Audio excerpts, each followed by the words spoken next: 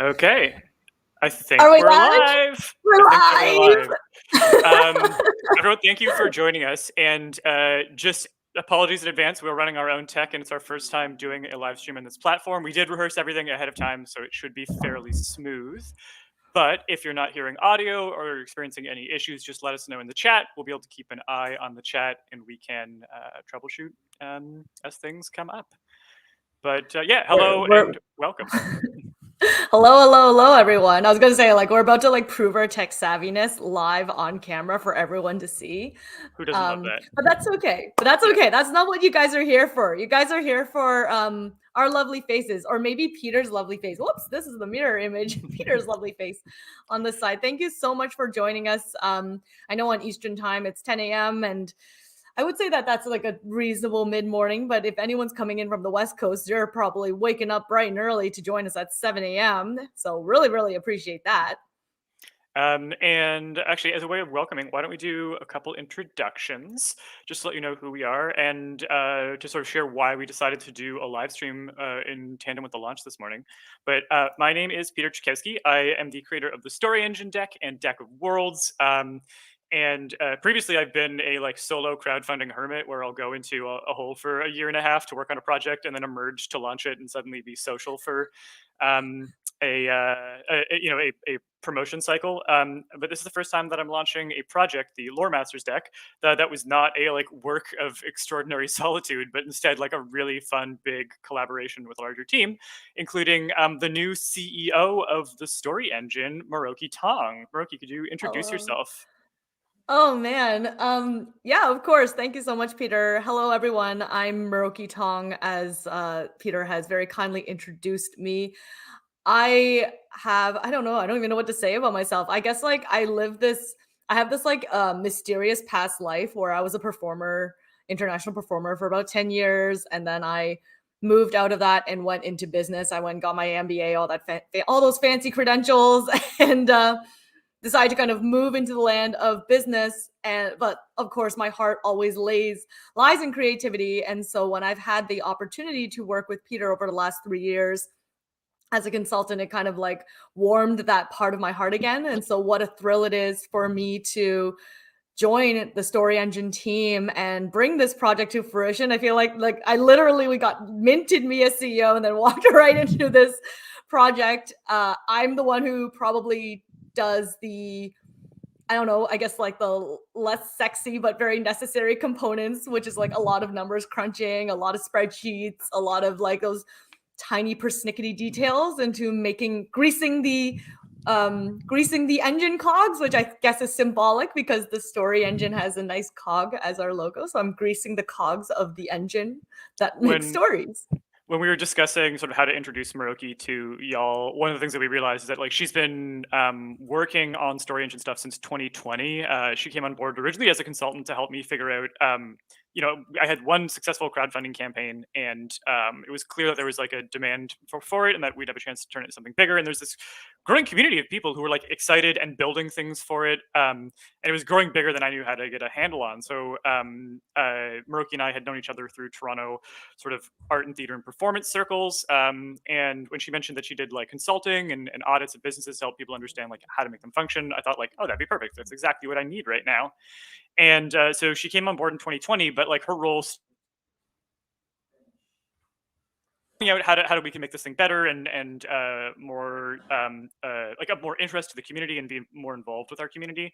And that role eventually grew into every single thing that we have delivered in the last 3 years. Maroki's had a hand in getting it to your house or into your inbox or whatever it is. Maroki has been there, but it's been all from behind the scenes. So when we were introducing her, we wanted a chance for you to see she has been here the whole time. She's just sort of been in the background doing all the hard work. And so I wanted to have a chance to have her meet you all, and for you all to meet her. You'll be seeing her, I think, a lot on some live streams over the next month as we're doing a lot of demoing of the deck. And yeah, but this is Maruki and I, and I'm I already feel like seeing it's some very questions. flattered. Well, I've just been very excited to make it official that you're on full time. And like I said, it's one of the things that makes this project so different. I think there's two big things that make this project really different, which are one that this is like for me anyway, from my perspective, my first like true collaboration where it's not just like me alone in a laboratory brewing up ideas and getting to change those ideas whenever I want, and then it only becomes fixed and committed when I hit launch. It's the first time that like, okay, no, let's plan this, let's be strategic, let's be intentional. That was a different progress. And the other thing is, of course, we're launching on BackerKit, not Kickstarter, which is a new platform for a lot of y'all. If you go to storyenginedeck.com/lore, it will redirect you to the launch party page. And the launch party is where you can check to see if your BackerKit account is set up to pledge as soon as we launch. So if you want to have a chance to make sure that your account is good to go, just go to storyenginedeck.com/lore. That's also in the footer image there, so that you can make sure that you're good to go. And there will be an early bird reward for any physical reward backer who pledges in the first 40 hours. You'll get a pack of promo cards. So we appreciate you jumping in when you can.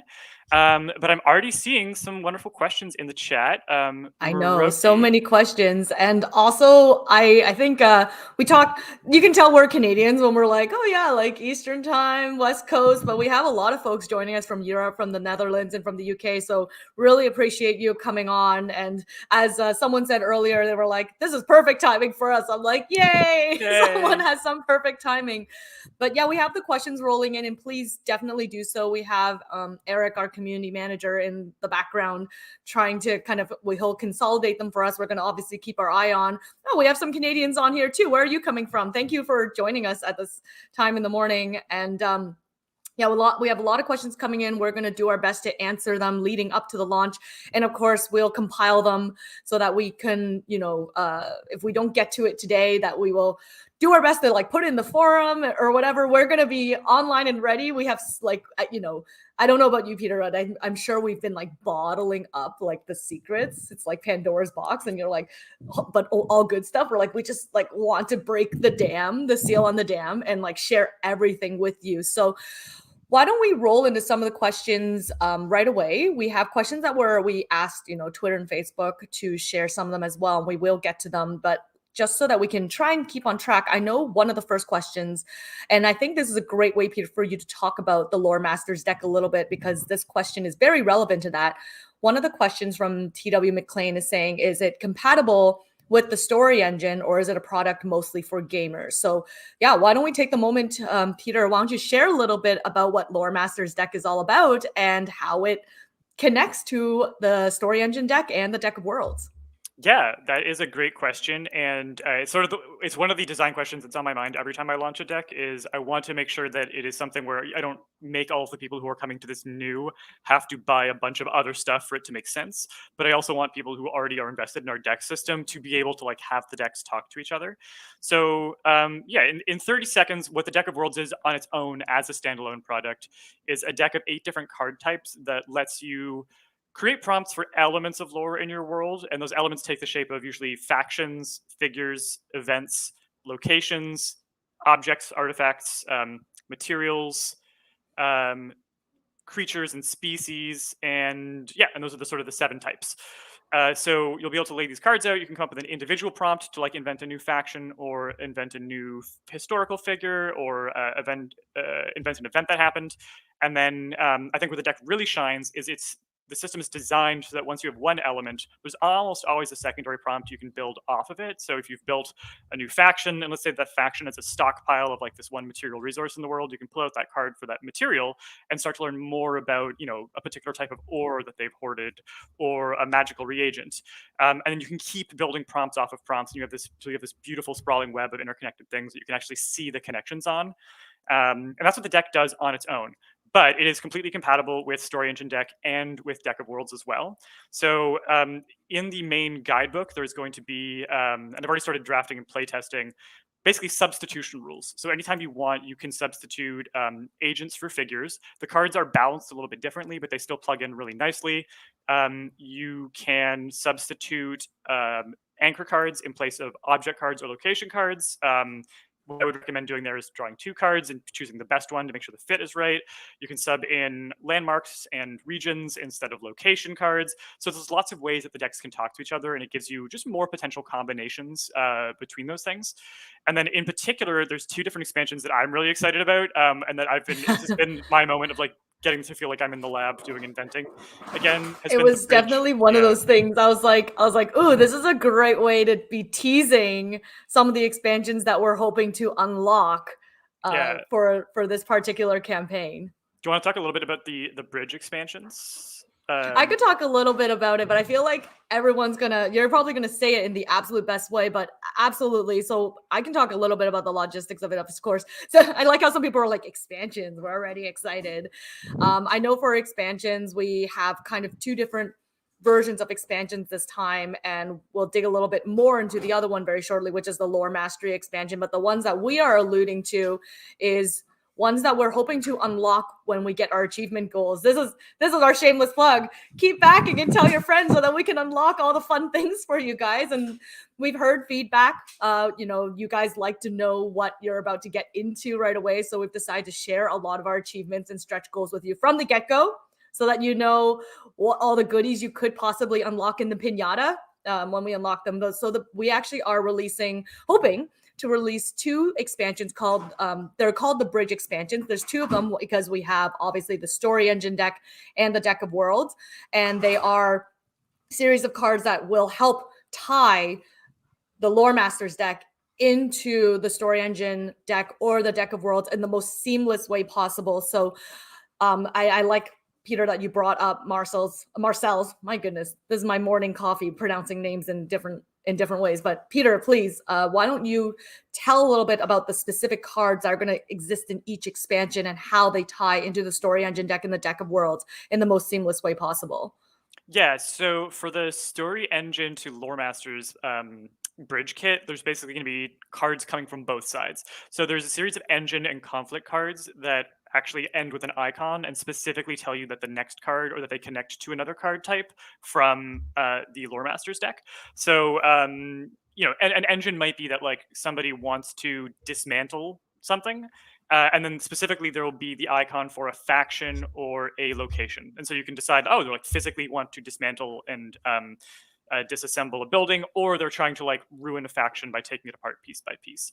So it's like a specific reminder to draw on these other card types and blend them into your story engine prompts, so that you always have this reminder where like roughly 1 in 3 prompts will have a card come up that remind you to pull in cards from the lore masters deck. And likewise, the lore masters deck will have a number of cards that either have like, say, a faction that involves a nickname pulling a card from the story engine deck. So you might have a faction that's called like the Guild of, and you pull an agent card, or the Defenders of, and then you pull a object card. And then on the flip side of those, because all of the lore masters cards are double-sided, on the flip side, for the different secondary prompts and secondary cues, I don't know if I'm allowed to show this. I think I'm allowed to show this.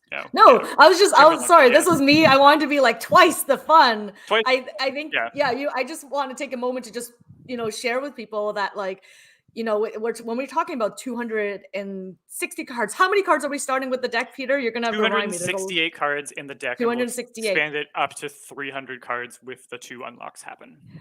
The cool thing about 268 cards, you guys, is like, it's because it's double-sided. It's over 500 cards, and with like 4 prompts, it's just more prompts that we've ever had. It's more prompts than the deck of worlds and the story engine combined. So this is a dense baby. So, but back to the 2-sided cards. This is my bottled excitement coming off, like, the cork off. I think it's gonna be a bunch of that. Yeah, we've been very much like only having each other to talk to about this for months, and now it's like we can tell everyone. Oh yes, the double-sided cards, specifically for the bridge set. The cards on the one side will have ways to plug them in terms of like naming factions and figures, and then on the flip side, there will be traits that will remind you to draw. So you can actually give an engine to a faction or a figure or a deity card. So you can actually assign them a motivation instead of using the secondary prompts for agendas that are included in Lore Master's deck. You can start to plug in that entire range of engine cards that we have as their motivations from the story engine deck, which basically just gives you so many more types of connections, so many more vectors that connect your factions and card types, etc., to to other cards in the Lore Masters deck. And then from the Deck of Worlds side, it's a similar thing where you can start to plug the landmark cards from Deck of Worlds into Lore Masters deck. You can start to add traits from the Lore Masters deck into Deck of Worlds, and they'll talk to each other in those ways as well. Yeah, I think what is great, I think like what is really great about these two expansions, and I don't. This is one of those moments. I think this is a good time for me to share like the anecdote of like the pains of being a creative person. Is you know, I know when we come on these things and when we share, we're super excited and everything like looks super happy. But I'm sure a lot of you in the audience, if you're fellow creatives yourselves, that we just come up with these against these walls all the time, right? Where we're like, oh my gosh, OMFG, no, like set fire to my project, burn my house down, start from the ashes. And I think for the bridge, there were moments I would say, Peter, that you kind of came up where you're like, I don't know if I can go on with this bridge product. And I said to him, like, look, Peter, I'm an engineer brain. I'm very logic minded. And I'm also like one of those people who follows rule books to a T. And so if I don't get a little bit of hand holding saying, you know, you can connect, like, here's a thing, here's a tool that can help you connect this thing from this thing, I will not. I'll probably just be like, absolutely not. It cannot connect. So I think having the bridge expansions is a really useful tool for just people who think in a very different way to connect decks, and it just offers a lot more opportunity, right? Like sometimes you just need a little bit of a prompt. Considering that the original story engine's all about prompts, this is like that prompt for me, right? Here's my prompt to connect this thing to this thing. And I think that's what's going to make it so exciting, because if you know, I know one of the things that we originally talked about for that you originally shared for the story engine was that it just has like billions, endless amounts of opportunity and possibilities with the way you rotate the cards and add different prompts. So when you think about now, you're taking the Lore Masters deck and bringing it into the story engine deck, it's going to be just exponential, guys. Absolutely exponential. And Marcel's saying like the project starts in 15 minutes. And I'm like, that was just like a stark reminder. I was like, my goodness. And we have Guy Lark joining us from South Korea. That's amazing. What time is it in South Korea right now? It's like 10 p.m. in South Korea. So thank you so much for joining us and like tuning in and getting ready to launch. There is so much hype going on right now. Lots of questions coming in, and we'll obviously continue to answer the questions as it goes live as well. Let me just try and grab one. Oh, someone's asking, there's a forum. Yes, there is a forum. Fellowship of the Tables. And also you gave me a lovely congrats earlier. Thank you for that. There is a forum board. That's one of the cool new features of BackerKit, that they really do encourage community, and they want people to kind of hang out and chat and share things with each other. We're going to put up polls. We're going to try and like, there's a leaderboard, you guys. I don't remember if Kickstarter has a leaderboard. I will fully admit crowdfunding is a bit of a newer beast for me, but leaderboards are fun. I don't know about you, Peter. I'm very, very competitive. And for me, it's not competitive so much as it's like craving approval. It's like, I want to be at the top of the leaderboard. And we haven't unlocked all the achievements that we have possible for this campaign. We want community to be a part of that. So we want, you know, if you guys have ideas of like things, you know, that you would like to see unlocked, if you guys like do an achievement, let's say getting to the top of a leaderboard, if there's something in it, we'd certainly love to hear it. Let's see. Let's dig into some of these other questions here. I know there was one that, I know this has kind of been the burning question for a lot of people, so we probably should just discuss it right away. Force Gaia is asking, will there be more genre expansions and boosters for Deck of Worlds or this new one? And I think as a, you know, bounce off to that question, we've had this one sent to us several times, like for the story engine for Deck of Worlds. So Peter, is there going to be more expansions and boosters for Deck of Worlds and the story engine? I'm going to find that comment so I can highlight it for you. Came in at 10:04 if it helps for the timestamp. That does. That's perfect. Yes. Okay. Yeah. So the short answer is we're not going to be releasing any new expansions for Story Engine Deck and Deck of Worlds as part of this project. We do have plans for those things, but one of the lessons from Deck of Worlds was too much new content too fast all at once. And I think it was a challenge both because, like, for us as a production team, and then even actually literally just for our factory, like our printing partner, it was an overwhelming amount of material to have to get right. Like 27 different expansion boxes, guidebooks, and I think we have like 3 horror things at this point because people can't get enough of horror. yeah, I also can't get horror, and I have more horror plans. So don't. Yeah, we're definitely gonna do more horror. But all this to say, yeah, too much at once. Being able to focus on, like, hey, what's the core competency of this campaign? How do we make sure that we can deliver it, like, streamlined and on time? So we did decide not to do those new things as part of this launch, but they are definitely upcoming. Although as part of this launch, the 2 things that do connect to Story Engine Deck and Deck of Worlds are those bridge expansions, because they both include just straight up new content for both of those things. But of those 60 card expansions, roughly half of each, I think a little bit less than half of each, is dedicated towards new cards for Story Engine, new cards for Deck of Worlds, specifically with an eye of being able to plug in more cards from Lore Master's deck so that there's crosstalk between them. And also so Mhm. that they kind of, like, because of the combination, they can do things that neither deck can do on their own, which is kind of cool. So we do get into some new formats of, like, namesake, of, like, getting to name cards without namesake cards by using other card types as the namesake, which is a function that I was trying to get to work as part of the main deck, and I couldn't. Sometimes the random pairings were just a little bit off.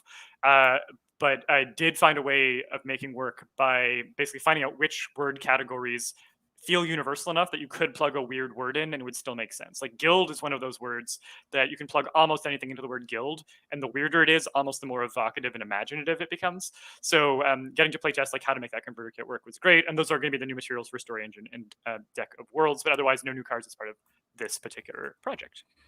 What we really hope is that the many cards, the 500 plus sides of the Lore Masters deck can add some different genre inspirations for Deck of Worlds and Story Engine deck, as Yes. Peter had mentioned. And of course, if you guys like it enough, if you guys want something enough, let us know, right? We'll put up polls if you guys, or just put in the forums. We do try and listen and see every single comment that comes in across all our social media channels, right? You can find us on Facebook, Twitter, Instagram, YouTube, and we've even started a Discord. And it's not our Discord. We actually have this amazing community on Facebook that I believe is called the Story Engine Creator Collective or Creative Collective. And it's essentially a third-party fan-run group of just really dedicated creators wanting to use the deck in ways that benefit them. And honestly, without fans like you and without fans like them, this project would have never been possible. Like the previous projects wouldn't have been. This one certainly wouldn't have been. You guys are literally like I'm using really bad metaphors. This is why I'm not. This is my creative limit. I was like, you guys are like the gas that like fuels our engine. Like I don't know if that's like the best way to describe how much we love you guys, but honestly, we are super grateful for all of you to be here and showing your support and showing that you want more.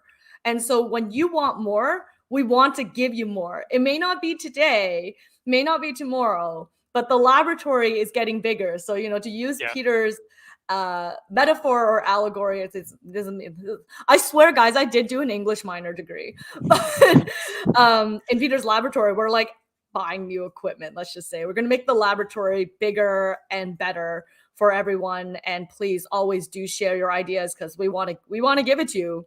I know World Anvilton give a community a creative tool and they have a million ideas for additions and permeations and uses. I mean, that is so true.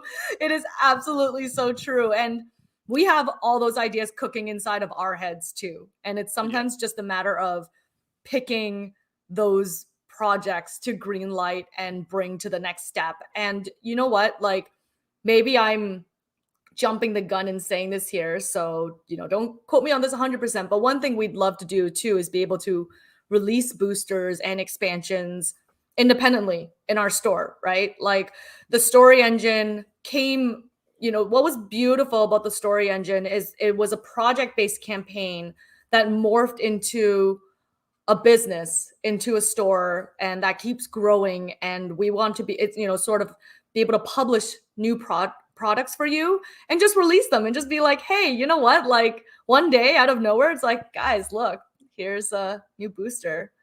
Okay, guys, Yeah. here's a new expansion. That's going down the road. But as we roll into the, oh my god, we're like 5 minutes too, Peter. I thought we had 10 minutes left. I know. I'm like, should I drink more coffee? But I feel like that's a bad idea, and maybe I should drink some water instead. Or I wonder if I'm gonna get like dinged if I'm like, should I just like pour myself a glass of wine?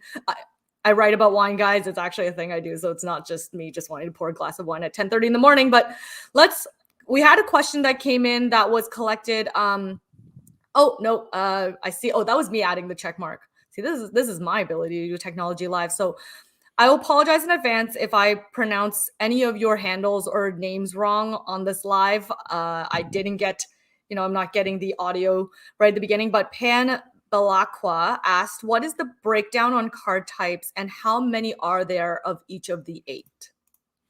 Yeah. So right now, I'm still figuring out what the exact quantities are going to be. Right now, there are equal piles of the 7 card types that have the primary cues. So that's factions, figures, events, locations, objects, materials, and creatures. That's an equal stack. And then there's an extra 25 to 30% of what are called the wild cards. And wild cards look a lot like aspects, except they are double sided. And unlike the main card types, which have a colored side, which is your primary cues, those are short one-word cues, and then a back side, which are secondary cues, which are more detailed and sort of flesh out and give detail to that card type. Wild cards, double-sided, they're all secondary cues. They're meant to basically describe any of the other card types in the deck in a way that's fairly fluid. And we do have a few extra of these. The reason being that because these compare with any other card type, being able to plug these into anything else is where you get the biggest number of exponential combinations, is where you get the most reusability for the deck. So I decided to make that pile a little bit bigger for that reason. And also because the 2 of the expansion types for a Lore Masters deck, which are the namesake expansion, which is sort of nicknames that work much like the namesakes from Deck of Worlds, and then also the emblems deck, which is really exciting. It's our first like entirely graphical deck. Yeah. Those 2 both take the same shape as wildcards and replace wildcards. You kind of mix them all together and draw randomly so that your wildcard, which is the first descriptor that you put on a prompt when you expand a new prompt, that descriptor might be a word that just describes it. It might be a nickname for it, or it might be like a rune or a symbol or a sigil that becomes definitive of that faction, or that becomes associated with an event, or that's like carved into a location, or like the pommel of a sword if it's an object.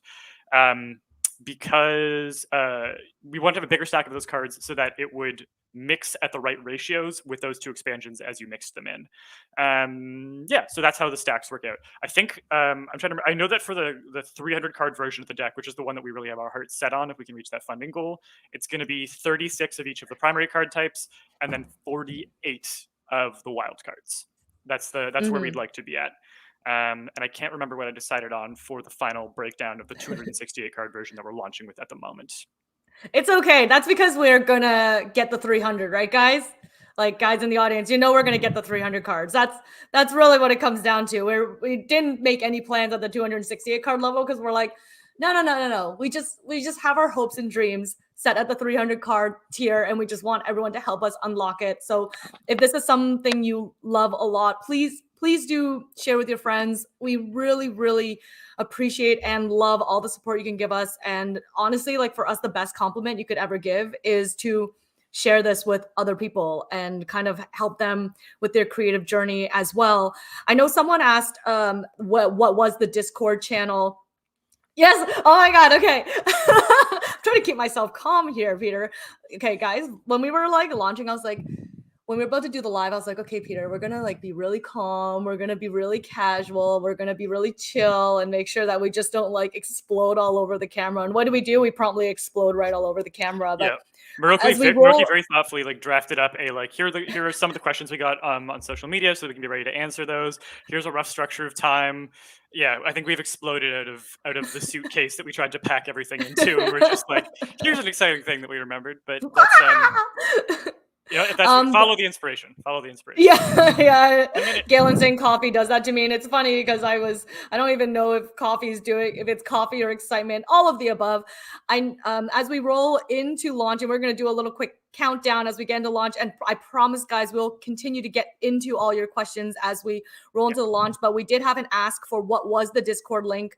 And Eric has very kindly put it into the in the comment section. So you can roll up and take a look. We are going to put it up on the website as well. But if you guys have a pen and paper, really quickly, it's discord.gg/B as in brother, P as in Peter, 2F 3 M as in mother, B as in brother, M as in mother.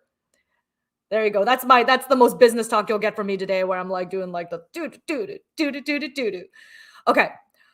Oh, shall we look at? I'm gonna look at the launch. Oh my god, why does it say 0 seconds? Did it already go live? Did I just like roll into it? I think Oh my it god, literally guys! just ticked over. Okay, so we are live. Oh my god, I got the rocket launch. All right, I'm going to go ahead and push. We're going to go ahead and play the pitch video for you, which gives Maroki and I like 3.5 minutes to randomly scramble behind the scenes for anything we've forgotten to do before going live. And then we'll be back with you in a sec to keep answering questions. And we are going to do just a live demo. We're going to do a prompt with you right now, or not right now, but in a few minutes on the air. So here we go. And less time worrying about what to create and more time coming up with rich, immersive lore for your world and stories. Hi, I'm Peter Czachowski, creator of the Story Engine deck in Deck of Worlds, and I'm here to tell you about a new standalone deck that I've created to help writers, world builders, game masters, and artists come up with original, interconnected lore for their settings. With Lore Masters deck, you can start with a single element of lore and weave it into an intricate web of factions, figures, events, locations, objects, materials, creatures, and more. For example, you might start with a single faction, a guild. They are keepers of prophecies and predictions, and they're headquartered in a sanctum. They have a private library and an eccentric leader. But who's this leader? They're a wayfinder, a tragic wayfinder. Perhaps they learned to read the stars to navigate not just the world, but the future. They travel with a pet, a bear. They love music, and they're trying to cause an apocalyptic event. But what kind of event? A volatile tempest, a storm of fear and profiteering that leads to the abandonment of a metropolis of moving buildings that has already been the epicenter of a calamity, and where in its shifting depths is hidden a key, the key to the apocalypse, created by an ancient temple priesthood and covered in runes carved into crystal, a mesmerizing, chromatic material used as a battery for divination magic. It can only be harvested from a dragon, a species of living gemstone dragon with no eyes and a taste for sentient prey. Dragons that are hunted by the Guild of Prophecy Keepers that we started our prompt with. Every card you add offers opportunities to further expand your web, and the entire process of constructing it is fast, fun, intuitive, remixable, and completely driven by you and your creative choices. Lore Masters deck is the biggest deck system that we have created to date, with more queues than the Story Engine and Deck of Worlds combined. It is a completely standalone product that you do not need anything else to be able to use and enjoy, but if you're an existing fan of the Story Engine deck or Deck of Worlds, you can add some of those cards to your war prompts to expand the number of potential combinations exponentially. And we are releasing a limited number of focused expansions for adding new elements to your lore and world building. A set of deity cards for introducing gods, spirits, and supernatural entities. A set of emblem cards for introducing sigils, runes, iconography, and symbols to your setting. A set of namesake cards for giving unique and evocative nicknames to your factions, figures, events, locations, objects, materials, creatures, and deities. A set of bridging cards that create connections between Lore Masters deck and the Story Engine deck, and Lore Masters deck and Deck of Worlds. Plus, we have a line of add-ons that includes some new collectibles and fan favorites that we are bringing back by popular demand. You can check out the add-on sections to find our collectible pins, sleeves, storage boxes, and more. Thank you for taking a look at Lore Masters deck with me, and I hope you will consider pledging the campaign. If you have any questions about the deck or about the Story Engine as a whole, you can find me in the comments, and I'm happy to discuss with you how our deck can help support your creative process and the lore that you're building. Thank you so much. That like brought a tear to my eye. It happened. It's live. Oh my God, guys, it's live. I honestly felt so emotional. And, you know, I've looked at that video a couple of times at this point. We obviously worked on it to make sure that it was going to resonate and, you know, explain things to everyone the best way possible. So I didn't think I would feel so emotional seeing it in the moment. And I was like, oh, I'm beginning to understand like the power of these like videos for people. So we're officially live. And I will say one of the things that gets my like heart going for the BackerKit, for this BackerKit platform, is the fact that the numbers just change like constantly in live time. And I also, I don't know if you guys saw that, but when it launched, I got a little like rocket ship take off on my screen, which I thought was super, super adorable. I know BackerKit has a thing that's called Pledge Train on for their particular platform. And basically, I think there's 55 people on the Pledge Train already. So essentially, if you pledge every 10 minutes, like basically a countdown. Yeah, choo choo, or like Congo line, I guess. It's like the Pledge Congo line. Essentially, it will restart the clock at 10 minutes every single time someone backs. And if you join it, you join the Pledge Train. So we're at 57 people right now. I think it would be so cool that if in the first 10 minutes or 15 minutes, we actually got 100 people on the Pledge train right away. And I think what we'll do is I'll make a note to Eric and say this out loud, because I know he's behind the scenes somewhere, is that if we hit 100, like I would say, Peter's 100, like a reasonable Pledge Train, you're raising your hand with. I'm raising my hand. 100 is a reasonable Pledge Train. I also just want to introduce Eric really quickly. Eric's our community manager, so he runs the Twitter, Facebook, Instagram. He and I are sharing the comment section of the YouTube right now. He's done a ton of work for preparing all the communications for this launch, and that's who he is. He's a lovely man. And if you shout out to Eric for all the work that he did in the project, and if we refer to Eric, it's because he's doing that. Also, a quick note for Eric on the back end. Eric, there are some questions coming in that we definitely want to add to the FAQ that we may not have time to answer live. I haven't done the calculation yet for how many cards max the 8 trays can hold in the collector's storage box. So we'll get that information up on the FAQ and up in the add-on details shortly. But Eric, we have a little in our Lore Masters admin spreadsheet, we have like things that we're going to be doing over the next 3 days. If you could add those questions for the FAQ just for us so we don't lose track of them. Those are great questions. And I want to make sure that I don't give a wrong ballpark answer live on the air. I'd rather have a chance to type that up. Yes, we are going to update, though, the card calculator with all the new sets, and also the new sleeve packs are 100 sleeves, not 110 sleeves. Just it makes it easier to do the calculations and counts. So that we'll need to update it for that as well. But yeah. Yes, absolutely. And lots of questions are rolling in at steamroller top speed. And let me get into some of them. And here, these are probably good ones for the FAQ, but let us answer live on air to help you out here. So one of them is from Scott Gardner and saying, if I'm reading this correctly, to get all the new stuff, I choose the decks plus expansions and then have to add on both bridge sets. Is that correct? Peter, if you want, I can take this question since it's very logistics related. And I think I can probably help you with that, Scott. So the short answer is yes. And I'm going to try and explain why to the best of my abilities. And if I'm not being clear, obviously, please follow up in the comments and I'll do my best to answer. So we thought about there were different ways we could try and list the pledge levels for our backers. And one was, because the bridge are expansions that we have to unlock, I could either offer the whole kit and caboodle right away, with the caveat that obviously if it didn't get unlocked, that particular achievement, then we would have to refund part of the order back to you. So that was sort of method one. Method two, from a logistical standpoint, is that you can add the pledge for the products that we will offer immediately if the project is fully funded. And then the expansions you add on as add-ons, and that way they can be very seamlessly removed out of the cart if for whatever reason we do not unlock those achievement levels. And that just keeps things cleaner, I think, all around. It's just 2 items removed from the cart versus saying we are manipulating the pledge level that you had thought you committed to. So from a logistical standpoint, we thought that was the best way to approach it. Obviously, if those achievement levels become unlocked, it all becomes easier. And Peter, would I be jumping the gun to kind of talk about the bundling strategy that we're hoping to do that should those achievement levels become unlocked? Because I think we're going to implement this for our backers if this happens. So Scott, one of the things that we will say, maybe I'm giving away all our trade secrets. It's funny, as the CEO, I'm always saying to Peter, I'm like, do not give away all the trade secrets. You put me on air and I'm like, here, I have all the trade secrets.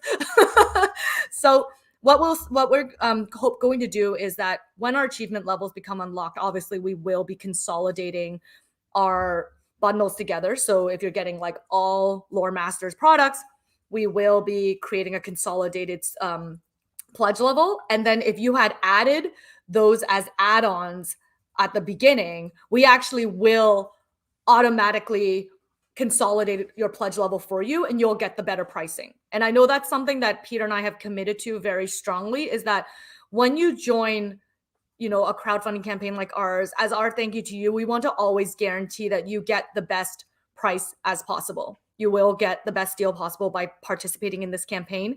And we never want anyone to feel like that they, you know, let's say didn't, that they got, that they weren't, I'm not wording properly, but basically we want to ensure that if whatever you've done, if it was all a la carte at the beginning, and when it does get consolidated, you are going to automatically get that better bundled price, is the long and short of it. So, so Scott, if that's something you want, if you want all the things, please go ahead, add all the things. We will ensure it all gets consolidated as our various achievement levels get unlocked.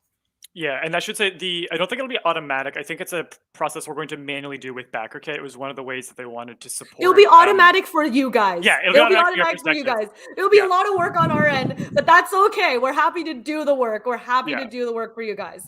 But like, I think what we want to just ensure is that you don't have to worry on your end. We'll take care of it on our end. Yeah, and for Keith, so you have your question here about, I clicked the wrong one. No, question for Fellowship of the Tables.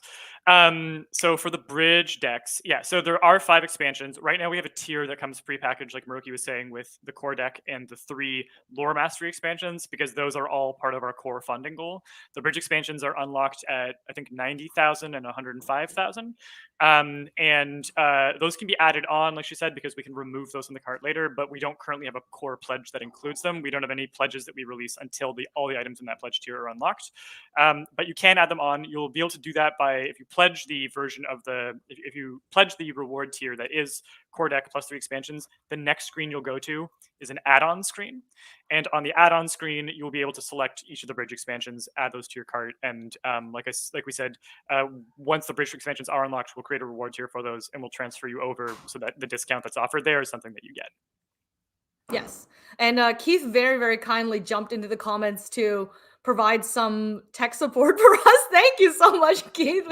We really appreciate kind of the community coming back. And this is why I said, like, the community is just absolutely incredible for that. It's like the fact that, and I think Keith is actually one of the moderators on the Discord channel as well. So if anyone who's really interested in joining the Discord and have burning questions, throw them in the comments while Keith is here. I'm sure he'd be happy to share some of his expertise on it as well. So, but I saw you just put up another question. Are all relevant PDFs included bridge decks included in physical tiers and add-ons? And I think the short answer is yes. Yeah, any physical deck that you back, you will get a PDF copy of 100%. And you'll be getting the early beta copies, so you'll be able to access it while it's in beta and provide feedback on it.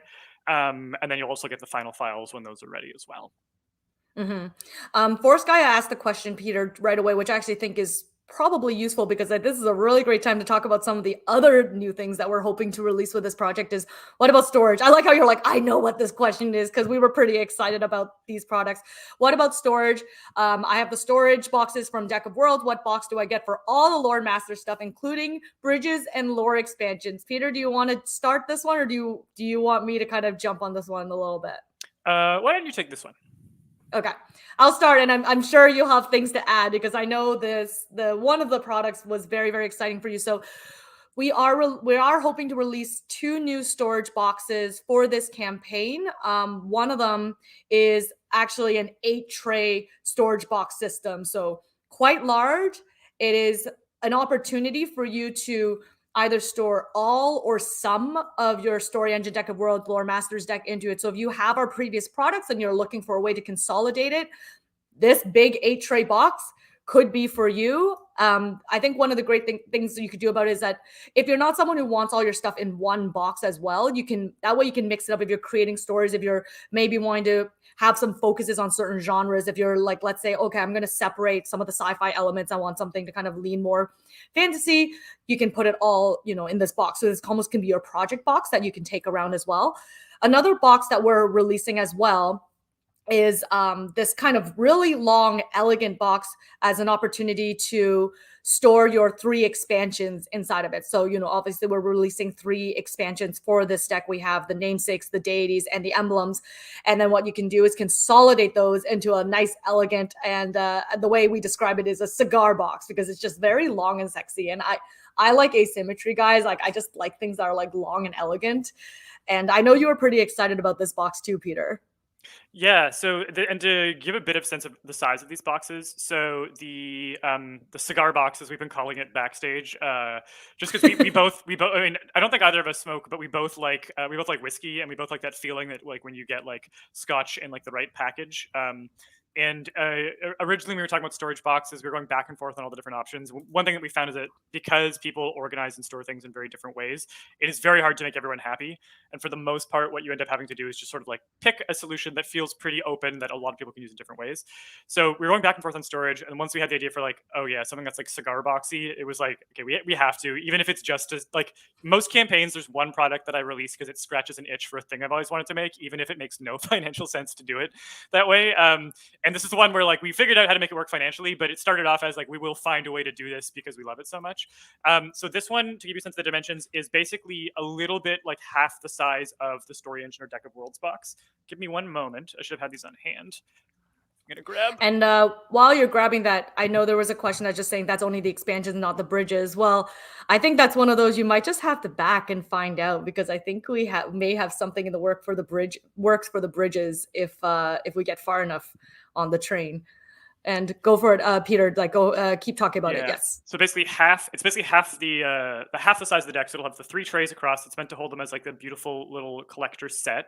And as you can see from the screen share here, it has the icons from those 3 sets together, and it's one of the more like geometric experimental designs that we've done for the outside.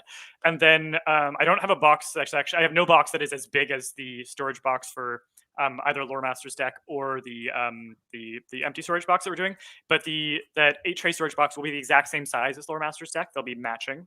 And basically, depending on what your preferred storage solution is, like if you want to have a little bespoke box for the expansions, then you can go with the collector storage box. If you want the big tray that holds them all, keep in mind that those bridge expansions have multiple card types within them. So some of them are for Story Engine, some of them are for Lore Master's deck. You might want to break those into multiple trays. So that 8 tray box is designed for you to be able to basically be able to break your decks into as many sub decks as you want to, or to have like a discard tray for throwing your discards in. So it's meant to be used the way that you want it to be used. And we will update our card collector with estimates for like how many cards each box type fits, how many cards sleeved and unsleeved, how many packs of sleeves. All of that will be updated in the coming days. But those are the dimensions, just that you have a sense of the just so you have a sense of how the dimensions work out. I like how we're being told by Force Guy that we're not being financially responsible in our decisions to put out cool things. Look, I think that as creative, there's things that we do because we love doing it. And if there's a way we can do it in a financially responsible way, we can. And that's why I'm here, to crunch some spreadsheets, okay? That's what I'm here for. And I'm going to jump on this question really quickly. It's coming in from Facebook, actually, from JP Raygun. They're saying, is there there's an expansion to connect the Story Engine, another connect Deck of Worlds. What if I want to connect all 3? Well, that's me coming back again. I think you'll just have to keep backing and find out. That's why you have to tell your friends, because we've shared as many achievement levels as we had time to do, but I can tell you that there's so much more. There's so much more that you guys aren't ever even seeing. And we are at over 160 backers already. And I think the pledge train is at 154? Is it at 160 now? Look at it, 164. So soon we'll get to the 200 pledge train. And we didn't have an achievement level officially designed, but I don't know. Maybe at 200 we'll do a fancy dance for you guys, unless that's something you guys really don't want to see. But we could do like a little tiny fancy dance for you when we hit 200 people, maybe 250. Well, we're gonna raise the stakes a little bit. We're gonna do do it at 250 to raise the stakes. So I was just Yes. going to quickly point out, Force Guy is exactly correct here. So the bridge cards, every card in the bridge deck is an existing card type. So you can have dedicated storage for it in the box that it comes in if you want. But basically, you can put all of the faction and figure cards from that bridge deck into the faction and figure piles in the main box. There's enough headroom for it.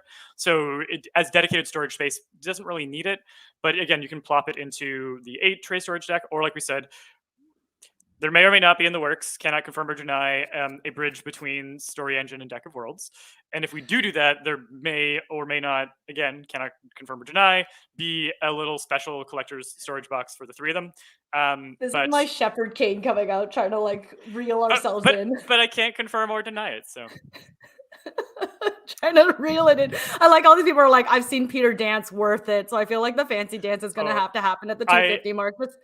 no, this is what. So one time, my wife and I were at a karaoke bar, and I was like dancing across the dance floor towards her so badly that she burst out laughing at me. Like my like I'm gonna dance towards you was so off-putting that all she could do was like laugh.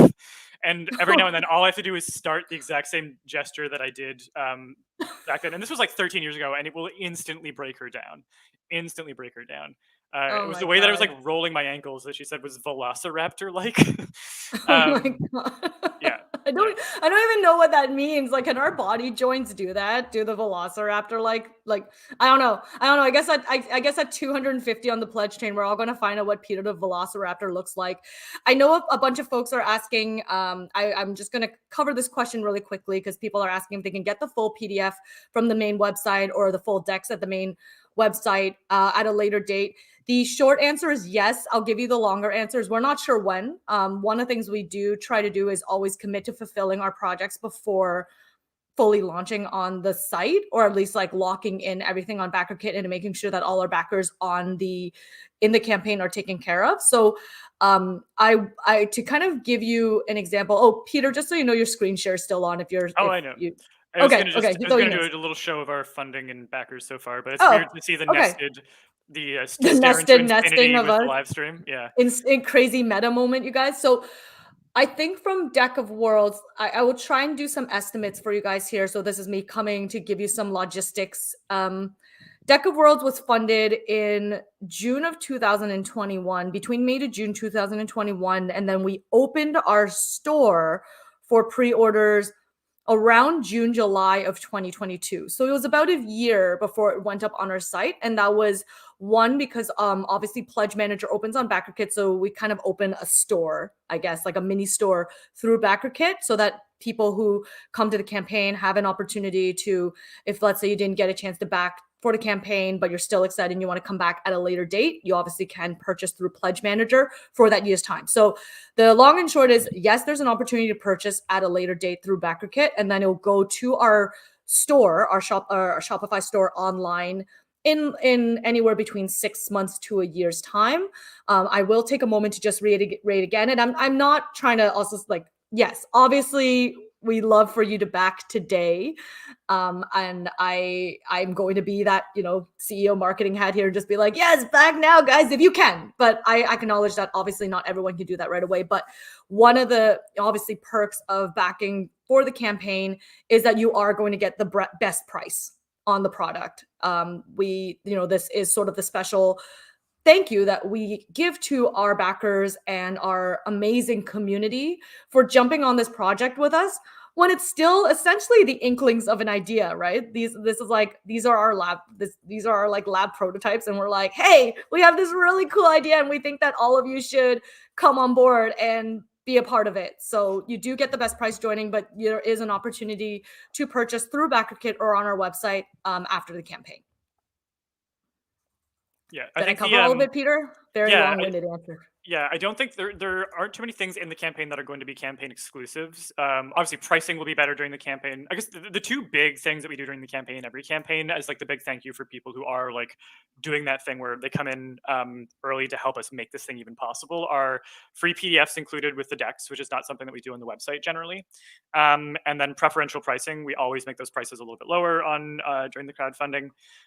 So those are the two big things. And then in terms of campaign exclusives, the promo cards will be campaign exclusives. exclusives. So this is 16 cards that all the early bird pledges, all the pledges in the first 48 hours, are going to get for free. And then, or sorry, all the physical reward tier pledges in the first 48 hours will get for free. I should clarify. And then after that, they can be added on the pledge manager later if you want. And then after the pledge manager, those no longer become available. So those promo cards are limited run, but it's 16 of them. They're bonus. They're not integral to the deck. Your deck is still going to do all the beautiful, wonderful things that your deck will do if you order it later. So like, don't worry about that. So that's one of the exclusives. The pins, we're still deciding if we're going to make exclusives or not. I'm going to scroll to the pins because this was, I really love how these turned out. Yeah, there we go. So they actually make up a little wheel together. So you see the join forces to make the whole thing. So the pin set and the mini pin may be something that are only for the campaign. We're still deciding, but we'll confirm that at some point. The other thing I'll mention, the mini pin is a free bonus for returning backers, or you can add it on. So if you've backed any of the previous Story Engine project, Deck of Worlds, and I think possibly even the shortest story, if you backed one of my books before I became the Story Engine guy, I believe that this is something that you'll get automatically added to your pledge after the campaign. I don't know if it shows up during the campaign. In fact, if someone who is a returning backer can verify if in that last page of you making your pledge, if you saw the returning backer incentive, that would be helpful for us to know, because this is something that we're testing. Wait, anyone who's backing, if you guys are like noticing little like bips and bops or little hiccups, please do share. We obviously want to be able to fix it with you. And Martin's saying it's 200, almost Martin. We need 250. We need 250 on the train. So huge thank you actually to Martin, is our contact at BackerKit. Him and Mackenzie at BackerKit have been we have been flooding their inboxes with like requests and panicked emails and how do we make this happen. And they have done all sorts of things to help make this project better. Like they literally built the YouTube algorithm or the YouTube integration for this live stream like last week when we were like, hey, we'd really like to do it on YouTube because we don't have a Twitch presence yet. They like built that for us. And I guess to very quickly answer one of the questions that popped up earlier that I'm not going to scroll back and find for the highlight, but why BackerKit or why move off Kickstarter? We talked to BackerKit. That is absolutely important. Yeah, and the big thing, like we talked to BackerKit early on when they were talking about launching a crowdfunding platform. They described what their vision for crowdfunding was, which is again so much more community based. Kickstarter has kind of almost become like a pre-order store, and there's nothing wrong with that. But we wanted to try an option where it's really focused on like community achievements, on community discussions, on polls, on these inputs, on making it more of like an experience that we're building together. Martin was the guy who told us about that vision, who invited us on board, and then who's helped, I think, smooth the process of us moving from one platform to another to try something different. So huge shout out to Martin for like also letting us email him constantly on his days off and over this weekend. I also feel like we might have outed him because now everyone who has like feedback for BackerKit is going to put it right in this YouTube, which I guess would be really good. I guess audience research there, Martin. You're welcome. That's our payback. It's like, here, we're going to give you all in exchange for all your hard work. Here is a pile of unsolicited feedback live. Don't do that. Let's. Why don't you? We are definitely interested in the feedback, but let's have that. We'll collect that later. Let's not do that live. Oh my God. Yes, absolutely. We'll collect that later. And, of course, you can always drop a message in our forum and we'll pick up all the questions that do come in after the fact. If there's little glitches, any things that we need to try and fix, you can always drop us an email at hello@storyenginedeck.com as well. If email is your jam, we do try and keep our eyes on as many things as possible going, in the campaign. We do, we're grateful. Like I said, we're grateful you're all here and we listen to everything. We might not get a chance to respond to everything, and that's not out of a desire not to. It's just sometimes just little things fall through the cracks. But I guess I should take a moment, Peter, and just tell you that apparently 211 people are on the pledge train. So I think we're getting pretty close to Dance O'Clock land. I never agreed to Dance O'Clock. I'll do it, but only because of the peer pressure. Oh, Again, this is gonna be like man. you know when you open a TikTok and it starts with like POV, you're like at a club and a guy. This is gonna be POV. You're my wife in Halifax in 2010, and your future husband is dancing toward you in an unnerving Velociraptor like faction. That's what we're all cheering for. I just want that to be clear because if I'm doing this to you, then just know that you chose this. When it happens, you're the one Yeah. who chose this. I think an even more satisfying thing to do would be to like do a prompt together. One of my core competencies that isn't horrifying to see coming your way. I think we should definitely do a prompt together for sure. I think I know it was shown in the video, but let us know if you guys want Peter to kind of run you through how the Lore Masters deck work in live time. And I actually really like watching Peter do it because like I said, for me, like I'm that kind of person where if I'm about to learn a new game and everyone's like, I'm like that kid at the board game cafe when everyone's like, let's play this game. And if it isn't explained to me in 3 minutes, I'm instantly bored. I'm like, this game's too hard. I don't want to do it. And I think when Peter explains the Lore Masters deck, it very concisely just gets me excited at how it is. Like Tara, I never give into peer pressure. I just do what they tell me right off the bat. No, resistance is futile. No resistance necessary. Go right into the thing. But I That has think real Peter, what Mark we'll do. Mark Twain or Oscar Wilde like quotable quote type vibes. I really like that. I think what we'll do, Peter, is since we're getting so close to the 250, we'll get there. And the moment we get to 250, then we'll double reward you. How about that? If the Velociraptor dance is too terrifying, um, we will soften the blow afterwards by also running you through a demo of the story engine deck. I know we still have so many questions coming in from everyone, and we're gonna do our best to get to them. But I think what I want to kind of go back a little bit and talk a little bit about maybe the deck itself, because I know we talked about what is the Lore Masters deck, and maybe it's an opportunity to share what inspired you to kind of move in this direction, Peter, because we have so many ideas. There's so many ways we could have done it. We could have done more expansions for Deck of Worlds. We could have done more expansions for Story Engine deck. We had other deck ideas in mind.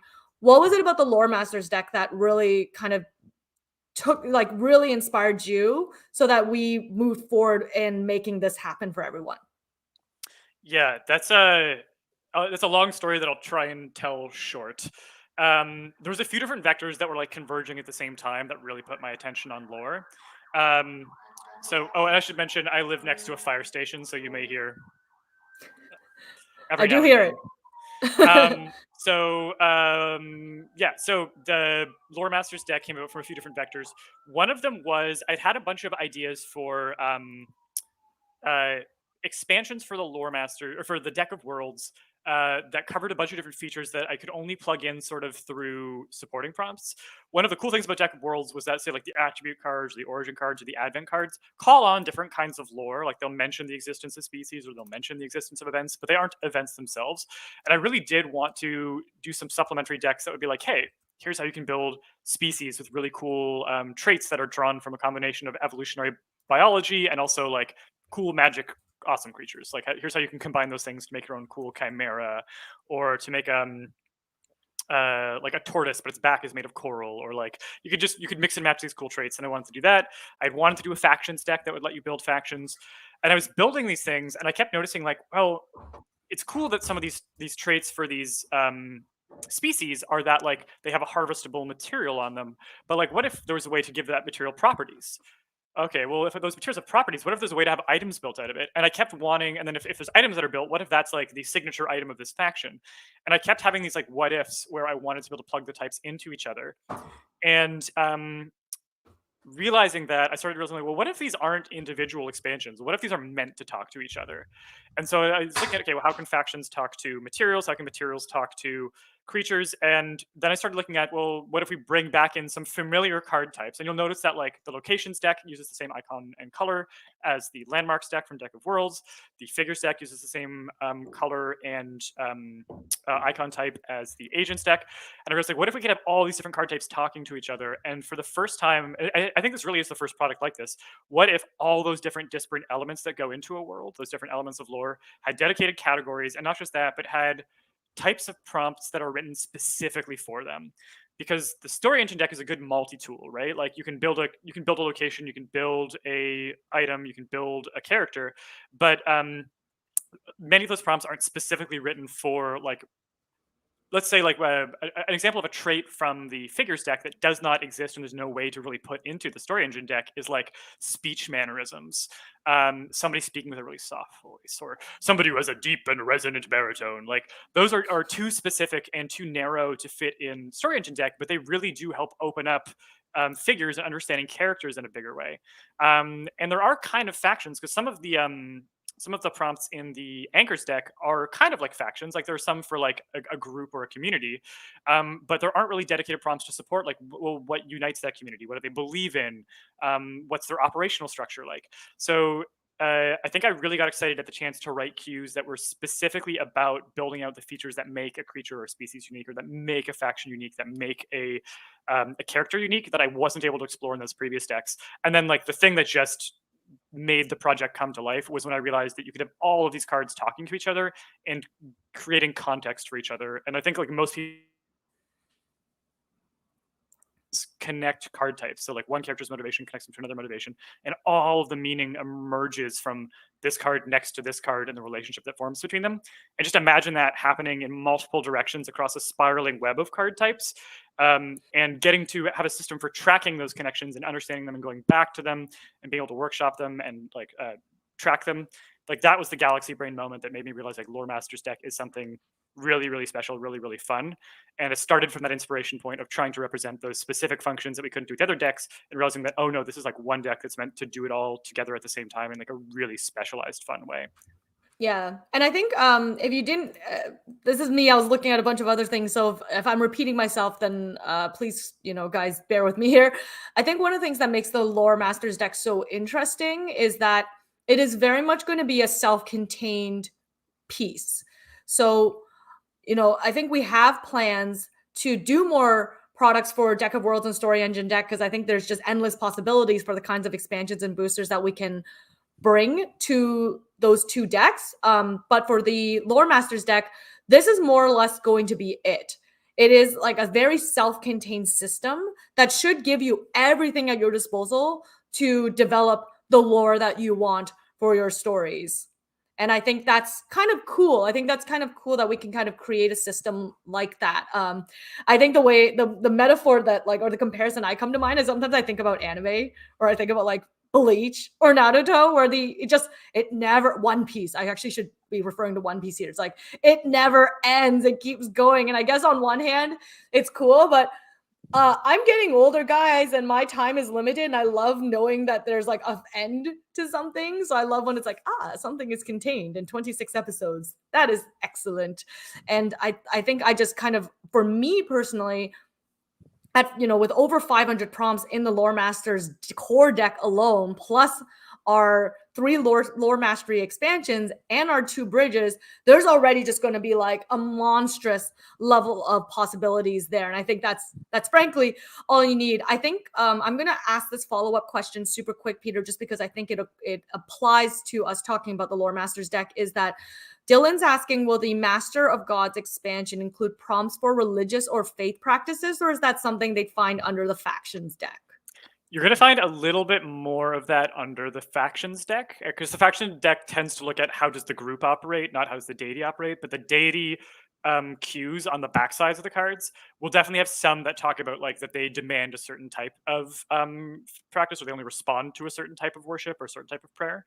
So you'll get it from both ends, but I think a little bit more, especially that like from the human eye perspective, you're going to see more of that from the faction side. One of the notes that Moroki had for me during the development of the deities expansion was that she really wanted it to feel like that these are things operating on a scale that is so far above and beyond human. So we really want to look at like what makes the motivation or the perspective of a god different from that of a human. And not just gods, like deities also gets into like spirits and other things that are not necessarily like cosmic eye overlooking the whole universe. That might be like a more localized deity. But we want to give a sense of like really what makes that different. So you won't get the sense of the faith practice, but you'll get the sense of like what does the god demand, what is their agenda, what is their motivation, and that kind of creates a shape for the way that they will interact with humans or mortals. And actually, yeah, I have to get in the habit of saying mortals for the deities deck, and not humans but people, because again, you can create like one of the things that this is a side tangent, so I'll try and keep it really short. One of the types of like more advanced prompt types where you're getting into like custom alchemy is you can do things like create a faction and then apply a species type to them and make them like an anthropomorphic sentient species. So you suddenly have like cat people or goat people. You can have turtle people. Like you can create those mixes and create them as factions, or you can create species that are sentient and not treated as species, but that have some like biological aspects of how they operate or what their body plan is. And where was I going with this? Hold on. Hybrid types, creating species that are sentient, and that ties into. I can't remember how I ended up on this tangent, but yeah, you can create hybrid types, and you can create hybrid types of cards and do sort of like these custom recipes, and get really creative, and that's fun. But I can't remember why I brought that up. I can't remember why you brought it up either, Peter. But I think that really just goes to show in some ways, just like the endless it's like in some ways this is a pure example of endless possibilities. You can go in this direction and suddenly go here, but it seems like you got your train of thought back. Yes, and the launching point for that was just that's why we use the word people instead of humans, because you may have a lot of people who aren't humans in your worlds, and the Lore Masters deck sort of supports that creative process. Awesome. That's probably as good as an answer we're gonna get. I feel like I have 3 things to announce. I'm gonna go into. I know. I like how you I like how it's like you were waiting for it to come. We've activated the Velociraptor dance. Guys, okay. First of all, I need to get some excitement in the comments. Let us know that you guys are ready for, oh yes, people are like, dance. Get some excitement in the comments. I really want to see you guys kind of like since I can't hear you guys say dance, dance, dance, I'd like for you guys to leave in the comments your enthusiasm to see the Velociraptor dance activation. So are we doing this now? I'll get it started. I'll do some like, I don't know, a little like house dancing. It very much needs to be something that you see coming towards you. So I'm gonna take off the headphones, stand up, and do it towards you, and just like you're gonna get what you paid for here. Any requests for the kind of music, I'll provide some tunes. I don't know what these are T-Rex hands. It was I mean, the original thing happened in a Norabong bar. So if you want to do a Korean karaoke, I think that would be the Korean karaoke. Okay, guys, I'm not Korean, so I have no idea how to do that. But I'll just give you some generic music, like yeah. And everyone imagine that in the background is playing those karaoke backdrops of like a beach with waves rolling, a forest, a flower. Whoa. All right, here we go. Again, I don't you don't want this. I am not BTS. You get it. I am not BTS, but I'm singing a slightly Korean pop song in English. Da da da da da da da. Da da da da da da do do do ooh ooh. There you go. I hope you're all happy. Oh my god, everybody on the floor, everybody do the dinosaurs. Totally the song I should have been singing. That's totally everybody really on the floor. Everybody do the dinosaur. Everybody get on. I should have totally sung that song. That should have been the song I did. I was like pretending to be BTS, and I've not listened to one BTS song my entire life. So BTS friends in the audience, I am so sorry. I had no ability to replicate that whatsoever. Well, apparently you have not disappointed, Peter. People are very, very entertained. Hey, okay, look, I'll leave it up to you guys to decide something for me to do if the pledge train goes up. What would be the next level up on the pledge train? Where are we at? 257 now. What would the next pledge train be? And we'll allow you guys to decide what we should do if we hit the next pledge train on screen. How about that, Peter? What would be your next level up? While we're calling each other out live, so Miroki's a trained circus performer. And also an opera metal singer. And something I want to call out here. So I don't know if World Anvil is still in the chat. I know they were here at the beginning. World Anvil have been wonderful friends of ours who have had me on the live stream to talk about world building. We've done some collaborations. They're going to be giving away some Deck of Worlds through their current world building summer camp. In fact, the reason that I chose this particular streaming setup, StreamYard, was because they'd invited me on their stream and they ran it so well through this platform that I wanted to give this a try for like how we're going to run our own streams. So they're really wonderful. And This is great. We have two like tabletop adjacent companies with CEOs who are women with a background in opera singing, because Janet Forbes of World Anvil, a background trained opera singer. So I just think it's like, I really want you two to have a chance to talk to each other at some point, because I just think that would be super Yeah. cool. And that is like such a specific background to have in this very specific space that we all work in. And I think it's pretty cool. But I think we should hear either a cappella opera metal, or some kind of circus thing at 500, say. At 500. Okay, so we'll have to get to 500. I don't know if I can do anything circusy in this house without possibly destroying it. So I don't think anyone needs to see that. I have no apparatus, so I think I have escaped that one for now. If for whatever reason we do something like really crazy and we get to 1,000 backers, I will make like a valiant attempt at doing some like really bad handstand like table trick for you all. But I can try and sing something at 500 if I can do something. I'll put it to the audience, because I'm sure there's opera metal fans in the audience. I feel like we just all kind of swim in these very similar circles. I can probably take Nightwish bass requests, Epica bass requests, or I'll just make up like something incredible. I'll just make up something original or sing something original. Force guy is saying juggle. Juggle is not in my realm of circus. I do aerials. Oh, do you juggle? I actually juggle. I can do Oh pin, my I can do 4 God. balls, or I can do pins. Pins Oh and my Neil's God. Nest and Okay, a guys, couple at other patterns. 750, I'll say it's we'll give you some like tidbits. So at 500, I'll sing. At 750, at 750, Peter will juggle. I do not juggle. I do aerial hoop and silk. So obviously I dangle, I hang from things, and no one needs to see me juggle. That'll just be a bunch of balls like falling on my head is what would okay, they're like, we see those rafters, they look load bearing. Okay, yes, but this is a rented location, so I will not take, I don't think it was signed in the contracts anywhere that says I'm going to go and swing in some rafters. No, I'm not going to do that. I think that's a liability thing. No one needs to see the house crash down around me as something you will see for the campaign. Peter, I know we want to dive into doing a demo of the deck. I think that would be an awesome thing to state. What I'm going to say really quickly, I know we're almost half funded. That's super, super exciting. I will fully admit that whenever I've had like 2 seconds, I've immediately looked at the page. I don't, like, anyone who's done a creative project before, you probably know as well as we do that you just like cannot help but just constantly stare at the thing as it's changing rather obsessively. But logistic thing. So Keith, I saw, put a thing into the comments earlier saying, I think there were a bunch of people, Peter, that were asking about the different storage solutions that were offered.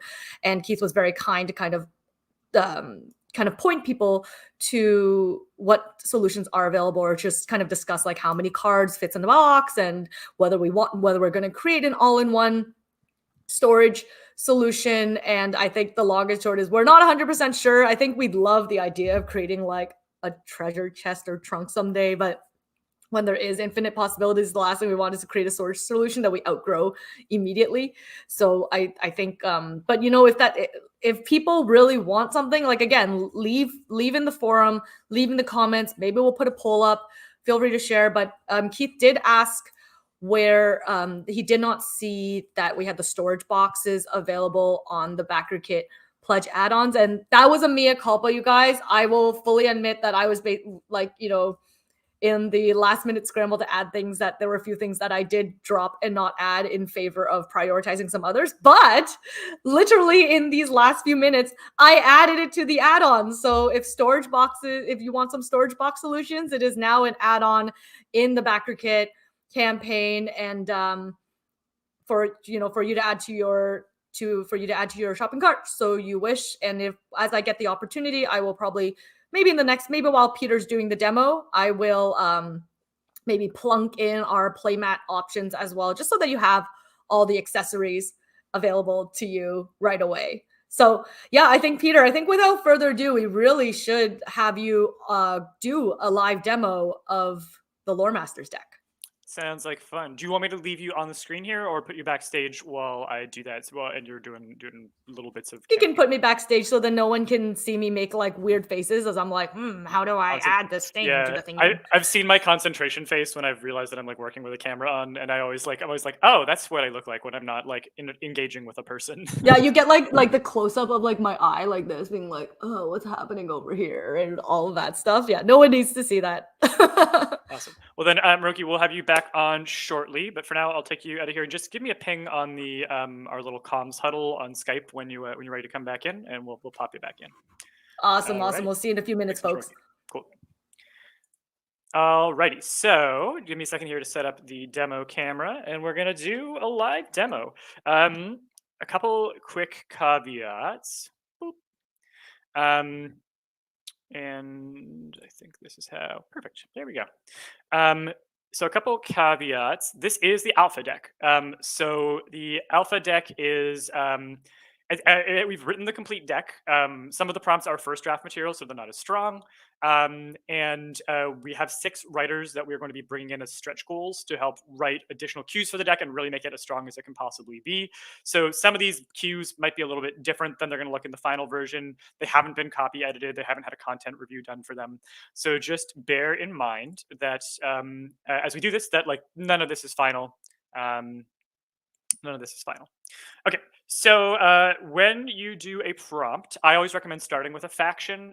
You can start with any card type, but I find factions are a really good way to enter the world with something that is big enough to feel like a world building piece, but also like motivated enough, almost like in the way that a character is, to give a story hook. So you'll start by drawing one faction card, which is the purple card type, and you're going to choose between the four cues on there. So you'll read those. So this card, we can create a sect, we can create an alliance, we can create a ministry, or we can create a cartel. To start out, we're not going to be able to do I think every single prompt as a voting choice thing, but I would love to hear your suggestions for some of the starting ones. What kind of faction we're going to build. So if you want to in the chat, let me know cartel, sect, alliance, or ministry.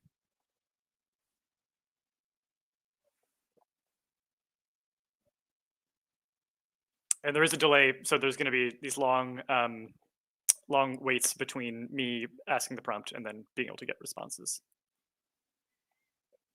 I'll keep this open for a few more seconds.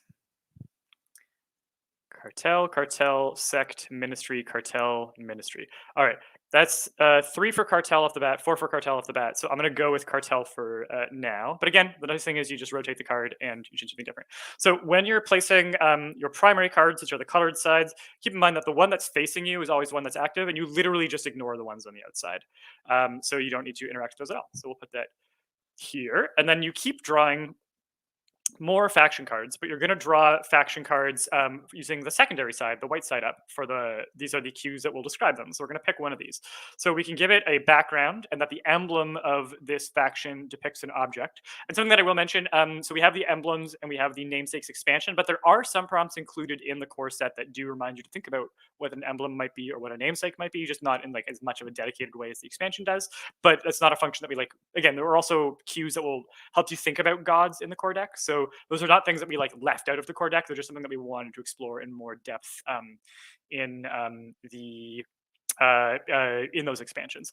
But for the core deck here, we can do emblem depicts an object. They have an agenda where they want to explore or restore connection with nature, a trait where they have a notable founder, or a trait where they have martial superiority. So you can go ahead and type martial, founder, emblem, or nature in the chat to let me know which of these traits you want to go with for our cartel. And again, there'll be an awkward wait here as the live stream delay bridges the gap.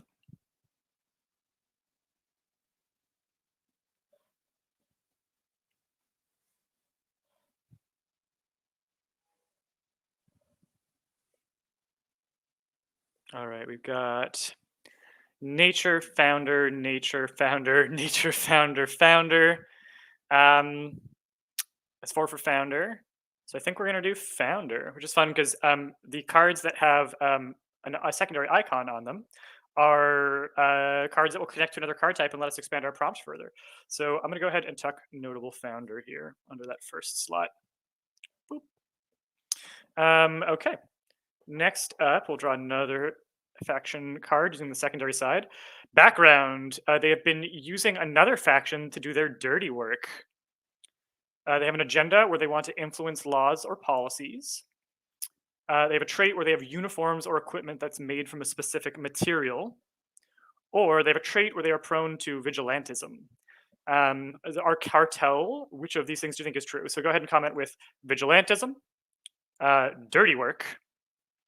We'll call this one influence or uniforms. All right, so we got laws, which is a vote for the influence one. And we'll see the rest. Laws, dirty work, uniforms, dirty work, dirty work. All right, that's 3 for dirty work. We're going to do another faction doing their dirty work. I'm going to tuck that on this side. A little note, just like piece of advice as you're using this deck. Thinking about where in the table you have room to expand your prompts to will kind of help you choose which side of the cards you want to tuck your secondary cues on. So whenever I have a secondary cue where I'm like, I'm pretty sure I'm going to want to know more about this faction, I put that on a side that's open to develop further. And if I have a closed prompt that doesn't have one of those icons for expansion, I'll usually put it on what I'm calling like a dead side or a border side, kind of like how when you look at edge pieces of a puzzle, know which are your edge pieces and your corner pieces and which ones you want to be able to connect to. So something in the core rules, I recommend drawing the additional prompts that fill these out immediately, but you really can do it to taste. If you prefer to draw those all at the end, you're welcome to do that at the end of the prompt. I'm going to go ahead and draw those now. So we're going to pick our founder type. The founder of this cartel is going to be either a virtuoso, and you can, I'm going to, so go ahead now, you can start typing your choice in the chat here because you can see all the options. Virtuoso, an overlord, an author, or an advocate. Which do we want to choose? Virtuoso, overlord, author, or advocate?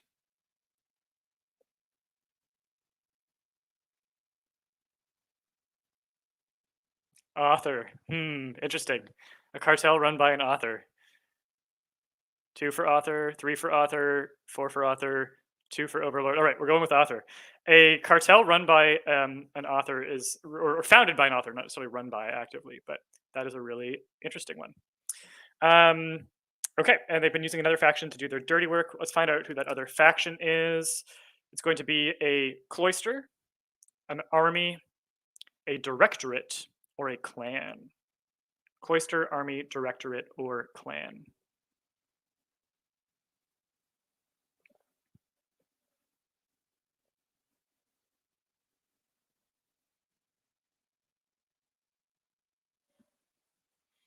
Let's see what votes come in. I am thinking it'd be interesting if they like had military connections and they had the army doing it.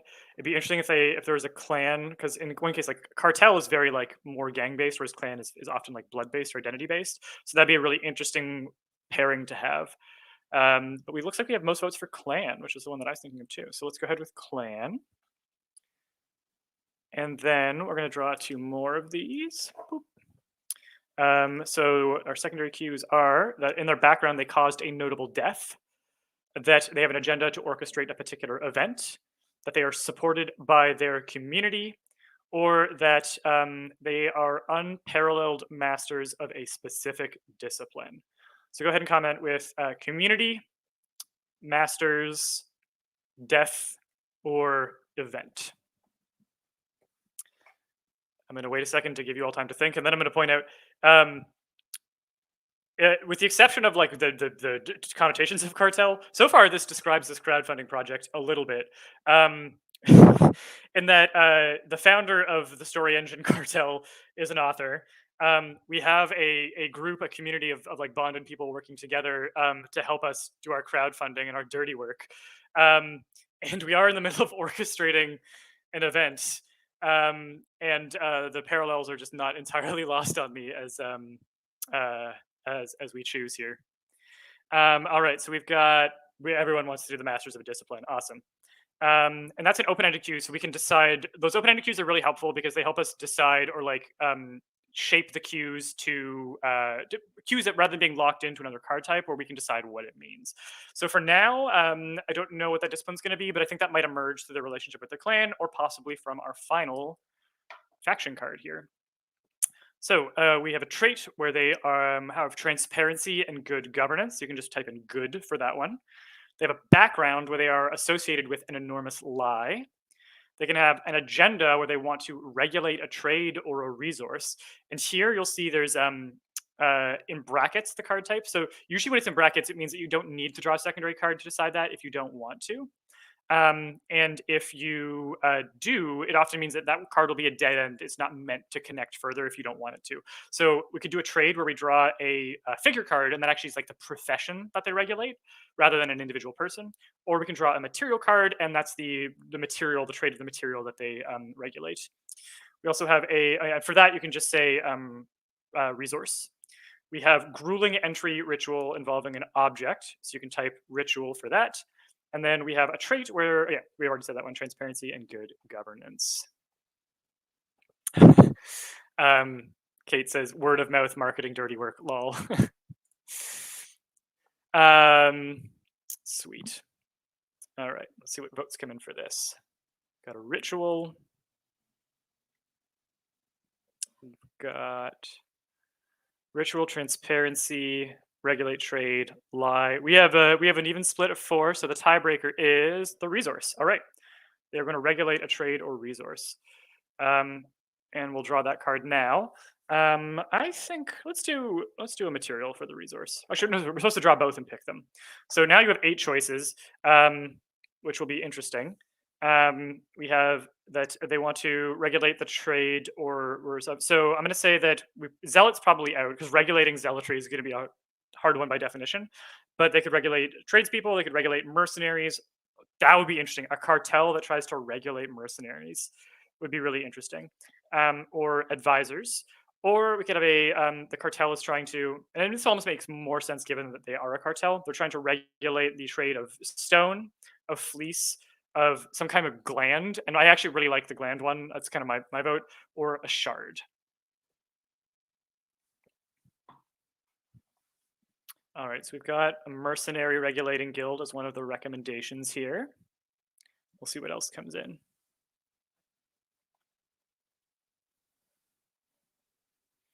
Gland, merc. So we're tied, gland and mercenary. Next one will be the tiebreaker, or I might choose mercenaries. All right. So we have a cartel founded by an author who regulates the trade of mercenaries, or the work that mercenaries do.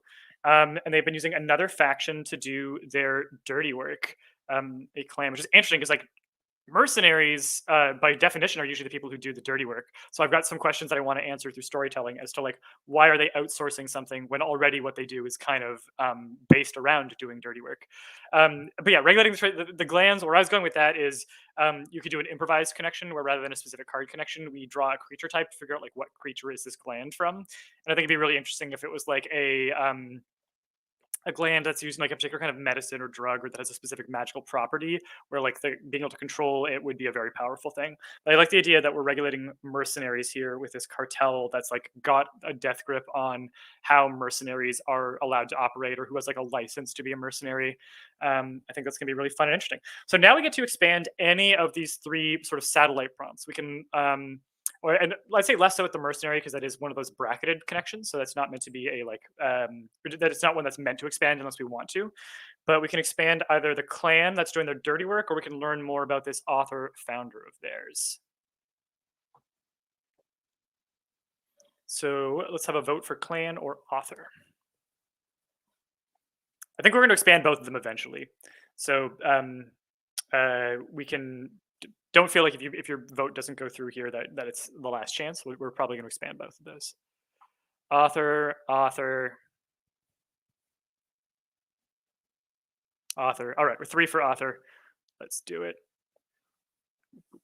Try and withdraw the card without tearing apart the whole prompt here. This deck is like the Lore Master, or like the Deck of Worlds can be, just a little bit fiddly with the number of cards, but reassembling is not too hard. Okay. There we go. And we have our author. So when you expand a prompt, the first thing that you're going to do is draw a wild card. This is for two reasons. One is it gives us an establishing detail about this new element of lore. And the way that it tucks is you tuck it between the new element and the old element that it grew off of. And there's a pair of arrows that actually show you, okay, this started here and connected here. And it lets you reverse engineer the entire lore web from your seed prompt all the way to those end prompts and satellite prompts. Um, so it just becomes a very helpful way to like reverse engineer your creative process. It lets you follow the lore web later if you took a picture of it and you need to make sense of it, and it gives an establishing detail. So we're going to pick here our author. Are they going to be knowledgeable, traditional, modern, textured, which is very much like an object or material driven prompt, but I kind of like for people too, because a textured person is someone who has like details or things about them that are like interesting or different, or that give them that like the deeper complexion.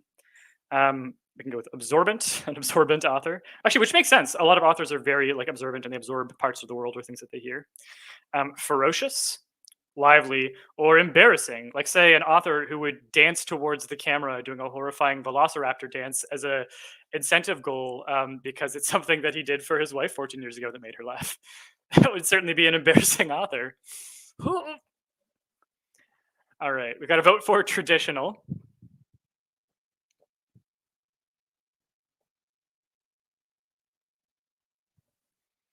The parallels continue indeed. Traditional, embarrassing, embarrassing, ferocious. All right. I think we're going to call that embarrassing. We have an embarrassing author, and whoo boy, do I know about that. I also like the idea that a cartel is very much like a business that operates on having absolute power and being perceived as having absolute power. So the idea that their founder is someone who is embarrassing or has an embarrassing secret is really fun because it gives us tension between the public face of like we are in control, and then the private face of like, but it's run by this guy who has like a goofy thing in his past, or again, it could be any type of person. We haven't decided it's a guy. I've just been deciding that because of the embarrassing dancing and all of the parallels to the story engine here. But I like the idea that we have that tension of like a private secret or something embarrassing and a public thing with this cartel needing to maintain a facade of power, a facade of being in control. Awesome. Okay. So that's now we're going to draw some more figure prompts and use the backsides. So these are the secondary prompts for the figure. They have a background where they have a family fortune in a specific resource. They have an agenda where they want to complete an innovative prototype, such as a new deck, being launched. This is like weirdly on. This is weirdly specific. A trait where they are obsessed with a specific species. A trait where they are a social chameleon or butterfly. So go ahead and vote for either fortune, prototype, species, or social.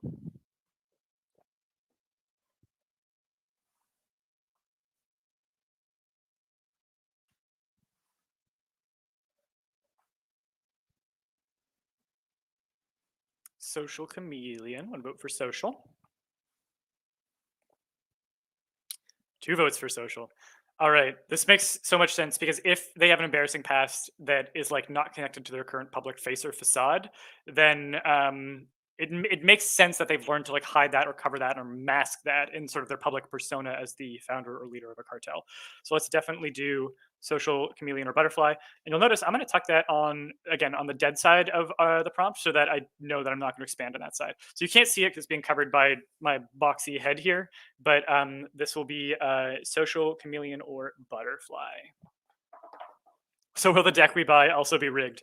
Actually, no. The deck that you buy will actually create prompts specific to your life. It's instead. I mean, actually, so brief tangent, and I really try to contain these because I can get very distracted when I get excited about talking about sort of the origins of these things or how the creative process works for me. But one of the big inspirations behind the original Story Engine deck was tarot cards and the tarot, and how the same set of prompts can mean different things in different configurations, and how these sort of archetypal figures like the priestess or the hierophant can mean different things depending on if they're face up or face down, the rotations. So yeah, let's just say the Lore Masters deck is going to be a magical tarot deck that tells you exactly what's going on in your life. It doesn't predict the future; it just literally describes what's happening right now. So it's not very helpful as like an oracle thing. Okay, so drawing the new card and not being distracted immediately by tangents and stories. Oh no, I'm canceling my pledge if it resonates with my life. Oh dear, oh dear. Well, I would challenge us all, dear authors, to say that all writing is autobiographical in some ways. We're all putting down the contents of our brain and the way that our brain was shaped by our experiences onto paper to a certain extent. And if you try to hide from yourself in your writing, I think that you will find that you are still lurking there somewhere in the depths, regardless. I just said I wasn't going to do tangents. But here we go. We can go ahead and vote between background, where their emblem depicts a location. So this is a specific emblem prompt that says like what the emblem will be shaped like, and it might be shaped like a random location draw. An agenda where they want to restore their lost power. A trait where they have personality or physical traits of a material. So we'll draw like a material, and this person will have like a physical trait that parallels one of them. Or a trait where they're prone to delusions or paranoia. Which would be a very interesting one. So yeah, let's have a vote for emblem, um, restore, personality, or paranoia.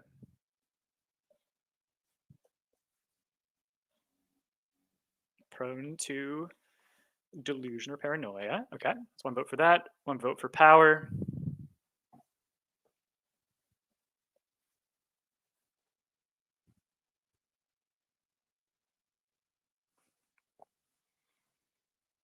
Power, emblem, power, paranoia, power. 3 for power. All right, so they've got an agenda to restore lost power. Again, I'm going to put that on the blind side of the card here so that um, we know that we don't need to develop that way. And then we're going to draw one final prompt for our figure here. We could have an emblem that depicts an object. We can have them have an agenda to assemble a collection of a resource. They can have a pleasant, soothing, or strong voice, or they can be highly personable. So go ahead and vote on those.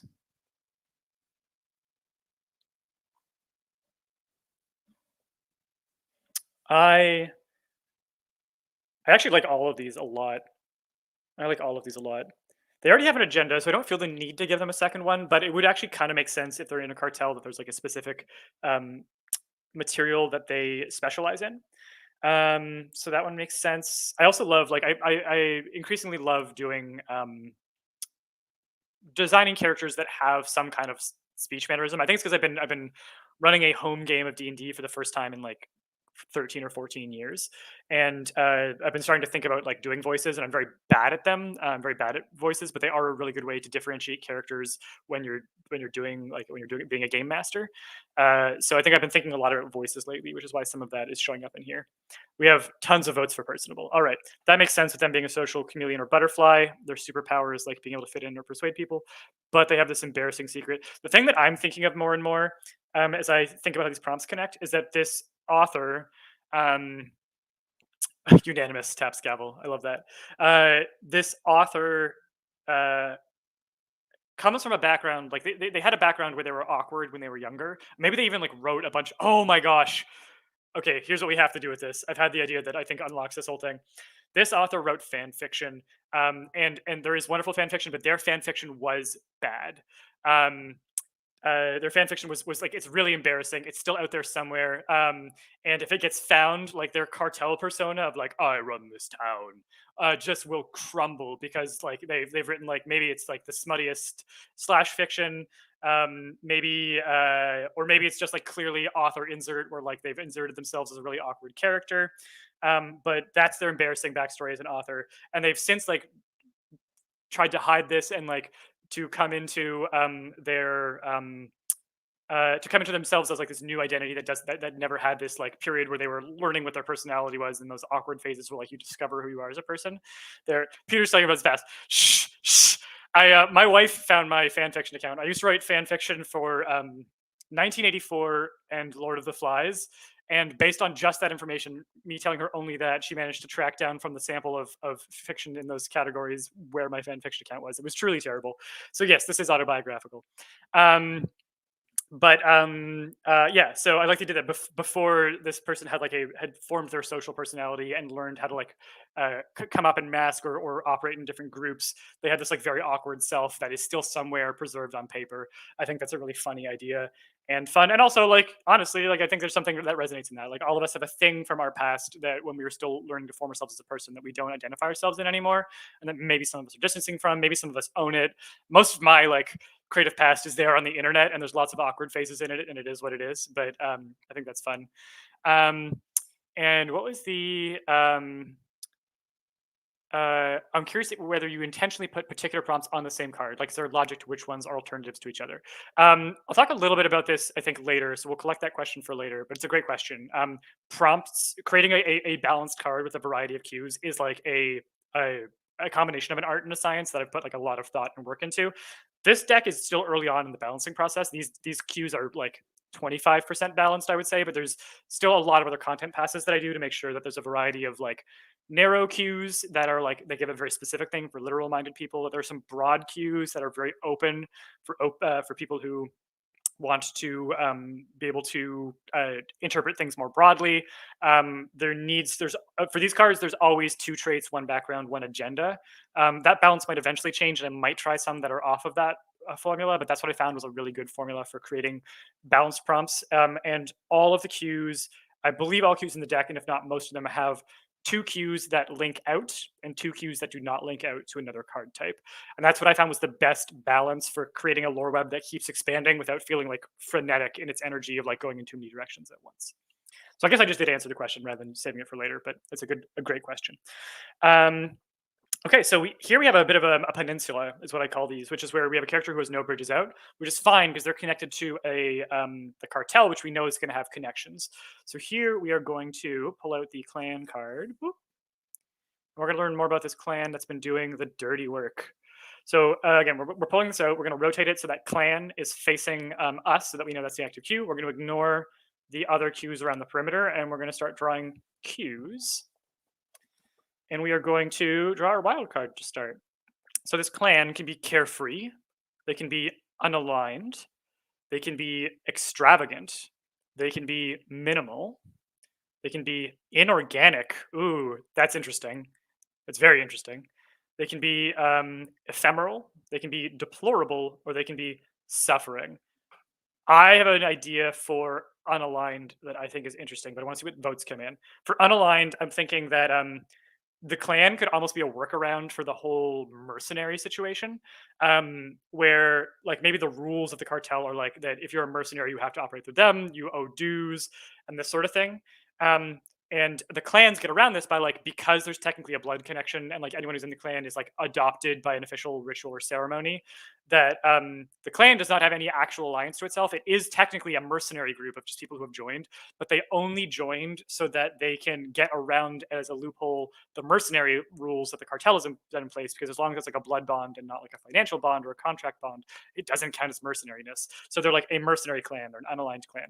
It's a fun pitch idea that I have. But we've got inorganic, suffering, and it looks like we've got two for inorganic, two for suffering. So we've got a tiebreaker situation here. So the next vote that comes in will decide between inorganic and suffering.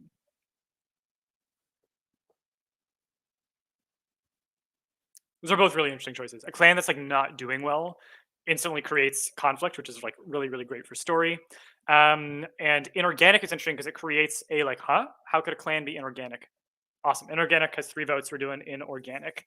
Um, so I might actually suggest that we do a little bit of going off script here and doing a bit of alchemy for this prompt, where we do something that's not technically um, rules as written, but where like I want to know more about what makes the clan inorganic, and I might draw material here. I might draw a material card to think about like what inorganic material is the clan associated with. So this is off script. This is not in the rules. This is every now and then you might have a card that doesn't specifically link to something, but where there is a hole left over, and the thing that fills that hole is another card type. And I think of when I think of inorganic, I think of materials. We could also interpret this in the sense of like that the clan didn't form organically, that they formed through some other kind of bond, which is interesting. But I'm just curious to see if there's anything here that that piques our interest. And actually, I'll also draw an object card because objects are inorganic, and it could be fun to do something else to fill this in.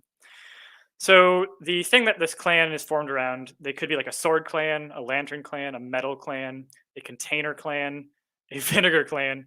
Vinegar is technically an organic compound, I think, because it has I think it has carbon in it, but it depends on how technical you want to get about the terms. Um, Sand Clan, Slate Clan, and Paper Clan. Um, so go ahead and give me a vote if there's any of these you would like the clan to be like to have attached to them as an identity, and the kind of clan that they are that we call them.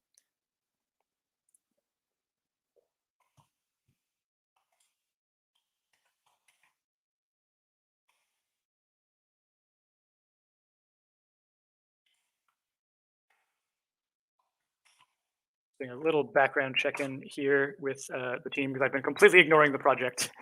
Um, Paper Lantern, paper, paper, paper, paper, paper, Green Lantern clan. All right, so we're gonna go with a paper clan, which is a really interesting combination. My favorite combinations are the ones that are not immediately intuitive and that force you to like fill in a gap between things. Um, I think that a paper clan like the idea that maybe they're obsessed with with paper and that like genealogy and tracking things where like they really do like map their family tree and they add to it constantly is interesting, but also the idea that like they are a clan of like paper pushers of people whose primary like concern or job involves like either writing. Oh, yes, yes, yes. Okay, okay. So here's what I've got. I'm getting this is lightning bolt moment where I get really excited. Maybe maybe the paper clan records all the writing that's been published. Maybe their job is exactly a group of librarians. That's exactly right, Brian. Oops, wrong one. Boop. So paper clan, group of librarians. What might a group of librarians have? Exactly, ties back to the author. Here we go. Loving it, loving it, loving it. This is where you see how the cards start to talk to each other in the lore web. So they may not know this because they have such a huge stack of they have such a huge stack of different published works that they don't necessarily know that they have this author's embarrassing fan fiction. And maybe they even had like a separate identity when they were younger, but they do have that, and that'll be a key to the to how things unfold later. Accountants would also make a lot of sense too because they are a cartel, because they're regulating trade. Maybe that they outsource the accounting to someone else, and the person who's like in charge of the books is also the person who can cook them. So that's also a really interesting way that we can choose to interpret this. We can leave that open-ended for now as we decide about it. Or maybe they're just record keepers. They keep all kinds of records, financial and published, and they have the keys to a lot of what lets the cartel maintain their control. And they're very much, the cartel is dependent on them in that sense. And again, those relationships of dependency are what give texture and connection to the world and create that tension for conflicts. And that also make those conflicts, when they happen, spill out across multiple people. Not just one person's affected, but just like in our real world, like when one system is affected or one group of people is affected, many people are affected. There are these ripple effects, and we can track and see that. So I think that that's a lot of fun. Okay, so we're going to draw some more faction prompts. Here we go. They have a background where they're linked to a conspiracy about an event. They have an agenda where they want to unleash a monster on the world. This one came up in when I was recording. I recorded like a video that I sped up to 60 seconds fast of just showing a lore web in development, and then I broke down the process of how the ideas came together in a blog, sort of showing step by step. And unleash a monster on the world came up in one of those cards, and it was a very fun one. They can have a trait where they want to worship a specific aspect or avatar of a deity. And this is a great example of a faction card that focuses on a form of religious practice, where you're not just worshiping the deity overall, you're worshiping a specific avatar of them. Or they have a trait where they are run by a council. The clan is run by a council. A monster fanfic writer. Wait, writers in a lore live stream? Yeah, who'd have thunk it? Oh yeah, so there was a question earlier about whether or not this is only for gamers, and the answer is no. It's not only for gamers. Gamers will definitely, I think, get a lot of use out of building tabletop RPG settings for it, but very much exactly like anything else that we've published, creating a world to do your writing in, creating characters for your story can all be done through this deck here. All right, so we've got conspiracy, council, conspiracy has it. So let's put this on this side so that we can expand down south there. Boop. And because I already know I'm going to expand here, I'm just going to draw the card and leave it out, which is another option that you have. So let's find out what the event conspiracy event is. It's going to be an edict, a drought, a riot or riots, or a binding. Go ahead and give me your votes for edict, drought, riots, or binding.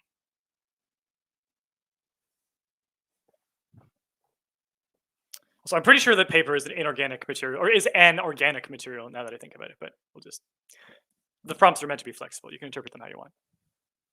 Binding, binding, binding, binding. And we have record keepers and we have book binding. This is such a fun little link to a conspiracy about an event. So what if the binding is like a moment where there's so many ways you can read this. We're gonna draw prompts for this later, and I don't want to do that thing where I get galaxy brain distracted by a prompt before I finish one. But I really like the idea that the binding could be related to book binding or the metaphor of book binding. I just think that's good. That would be so amazingly epic and could tie together their role as bookkeepers. Oh, I love when you get these really cool resonances across the cards. But we'll leave that out for now. And I'm going to draw another secondary cue here. So you can go ahead and vote on a background where they lost control of their former headquarters, an agenda where they worship an animal deity, another example of a faction-based worship format. Centuries of riots about what binding to use. Lol. Yeah, I know that my mom is a hobby bookbinder. She's in the Canadian Guild of Cabbage, the Canadian Association of Bookbinders Guild, something like that. And lots of opinions about how books should be produced and what binding to use. So they're known for cooking or crafting with a material, or they have bureaucratic principles. All of those are interesting and make sense. This trifecta is especially interesting. We could do the material thing and just say paper, but that's kind of something we already know. So I'm kind of most interested in these because they add a new vector. They add a new vector to our story. So let's see what votes come in. Bureaucratic principles, bureaucratic principles. All right, we'll see. If we get a third for bureaucratic principles, that'll lock it. Bureaucratic it is. Amazing. Okay. So we'll tuck that under this side here. Great. So they're linked to a conspiracy about a binding. They have bureaucratic principles. They are inorganic, and that's what we've got so far. And then we draw our last card. So the background is that they're nicknamed after a creature, and that's an example again of a namesake baked into the main deck. That they have an agenda to secure political independence. That they have an unusual ritual involving a substance, or that they are prone to infighting. What do we want to go with here? Infighting would be interesting because when you're record keepers, you're kind of meant to present things as fact. Like there's not supposed to be individual agendas at play. And so if they're prone to that, that'd be really interesting because it would make their role, it would fracture their role in a way that I think is very interesting and dynamic. They nicknamed after a creature would be interesting. That one will be, I think, harder to fit because we already have a lot of material here attached to paper, and that could end up being on the outside. But on the other hand, every now and then you'll get a card that like connects in an interesting way, like the creature's like maybe a magpie. It's about this collecting metaphor. Securing political independence would be interesting too because they hold so much power through their records. And then I always love rituals. Like ritual prompts are always something I love. All right, what do we have here? We've got infighting, ritual, independence, infighting. That's 2 for infighting. So let's go with infighting. And then while I've got a question up, I'm going to go ahead and answer the question that's just asked in the chat here. Will the collector box fit all 3 decks and all expansions if they're sleeved? The collector box will. Yeah, the collector box will be able to fit all 3 of the mastery expansions. And again, the mastery expansions are the deities, I'm going to unhide my face. The master expansions are the deities, the namesakes, and the emblems. So even sleeved, those will still fit inside that storage box. And then the bridge expansions all of those card types are cards of an existing type. So you can just add the faction cards to the faction pile in the main deck, and there's room for those and the main cards and the sleeves for all those. So yes.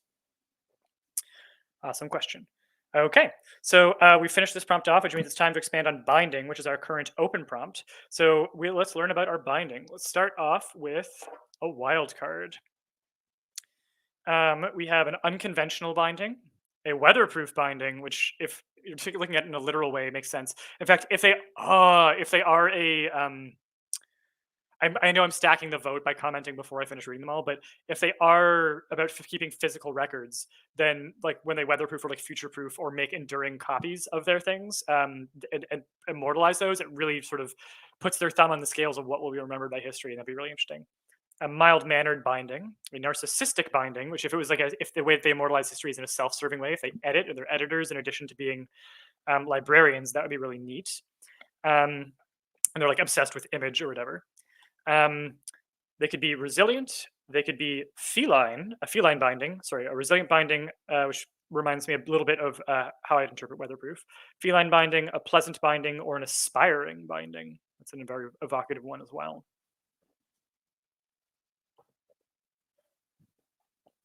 Almost 50K funded. Holy smokes. Wild. Absolutely wild.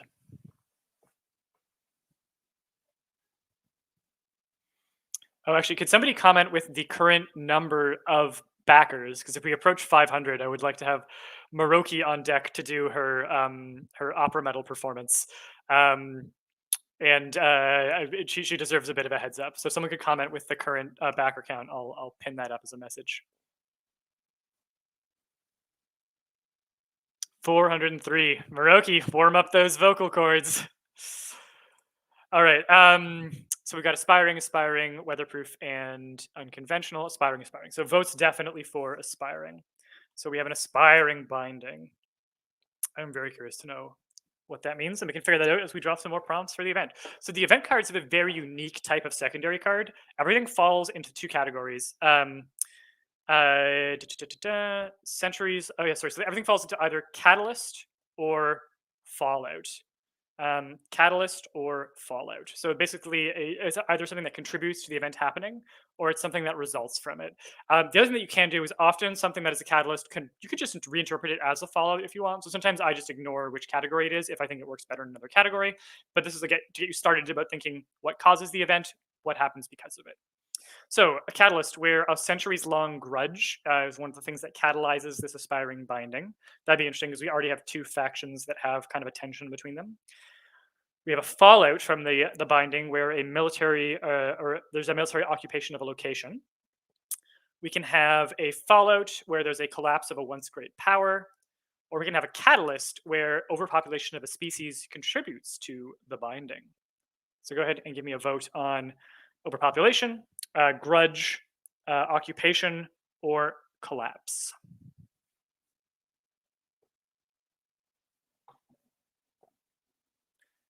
404 backer stat found. BackerKit, I have a terrible idea for you. What if every time a project reaches 404 backers, the page disappears and no one can load it as a joke? Wouldn't that be great? That's my terrible pitch for right now.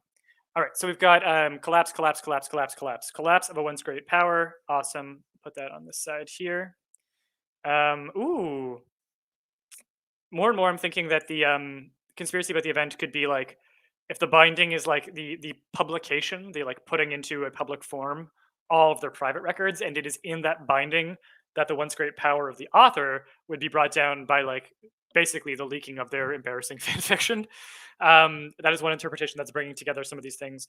And the aspiring binding can maybe be the clan's aspiration to seize control of what the cartel currently has assets on. So I think that would be fun. Oh, Martin says no to my idea about the 404 error when you have 404 backers. Well, all right, that just makes a lot of sense. Um, that just makes a lot of sense. All right, so let's draw some more secondary cues for the event. And I think what I'm going to do, I might make this our last card. I think this feels, if we end up with one more connecting prompt and it's like really exciting, I'll do one more. But I'm in need of like a food and drink break. So what we'll probably do is wrap it up here, talk about what we might do with the story, and then I'll probably bring Moroki back on for some further questions because I know some more have come on in the chat. So this is me saying that out loud so that she knows that she's on deck to join in a few minutes. And I think I can see her nodding in the off-screen camera that she will be ready. And she's drinking water, which means she is probably getting her vocal cords ready. So, all right, let's talk about this event. We have a catalyst that for this, where a faction leader being ousted accelerates the process as a catalyst. A catalyst where there were failed fail-safes, so things that were supposed to stop this from happening didn't. We can have a fallout where an important artifact or object goes missing as a result of the binding. Or we can have a fallout where a new idiom or expression results from the event. So like a new saying comes into being because of the event as a reference to it. So do we want a idiom, ousting, failsafe, or missing?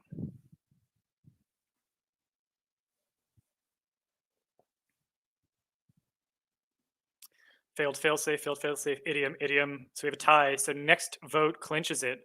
Idiom or failsafe. That is 3 for failed failsafes. Okay. So there was something that's supposed to prevent the binding. And that makes sense, right? Like if this is kind of a public leaking of something, maybe there was like maybe in this fantasy world there was like a metaphysical EULA, like an end user license agreement for like how the records of the fan fiction were provided to this group that's not supposed to be violated, and there isn't supposed to be this like privacy violation, and that's what the failed failsafe is. So I think that could be a very interesting way of looking at it. And then one more cue. Here we go. Here we go. Here we go. Catalyst: the death of a folk hero. Catalyst: hubris. Fallout: the abandonment of a location. Or Fallout: a long period of rebuilding. Which would make sense if it's like rebuilding a reputation, and it's the author trying to restore their authority after someone reads their high school fan fiction.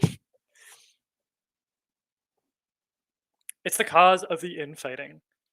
Yeah, actually, infighting about like how to preserve the privacy or anonymity could be a really interesting element in this web. Rebuilding, rebuilding. If we get 3 for rebuilding, that'll clinch it. Rebuilding, rebuilding, hubris, hubris, rebuilding. Close race, but it's going to be rebuilding. Okay. And this actually lets us have a completely contained lore web. So long period of rebuilding. I would choose to interpret that as the author needing to like recover their face, needing to save face or like build themselves back up.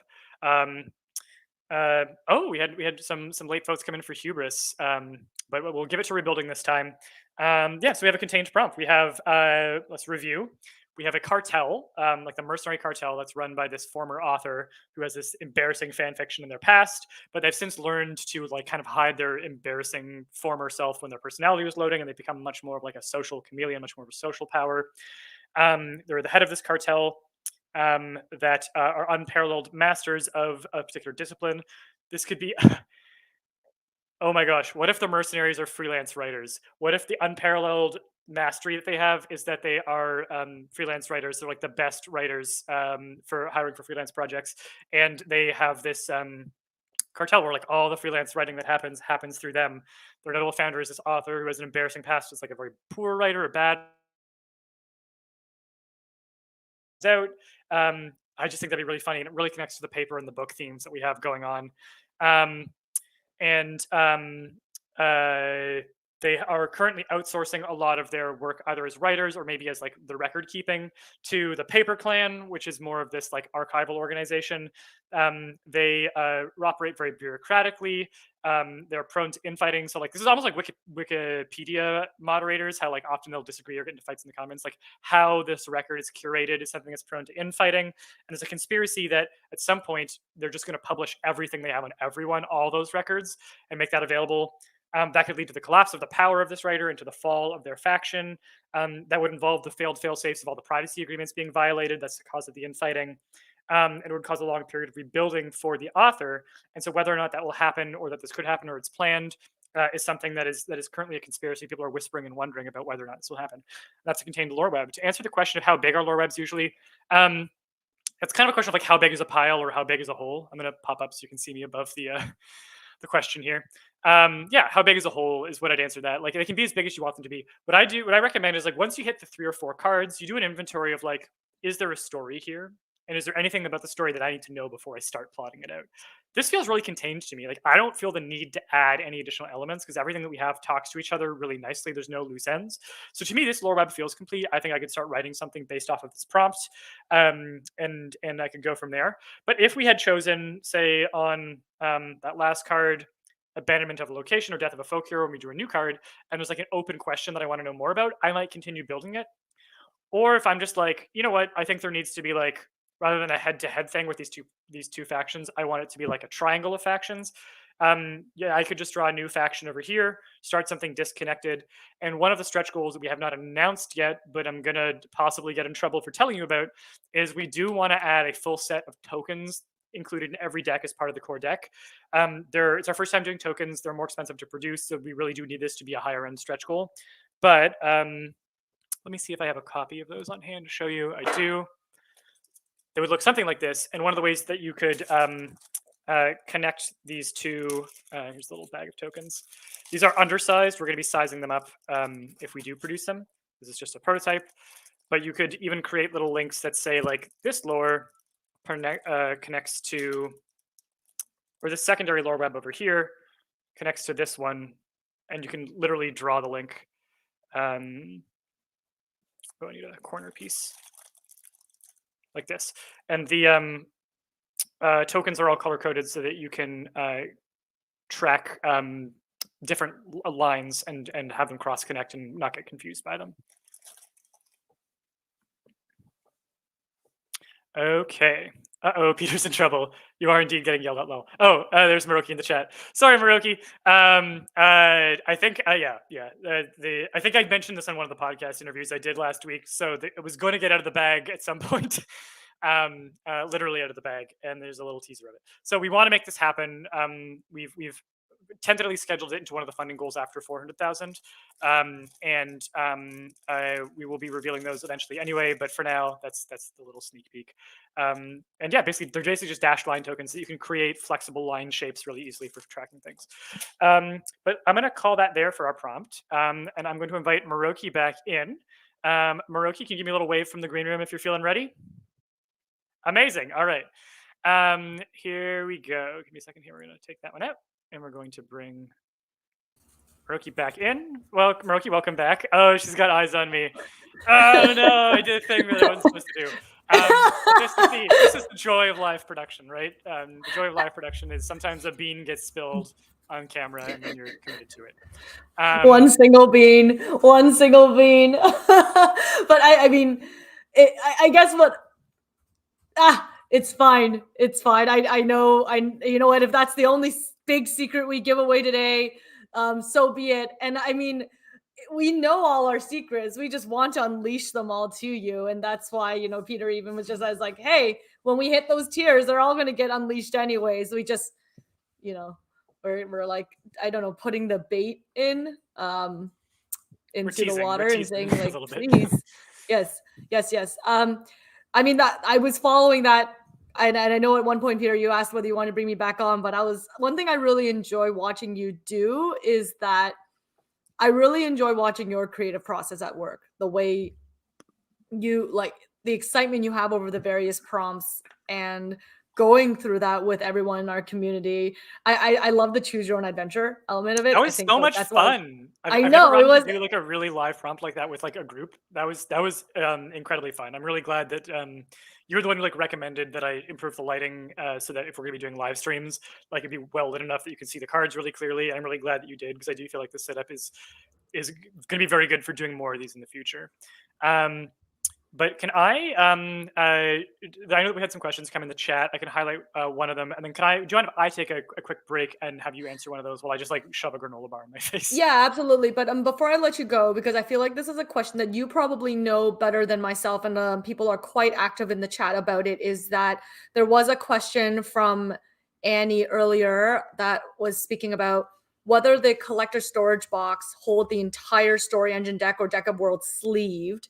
And if they were to get two of them, could they fit your entire current inventory in two boxes? So I think trying to figure out exactly the capacity of our storage box, whether it will fit everything. And I know earlier you did mention it would fit everything, but also to clarify whether it would fit everything if it was sleeved.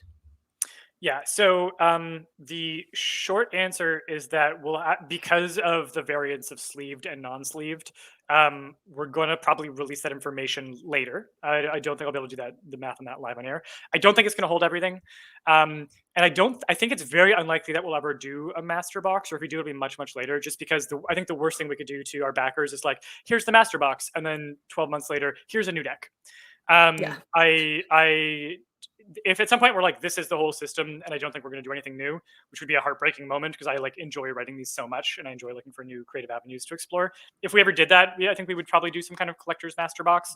But until then, I found that there's too many different needs that people have for how they like to sort their collections, and there's too many chances that we'll add something else on later or a new card type that I think it would be false advertising for us at this point, and I think for a while, to do something where we say like, this is going to be everything there ever is. So yeah, that is a good point though about the needing to specify that the collector box, because it has the 3 logos, that it's not meant to hold everything. That is a good note. I think what we'll do, and Eric, if you're listening, can you add to our admin document in the things to do over the coming days, make a note about the storage capacities. We, at the very least, we can like right away go into the page and update it to make it very clear that this does not hold everything, because it won't. That I'm quite certain of. It won't hold everything altogether at once. But if I think what it might do is if you have my guess is that if you have the core deck boxes and you add this one box, it'll hold a lot of the overflow, but we'll get those calculations for you as soon as we can through, we're going to update our collector or our collection calculator tool for you. But yeah, Eric, if you could make a note to, let's immediately put a note that this doesn't hold everything, and then to follow up with what it does hold with more detail when we have a yeah. And as you step away, Peter, and get a little bit of water and sustenance into you, because I think that's very important, because I think in our excitement this morning, I can probably say that neither of us really ate food and probably just like injected a pile of caffeine into us.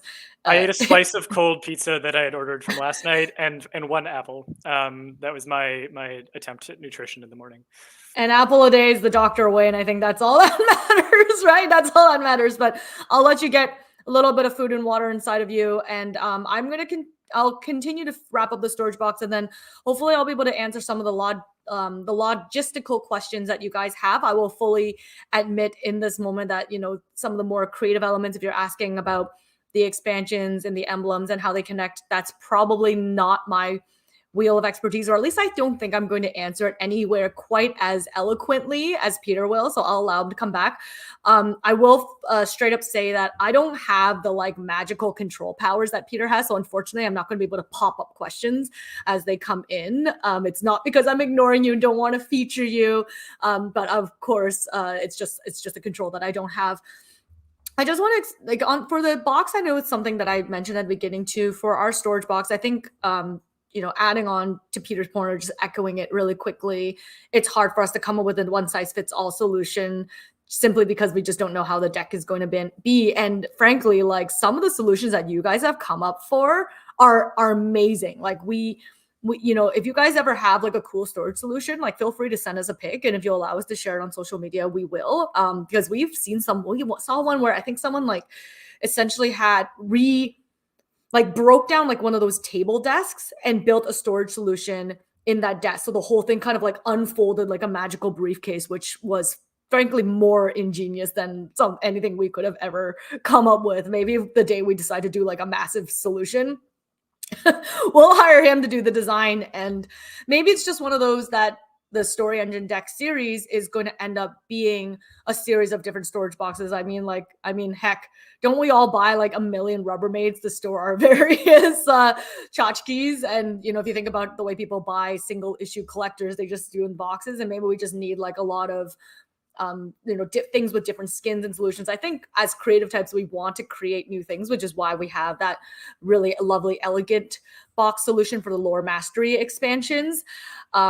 Keith is saying that his preferred solution right now is the Ultra Pro boxes, and they've stopped selling them. Of course they do, right? It's when you find the good thing, they stop selling them as well. And what I want to talk about is that 8-tray storage box. Something I mentioned at the beginning too is even if it doesn't store anything, I think in our mindset, we're thinking, well, especially if people start using the Lore Masters deck with the Story Engine and Deck of Worlds, maybe that big box solution is a combination of all the things you're using for a particular project at the time. So if let's say you've removed certain things from certain genres out of your storage box, you might want to have this is like, it's almost like the project box, right? Like when you have a project going, you kind of take the different components and put it all together in one single storage box to use for that period of time.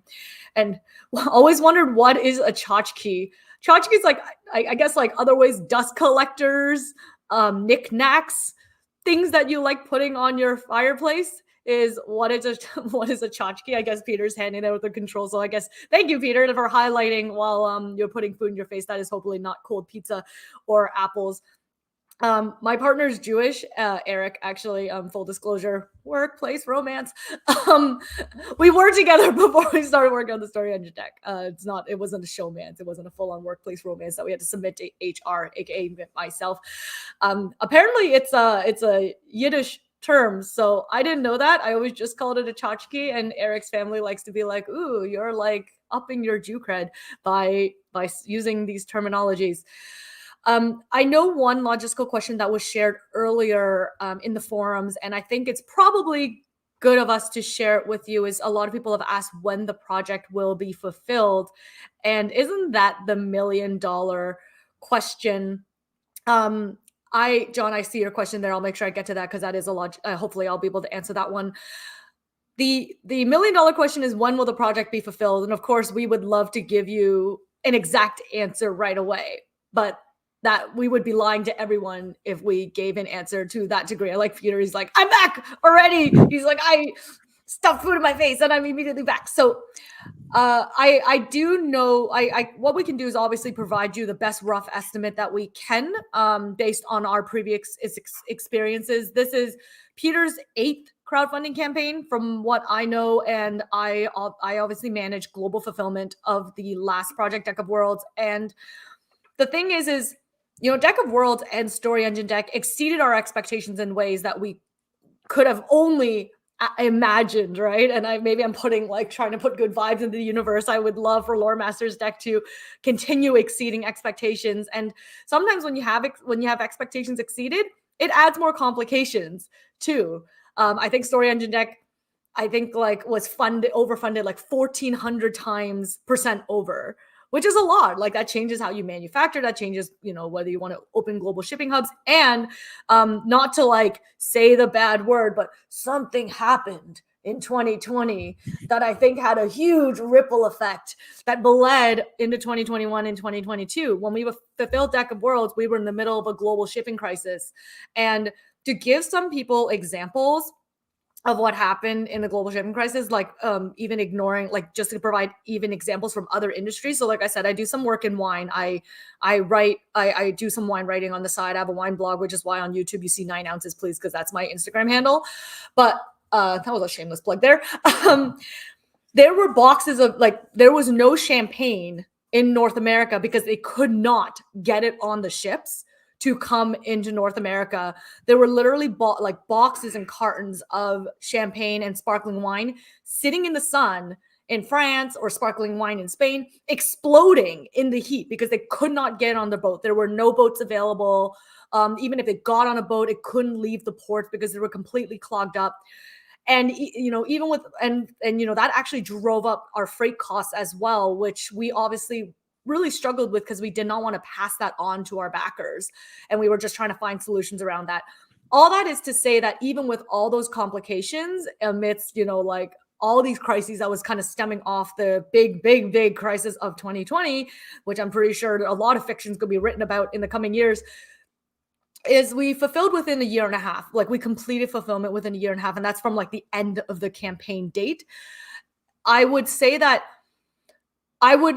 given those particular conditions, the best estimate that I think we could provide is that in the year and a half mark, we hopefully should absolutely have fulfilled everything by then. Because if we can do it amidst the crisis, hopefully we can do it in times of prosperity. But there's always going to be acts of God out there. There's going to be world-breaking stuff. I think one of the literal, not slogans, but one of the descriptions that Peter used for the Lore Masters Deck is world building or world breaking. There's things that come and break the world.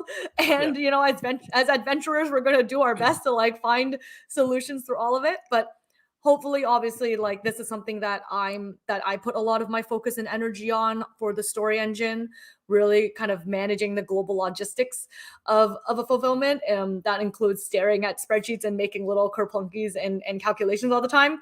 Very unsexy, but I don't know, maybe if you guys use the deck to create a really lovely,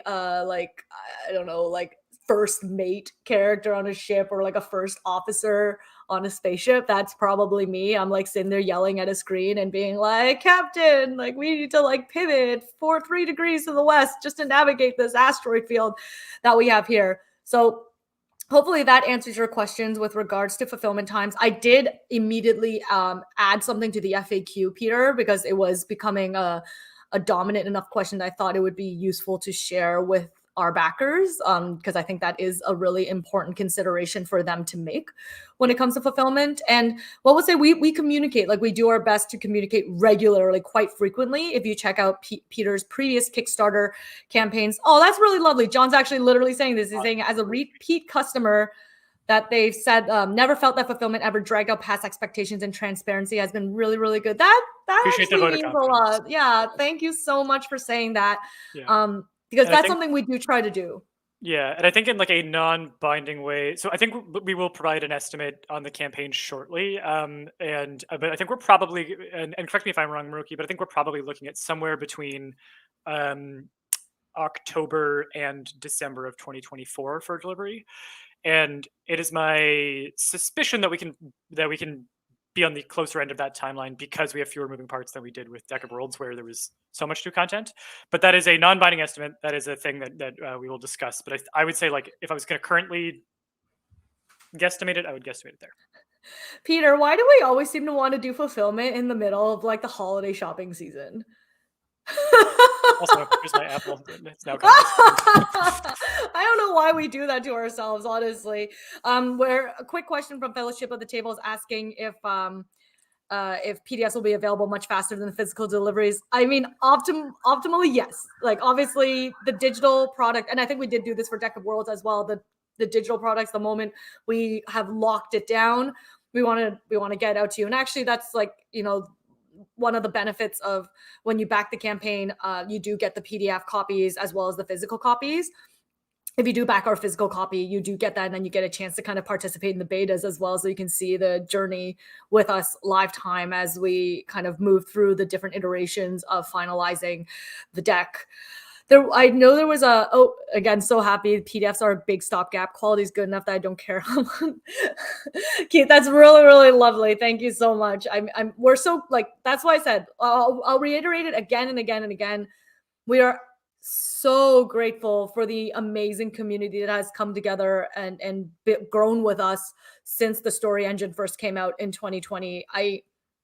It's the thing I think a lot of us dream about, like, being able to cultivate a community that is as excited about the products as we are. And nothing warms our hearts more. And my heart's pretty black, guys. Like, when people ask me how I take my coffee, I'm always like, black like my heart. So if my black little heart is getting warmed, there's a little bit of blood pumping through there. I think it was another John. Yes, John Gardner asked a question of shipping. So John, I know it's a lot of reading and a lot of text, so totally get that if you didn't see it, but it's on our main page. So if you go to our pledge page, in the left-hand column, the nice thing I do actually like about the BackerKit platform is that we can actually create a table of contents. So you don't have to scroll through the entire thing and get cross-eyed like I do sometimes. But we do have a section on shipping. So if you scroll down and click shipping, I do notice, guys, just to make you all aware, like, I noticed that sometimes you have to click it once or twice to get down to the heading you want. I think that's just BackerKit working out some kinks in their like pages, because obviously this is completely new platform that they've launched. Just a little bit of troubleshooting for you guys there. But if you go down to shipping, what we did is we came up with the best estimate as we possibly can, calculating, the weights of our previous deck. Obviously, we don't have the Lore Masters deck in our hands, and we have to kind of do some math on that based on, using our previous decks. It is a larger deck. If we have tokens, it's going to be a much heavier product overall. We did try to make the estimates as best as we can, showing you how much it would cost to fulfill. Basically gave you some of our sample tiers and sizes and allow you to match it up to the region, whether, all over the world. So we have a fulfillment hub in the US. We have a fulfillment hub in the UK, and that obviously ships UK and EU friendly as well. And then we have a fulfillment hub in Australia. Those are kind of our 3 permanent hubs that exist right now. as Canadians, we would love to open a permanent Canadian fulfillment hub, and that's something that, if I have to give away something for like an achievement, that's actually something that I would like to accomplish through this crowdfunding campaign, is open something more permanently in Canada, because I don't know, like, we're Canadian. I feel like I would just love to get the product out to more Canadians out there. And I know, but we will be fulfilling from a Canadian hub for this particular crowdfunding campaign. I think that's something I should clarify a little bit, because I don't want people to be like, what does that mean? So we don't have a permanent fulfillment hub in Canada yet. It does fulfill from the States. So Canadians, I know that's something that we have heard feedback on. Yeah, Martin, hey, hop off in 10. I think Martin should just stay on with us forever, is what we should say. Why are you hopping off? Is our party not fun enough for you anymore? I'm just like outing him. But Martin, truthfully, thank you so much for getting our project to where it is now. We are so grateful for your support and everything you've done to kind of get us from day one all the way through to launch date. And I hope you are giving yourself a little bit of celebration over across the pond there. So thank you so much. Rolling back to the shipping, yeah. So what I should clarify is, like, right now we don't have a permanent Canadian shipping hub. So we've heard the feedback from Canadians that it is expensive when it's coming out of our US hub, that they're obviously shipping cross-border to Canada. So if you are a Canadian who has visited our store and you want an opportunity to get all the products you want now, this is probably the best time to do it. We will be fulfilling from Canada for the thing. And I know someone did ask that earlier. They did say, they did ask whether it was better that they wait till the next crowdfunding campaign to back, whether it would kind of give them a better grouping for pricing. And I know, one thing I iterated right away from the get-go is that one of the commitments that Peter and I make is that for joining us on this campaign, you do get the best pricing on all of the Lore Masters deck products.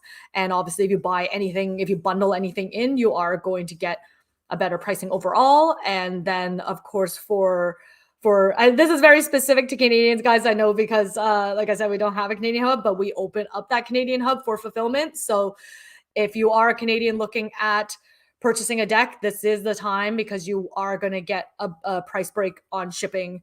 Absolutely, for sure. What other logistical questions that people have for me? I think Peter has vanished to probably eat more pizza. Where are we actually on the pledge train? I don't know if I should be bringing this up, considering that I'm on the hook now for what may happen if we hit 500. Oh, we're close. 478. My God. Okay, I guess I do. I guess I'm glad I kind of came back online so I can get the vocal cords warmed up. And maybe I could ask you, I know I said to you, I can sing a lot of Nightwish. I can sing a lot of Epica. I could sing something original. I am working on my opera metal music album right now. I'm hoping to have my first single released this summer. I don't know, something I do in the time-space continuum somewhere. But I guess I will take song requests with a caveat. I may not be able to deliver, but if you guys list a song that I know, and I know the lyrics to, I'll do my best. I know 57,000. We're so close to funding. That makes me so excited. I think what would be so cool is, like, we funded while we're live. Might not be fun for you. Maybe we'll actually break. Maybe I'll start Velociraptor dancing. Peter's gonna dance. We'll probably go nuts. It's probably what's gonna happen. And we would love to be able to share that excitement with you guys live and on air. Queen's Bohemian Rhapsody. I just said I'm an opera metal singer. I guess when people are doing the Galileo, it sort of is opera, but I definitely don't. I definitely can tell you that singing Queen's Bohemian Rhapsody will probably just end in tears for everyone. The only Nightwish I can think of is Wish I Had an Angel. Oh my God, that sounds pretty hardcore. And I remember watching a music video on it years ago, and I think they had it. I think a video game commissioned it or something, or commissioned to use the song, and it was a video. It was a video play by play. That's some good Nightwish. That's the I think the last. That's the era of Tarja. Hey, I'm old school just like you. I'm old school just like you, John. So let me take a look at some of the other questions that I have seen pop up with regards to. I know there's a question that I think we would want to bring back up again just because people have been asking about it. But I'll wait till Peter comes back on it. Not to rush you, Peter, obviously. I just know that that's kind of like sticking in the back of my head just for later. And I'm just kind of scrolling up to see, or if people want to drop them into the chat, that's probably the best time. Within Temptation. I mean, I don't know any Draconian. I'm sorry. But hey, this is a good time for me to learn about what bands I should be listening to next because I'm always trying to find new bands to listen to. Within Temptation is pretty great. I find that her voice is very different than mine. So I don't tend to sing her stuff very much as listen to it simply because she just has such a unique and clear voice. Are you back and are you fed and watered, Peter? You can take more time if you like. No, I'm back and fed and watered, but I'm also interested in just hearing your thoughts on the singers and the music. So please Oh, continue. yeah.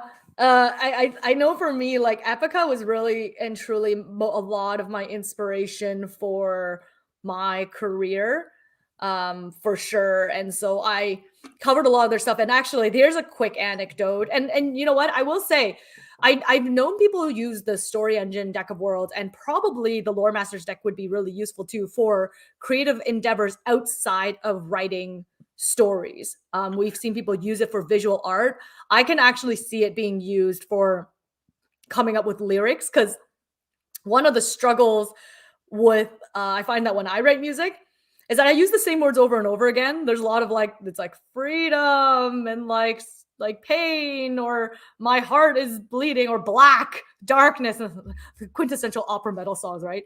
I would love to be able to use like the deck to prompt me on other words in my lyrics so I'm not singing about freedom or like the moon and stars every single day.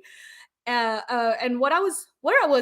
see, my turn to be like, why was I bringing that part up about the deck? I just wanted to tangent and share a little like side story about my musical journey. So when I very first, when I started, and I know that, oh yes, and you're right, John is saying in your case, more dark ways close enough for horseshoes and hand grenades. I think like the other thing is we listen to a lot of music when we're writing. At least like I think it gets us like in the mood and inspired.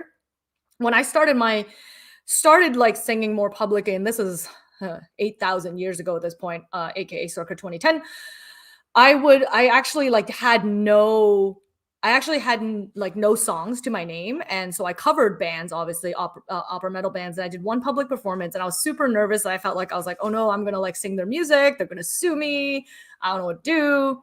So I went to Epica's webpage and I found the email, contact us at the bottom, and I sent them an email, like just with no expectation, just saying like, hey, I'm gonna actually perform in Hong Kong. I really like to sing your songs. I'm a huge fan of your music. And then Mark, the like I don't know if I want to call him the band leader, but he's definitely the one who founded the band. He's the growler, composes a lot of the music. Actually responded and was like, "Hey, so glad you like the music and feel free to sing like as long as you're not like making profit off of it. We're very flattered that you're going to sing our music." And I was like,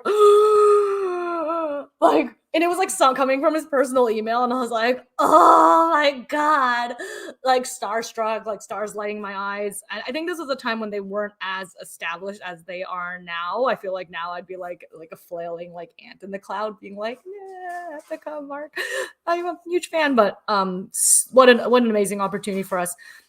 Mr. Panther 54, if we do the story deck add-on physical, will it get delivered when the lore master deck is ready for shipping? That's actually a super good question. I've seen a lot of yeses. Yeah, so historically, what we've done and what I think we'll do again is everything ships together at one time, and that's how we can offer the shipping rates that we do. If there's anything that you want early, where like you don't want to wait for it to ship, and it's something that exists already, I'd say or go to our website and order that, and that's how you'll basically figure out shipping cost now versus shipping cost later. You'll see what the savings are for bundling it together. But if you back it through the campaign as a pre-order, it'll all ship when it's all ready. Basically, we're not going to split ship the stuff that already exists first for that cost. But if you want to figure out that costs, just go to storyengine.deck.com. Everything that we have currently is available there. Yes, obviously, like our shop is definitely available. Here's another question that's rolling in. It says weird question. I haven't even read it yet. I'm assuming it's not a weird question. Thrain, thanks for joining us. Happy to be 481. Okay, I guess we're getting close to 500.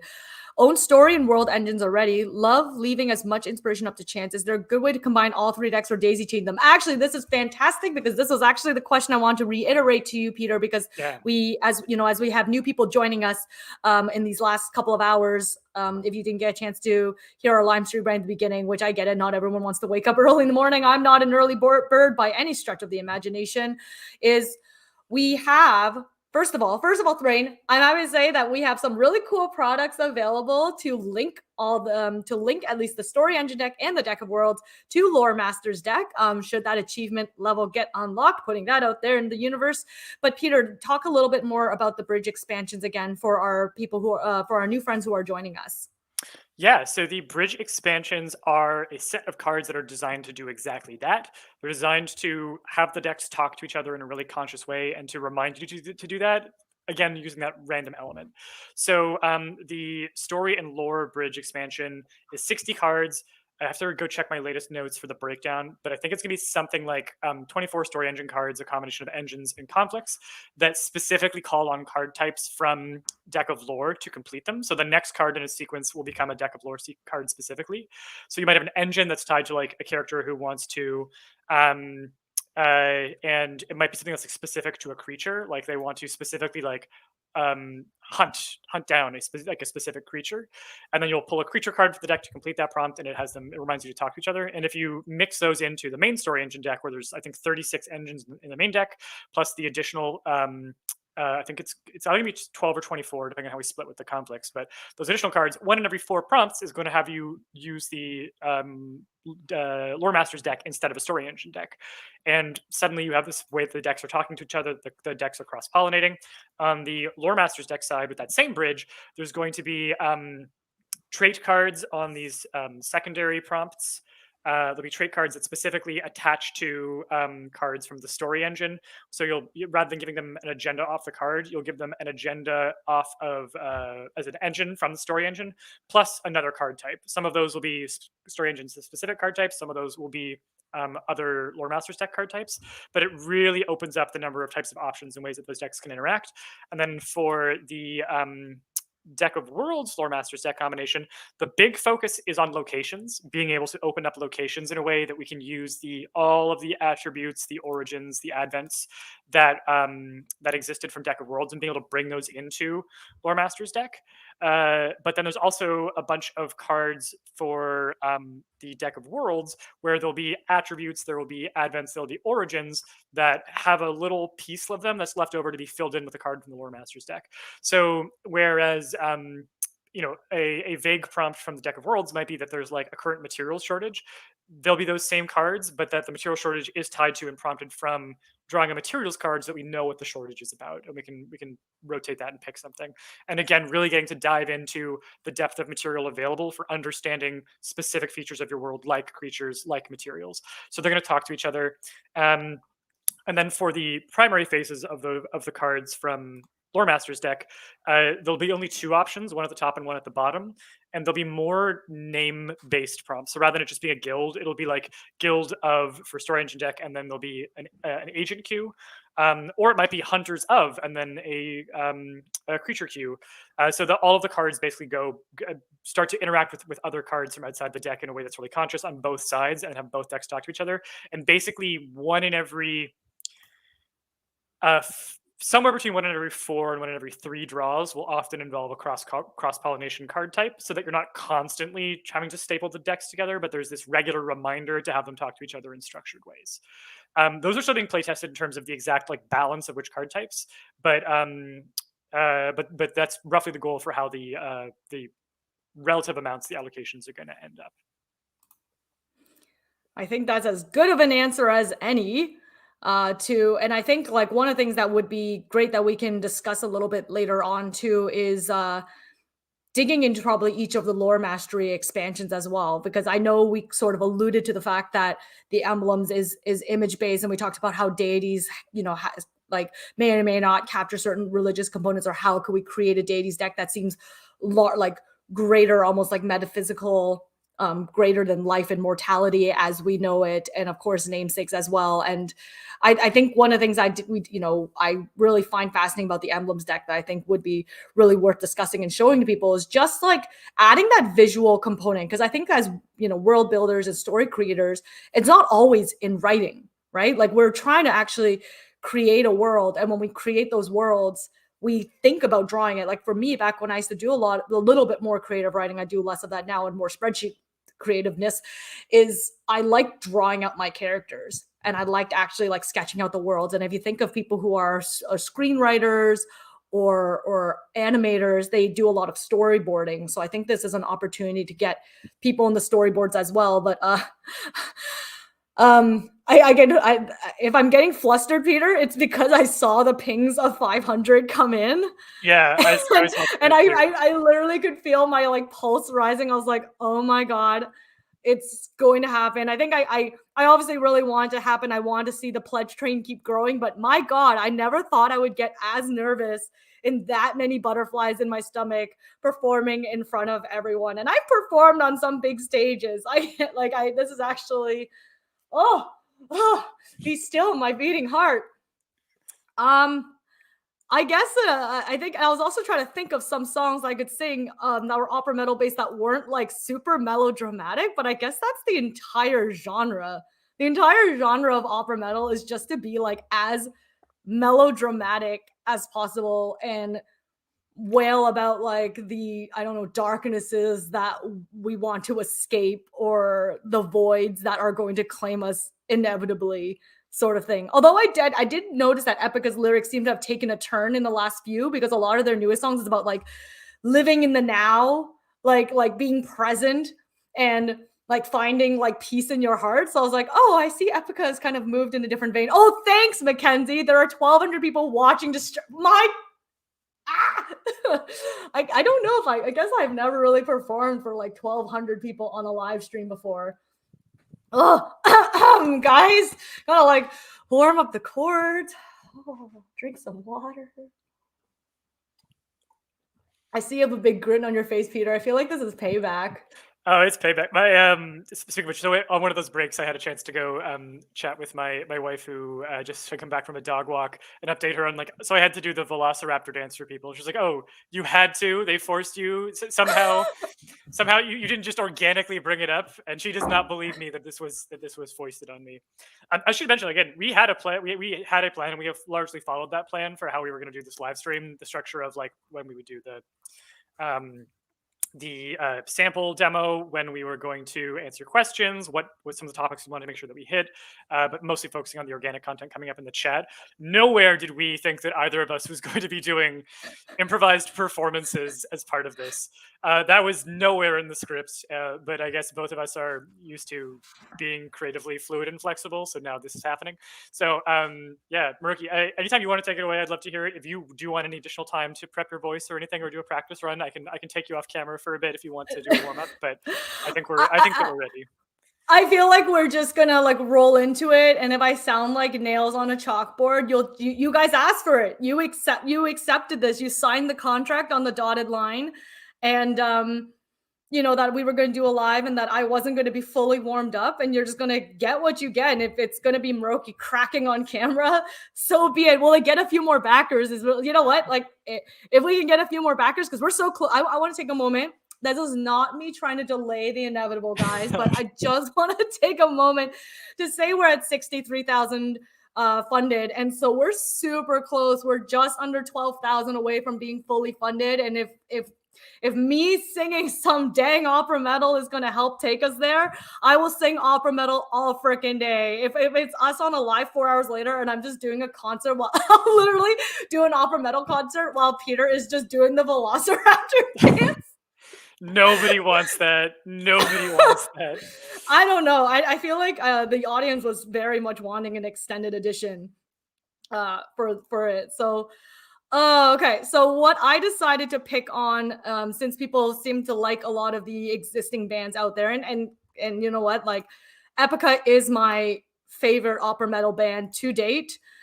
I definitely download all their albums. I've seen them twice.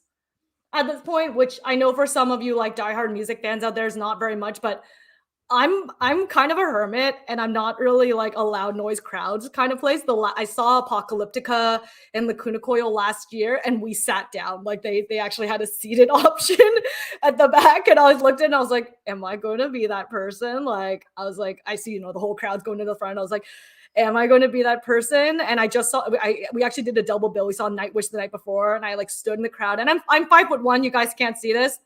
I'm 5'1", and like it's really hard to like go see a band when you're 5'1".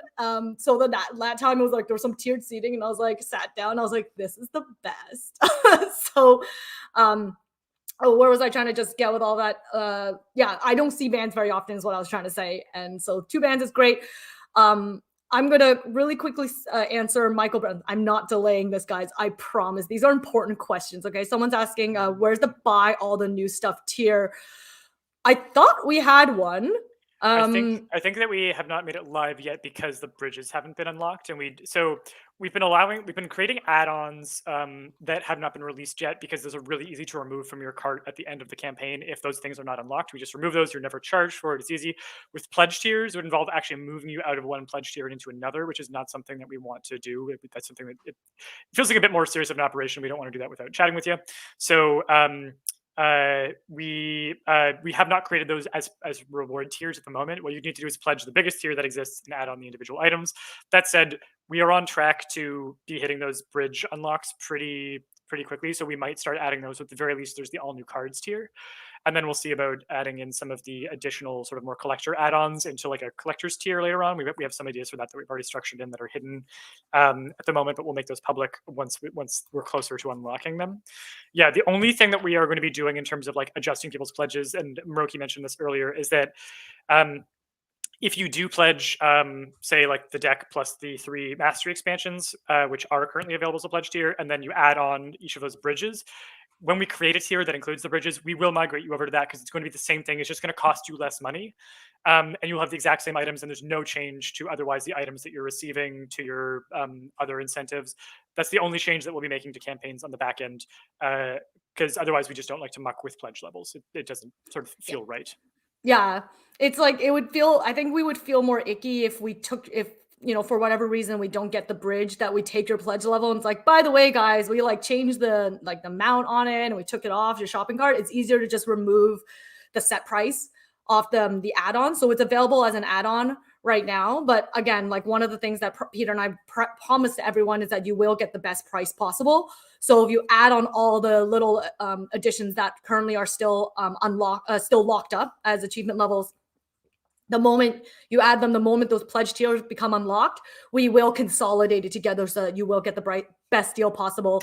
I can feel myself getting more and more flustered by the minute during the song. So I think I just might have to get right into it. I think I'm also going to back up a little bit because I feel like if I sing this close to the mic, you're all going to have to turn the volume down on your computers, and I'm going to blow some people's eardrums out. So I'm going to do that caveat from the beginning. I'm going to take a step back. Peter's like really excited. I'm going to take a couple steps back so that, and then like keep your hand on the volume toggle in case like the mic really takes us. So I'm going to sing just like the last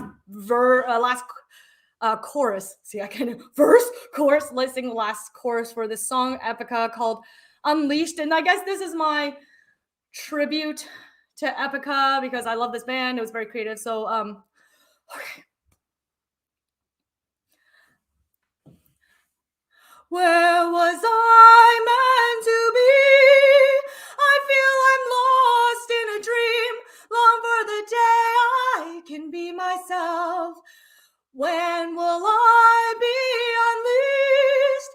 It's not the way it should be. Yearning again only to be myself. Free. When my sun has set, release myself forever.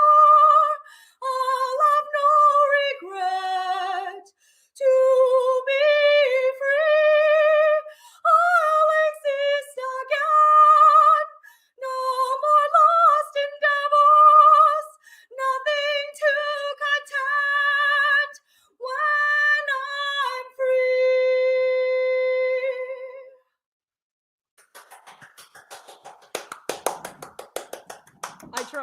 hope that was okay.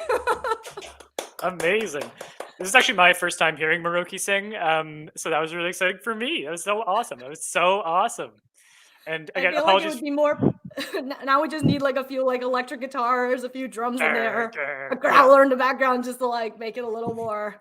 The thought that I Epic. had when we revealed that you are a circus aerialist, trained circus aerialist, and that I can juggle is that like we could just run away from our jobs with the story engine deck and join the circus. We could also form a band. But delightful. Thank you so Yeah, much for because that. you do Thanks. music as well, Peter. Yeah. Thank you. But yes, you do, Peter, as well. You do music as well. So maybe that's like another pledge train that we're gonna like unleash Peter's like musical talents as well as like as the campaign goes on. So yeah, I appreciate everyone for your super kind words and allowing me to kind of bring my unwarm voice kind of just to wail happily onto the screen for you all. So hopefully that kind of I hope that was what you were expecting for the 500 pledge tier level. And for those of you new who are joining us, we have a pledge train going on of 540 people on BackerKit right now. It's a cool little addition that they have on the platform where if you know the clock restarts every 10 minutes, and if you back, the train keeps going up. And at 750, I think Peter is juggling for us. That was why you probably, if you guys joined in, that's why you heard me wailing. But at 750, Peter's going to juggle some pins or balls. Is that what you're saying? I don't have any of my juggling stuff with me. I've moved house recently, and a lot of things are still in boxes. In fact, just out of frame is just all moving chaos. But I'll find something. Apples, those apples that I alluded to earlier. Yes. Apples. Or we could do that at like I mean, I did not anticipate this possibility when I woke up this morning, but we could hit our funding possibly in the next hour or so. If we feel like we have the energy to push the live stream another hour, we could celebrate that milestone on camera, and I would be happy to do a juggle if we hit that. But we'll see. I don't want to promise our energy levels from an hour from now, because both of us are operating on a lot less sleep than usual. Maybe at some point it'll like become like a Zen thing. Like instead of being like, here's our live stream, guys, we're all gonna like meditate together. We're gonna do like we're gonna play some like slow music. We're gonna do like a really slow like demos, like. And the demo, maybe this is like the different energy. We have like a high energy demo, and the low end, the other energy demo. ASMR demo is like, guys, this is our faction. Our faction is going to be close to a mausoleum. A mausoleum is haunted with ghosts from Christmas past. What kind of Christmas? So is this a pagan Christmas or a German Christmas? Maybe it's Krampus. Okay, I'm gonna stop. I'm good. That's all. That's great improv. We're gonna get like a message from like one of our backer kids being like, your numbers are dropping really fast. We don't know what's happening. Yeah. Or we're gonna get a message from the Krampus estate being like, actually, that was an unlicensed mention of the Krampus name. You owe us, $10 for every backer who heard you say that. Oh my god. I don't think Krampus has thank you. Yeah, I don't think Krampus has an agent or an estate. I think he just sort of shows up in your bedroom as a terrifying entity. Yeah. Tara said something kind. Your singing reminds me of the Erkönig. I don't know what that is. Tara, can you like throw the link? And I'm gonna go look at it later. I'm very curious. As I said, I like knowing these things. Doing a live prompt building session across all 3 products. Michael, we'd love to. We definitely want to do more demos throughout the day. We did one just a little while ago, so we will come back to that. But I don't remember if you can scroll back during a live and watch something even. I think you can. That's silly. Why wouldn't you be able to watch it like a video? So Michael, we actually scroll back probably at like the hour and a half, 2 hour mark. Peter does do a live campaign if you want to get like a quick session on it, but we want to do more live demos because I think they're super fun, right? Like I think we've had a few people say we want to do more demos over time, and maybe that's something we can do together over the next campaign. Yeah, because we'd love to stay live with you guys if you don't mind our energy levels like kind of getting a little bit manic as we get later on, but absolutely. Michael, damn it all to hell, my job actually expected me to do work today. What is work? What is a job? What is that? What is hooky? Well, Michael, we appreciate you joining us, especially in the middle of a work day, and of course everyone who's taking time out of their day to participate in our community. Thank you so much, Tara. Okay, I'm gonna actually look that up. Well, Peter, I know if there was a couple of other questions that were coming in that you may or may not want to answer while I this is me distracting myself. This is me getting on my Galaxy Map. I'm like, what is this? I want to know. A poem by Johann Wolfgang von Goethe. Oh, it's like a traditional song. It's a Schubert song. Oh no, there's a few creators. Okay, so I do have my musical background. I really enjoy Schubert. Okay, that's super cool. Okay, so it's like a traditional piece that was written before. It's like an art song. Huh. I want to listen to it really quickly. No, YouTube is now playing me an ad about dogs. If we want, because I am like I was thinking about wrapping this up in like 10 to 15, but we are coming close enough to funding that if we stick on for another hour, we could celebrate that milestone together. So if we do want, I absolutely want to celebrate the milestone together with everyone. I do. We could do another prompt. We could do another little prompt while we're hanging out, and do another demo of the deck, maybe focusing on some of the card types we didn't get to. And we could try doing a little bit of alchemy, mixing.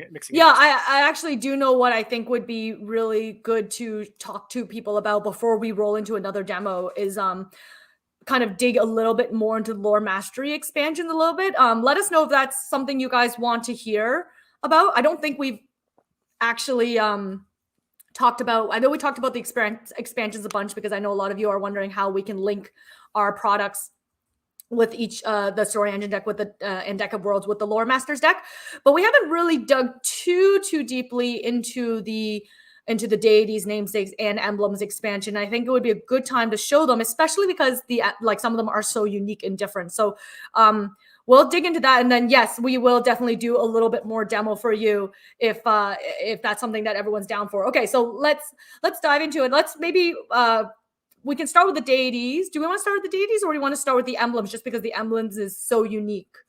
Yeah, I think the emblems is kind of the least like anything that we've done so far. So let's start with those. So yeah, Master of Symbols is the working title for it. And actually, I'm going to do a little side. I'm going to indulge a little side anecdote here because the illustration on the cover is one that I have a special connection to. It's my own little Peter lore backstory, if we can indulge that for a moment. So all of the artwork for the covers for this campaign are from a tabletop RPG called Emberwind from Nomnivore Games. They've kindly allowed us to license their art library for this, and we're going to be possibly, and again, there's I think another goal I'm not supposed to spoil, but we may be commissioning some new art from them. This piece in particular comes from a campaign of theirs that I wrote called the Songweave Tapestry. So before I did Story Engine, I was writing and working on helping to design the narrative system for Emberwind. Emberwind's a tabletop RPG that the campaigns can be played without a dungeon master. The campaigns are self-running. They're structured like a choose from an adventure, where the party can read through a book and follow this forking narrative together, and then ultimately it culminates in a big scene where all the choices that you've made so far accumulate in like one of a number of series of outcomes that can happen. And there were 4 characters for the Songweave Tapestry that come pre-generated with their own backstories and their own lore. And this is Cecil. In fact, Eric, our community manager, was my co-writer on Songweave Tapestry. He did a lot of the writing. In fact, he wrote, Cecil has a short story backstory on the Emberwind website that Eric wrote that's like actually an absolute banger. I love this short story. Cecil spelled Cecyl on Emberwind. And this is Cecil on the cover. And it's a moment in his backstory where he's actually like forsaking the religious order that he used to be a part of. He feels that they've become too obsessed with dogma and arguing matters of the church and religion and not focusing on spirituality and acts of goodness and charity. So he's literally ripping the icon out of his staff. Everyone who's part of the member of the Corabilis, this order, has the same staff, and it represents their connection to it. And he literally rips the icon out of it, throws it on the ground, and walks out. And the rest of the campaign, when you see him and he's described, he's carrying a staff that just has this empty frame of twisted metal in the middle that's sort of meant to really visually anchor and represent his decision to stay true to his path, even though that means straying from the path of this religious order. And when it came time to do his character portrait, it was the obvious choice of doing his character portrait was to capture that moment. And so when Zach Schuster is our graphic designer, who's been working with me on a lot of the covers and a lot of the assets to make sure that the campaign was ready. When Zach and I were discussing like what do we do for Master of Symbols, he pulled that out of the back catalog of Emberwind stuff and like, plopped on. He's like, would that make sense? And there's this moment of like, this is exactly what this expansion is about. It's about how a symbol can mean so many different things in so many different contexts, and uh, looking at ways that those contexts can be different for each person in the world. So, what does this symbol mean to someone who's part of the faction? What does it mean to someone who's outside? What does it mean to someone who left the faction? It's all about like looking at symbols and systems of meaning associated with symbols, and doing that in an abstract way that lets the writer do most of the work. So that became like the perfect cover because like literally it is a story moment and a lore moment where you can see emblems physically in the space of the banner. That on the thing on the banners and the thing in his hand that you can see here. Oh, you actually can't see my mouse move, can you? Basically, the thing that's on that banner is the sigil of the Corabilis of this religious order that he used to be a part of. So it's about like who decides what a symbol means. I think is like the really interesting question that the deck poses.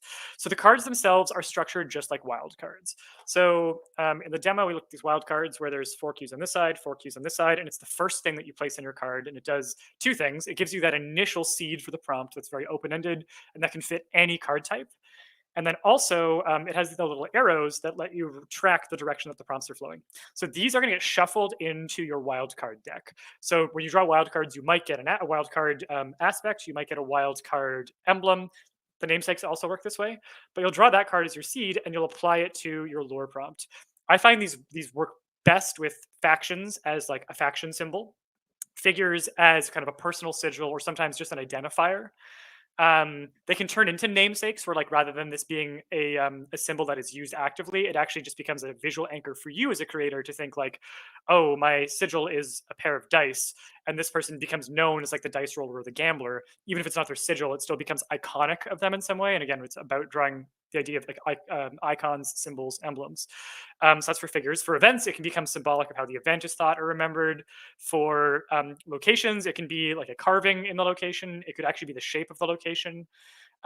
For the objects, again, these can be engravings on the object. This can be a shape or a pattern on the object or a texture on the object, because a lot of them are abstract and runic.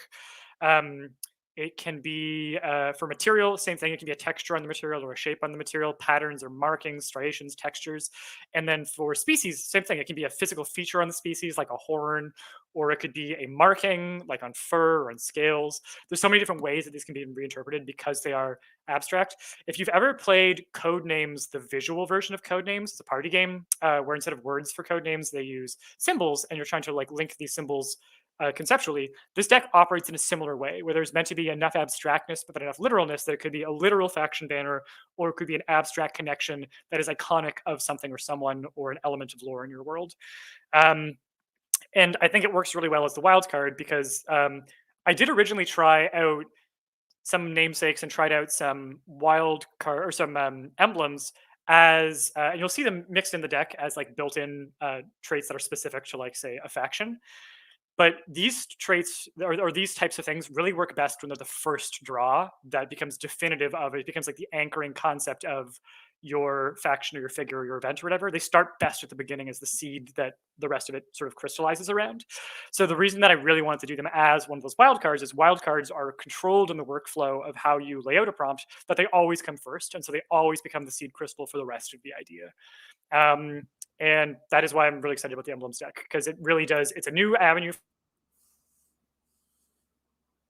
The basis of language systems. It can become the basis of so many things that we haven't been able to do when we've been doing just text-driven prompts. And also, like, there are so many thinkers who think visually that have that. That really connect to the visual elements of Deck of Worlds and Story Engine deck. And we did want to have a visual element with Lore Masters deck that let those people really sort of sink their teeth into the creative process. That was a very long answer, but I think that was helpful.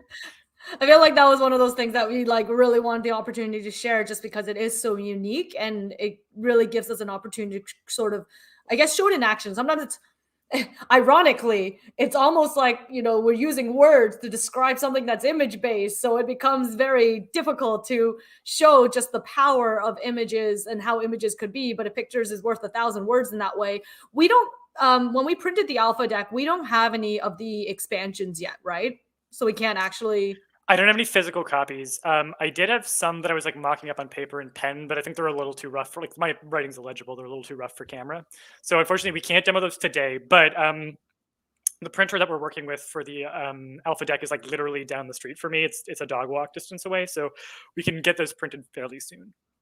Yeah, I think we would love, if people are really interested in seeing how the deck works and kind of join us to, as we continue to test out and kind of just have some fun with you all during the campaign. Hopefully we can get something printed and we can join on a live stream perhaps mid-month or something where, we can kind of see those emblems at work. Because I know one of the things that when I was discussing with Peter, or when Peter was sharing to me sort of his rules or guides on how to use the emblems deck, not to give anything away or throw things away around too much. And Peter, forgive me if I missed you saying this before, but I know originally he was saying that he didn't feel like the emblems would work with certain cards from the core Lore Masters deck. Like he was saying, it would work with everything. And then he would say, oh, it might not go with materials. And I was like, but, Peter, would it not be interesting if you see an emblem stamped on a stone? Or stamped on wood, or like something like that. So it was funny because this entire time, like when Peter was first doing the Lore Masters deck and doing demos, and you can see when you do the demos with him, there's so many opportunities to sort of go kind of what we say, like I called it like level 1 way of using the Lore Masters deck, and then like level 2, level 3, where you start like breaking the rules and hacking the system and just using it in a way that benefits you as a writer. Really, at the core of it, we want you to use it in a way that works best for you. And there's no truly right or wrong answer to use it. But at the same time, I remember when he was first doing, I was like, okay, let's like do it in a very structured, like here's step 1. Here's like, how do we talk about the Lore Masters deck in 4 easy steps? And then after that, we can kind of show all the like different ways you can explore the deck afterwards. And of course, when he was talking to me about the emblems, I was one who was like, but Peter, I don't like those rules you set. Let's break them immediately and do something different with them. But yeah, I think that's one of the reasons why we really want to show the emblems deck. All right, well, let's move on to let's talk about the deities deck. I actually really love the concept of the deities, and maybe it's because like I get someone said a little bit earlier, and I'm going pantheon, some sort of like I think that was like actually good energy in some ways. One of the things that when Peter talked about like wanting things to kind of move outside of mortality, I think sometimes this is probably like our particular, I guess, like arrogance as human beings, that we somehow think like everything is in our image. So sometimes when we create deities or create godlike characters, they still sort of look like us. And one thing I've seen in fiction trends, and I've always sort of appreciated, is things that sort of break those worlds. Whatever opinions you have about the movie Eternals, the Marvel's movie Eternals, I think one of the things that really like resonated with me. Sorry guys, I feel like it's been long enough that I'm going to give a spoiler if you haven't watched the Eternals yet. But like there's like a celestial being, and at the end it's like the fingers are rising out of the ocean but become mountains because it's so big. And you kind of have this moment like in your mind where you go, I am just a speck of dust in this universe. Like it's a moment. I remember when I used to watch like space IMAX films. I was a huge astronomy geek growing up, and I loved watching things about space and time and universes. But there were times in those IMAX cinemas when you're floating through space where I just felt like I was falling, because you just feel so small and so insignificant. And I know that was some sort of element that I wanted incorporated into the deities decks. So I feel personally attached to this one, as I've sort of mentioned a lot time before. Like I'm not super involved in the creative process. That is very much Peter's realm of expertise, but every so often I chime in with like a semi-decent idea or two. But Peter, take it away. Let's share with everyone here what the deities expansion, Lore Mastery expansion looks like. Well, you're very much underselling, I think, your creative contributions to the decks. Like one of the things that I have a hard time with is trying to figure out what elements of the development to keep open. Like we don't have to decide what this means yet. We can keep this as a multi-tool, and then what elements to like narrow in on and like define more succinctly, so that we know like this is what it is, this is what it isn't, and having like someone that you can talk to collaboratively to figure out like, okay, if we're doing a deities deck, what does a deity mean? What kind of deities are we trying to make? And I had been thinking much more on that like more human scale. And your comment that like, hey, what if we do this from what if the scale can sure it can be that low, but what if it goes as high as like an entity that is utterly disinterested in the lives of humans? What if we can cover that whole sense of scope of what a deity could be? Very much like changed the complexion of the deck, and I think gave it a bigger and grander arc and a wider set of opportunities. So yeah, the deities deck, it's a new card type. It's kind of like of the cards that have primary Q types, it's the 8th card type. So the core deck has the 7 card types plus the wild cards. This is the 8th card type. And deities, originally when I was developing the deck, I was trying to find a way if you could fold them into the figures deck. Because sometimes you could have a figure who's like a shepherd, and then a shepherd also feels like it could be a god. But when I was trying to come up with cues that made that work, it was just too inconsistent. I did a balance pass of the cues of the figures deck to see like could there always be a deities option, but it really didn't. It didn't sing, and I wanted it to sing. And I think like deities and pantheons are one of those like extra features that when you do it, you want to do it like right. And people who are interested in pantheons love going deep into pantheons. So what I decided to do was make sure that the core deck does have religions, especially through factions, right? We have religions, we have forms of worship, and to have prompts for both the actually, I think most of the card types have prompts that connect to deities in some way, but the deck doesn't have specific support for deciding that deity. That's something that will emerge from the context of the cards creatively. But if you have the deities expansion, number 1 is you can plug the deities into the main deck prompts about deities directly to answer who that is. And secondarily, the deities expansion, it doesn't just have deities as a card type. It also has, I think there's 24 deities and then 36 cards of the other 7 types. Because Lore Master's deck is all about those cross connections, we needed to write new factions, new figures, new all of these things, so that you have cards that remind you to pull the deities into the other prompts. So, and that lets the main deck feel self-contained, and then this expansion feels like it calls on the deities often enough that you understand that they're part of and integrated into the world. So striking that balance was the first bit of playtesting that happened. But once we had that, it's great because you have suddenly this greater abundance of faction cues that tie to the way that a faction might be a useful tool or a form of worship for a deity, where it might be like a secret cult for an aspect of them as opposed to like a large religion. It might be an unstructured thing. Figures might have prompts about like they have a secret worship for a deity, even though they have a different public affiliation for their religion. It opened up so many avenues, like especially on the event side, like what events would a god deign to become involved in is a really interesting question. So getting to write prompts that are specific to a deity and their handprint on events was a lot of fun. And then for the reverse side of the deity's cues, like getting to write prompts about like what does a deity want? And how are those things that it wants different from what a human wants? And also, what if a deity does want human things? Like, what if their agenda is that they're in love with a mortal? That's a great hook for a story. Like, that's so much fun. And depending on who the deity is and who the mortal is, there's so many ways that you could explore that. So again, these cues really work their best when there's a little bit of context for what's happening, like a mortal-immortal relationship, but the rest of the context is up to you and the cards to figure out, where there is still that work for like the creative brain to fill that in and make it work and think of it in interesting ways. And yeah, so the deities deck really gets to like dive deep on like what makes a deity, what makes a god, who is the deity to themselves as opposed to who is the deity to a mortal, and how those maybe impressions different. And I am just really, really excited to play with this because I love doing gods. I love doing pantheons. Peter, is this a bad time to say that there's a chance that we might have to repeat everything we said in a few minutes? Why is that? And so no, never a bad time to talk about deities. For those of you who don't know, or for those of you who may or may not still be online with us, there's another project that is launching today. Our friends over at Cephalofair has a massive project called Gloomhaven. Yeah, that is coming. And I think they broke the site. I think the site is broken. I went to go check them out because I wanted to celebrate their launch because I noticed they pushed it back 10 minutes. For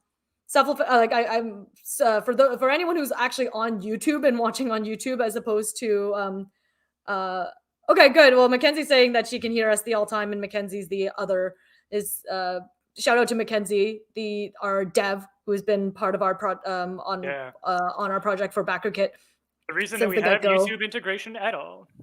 The reason we have YouTube integration at all. So, Mackenzie, I did send a note. She says she is watching on BackerKit. Mackenzie, I'm going to let you know straight up and help you troubleshoot live. I'm trying to refresh the BackerKit page and I'm getting application errors on my page. And I have noticed that since okay, there's some people who are watching via the BackerKit site. Okay, I know this the site's down for Peter. The site's down for me. And it just came back. Okay, did it just so maybe it's beginning to bounce back. Maybe it's beginning to bounce back.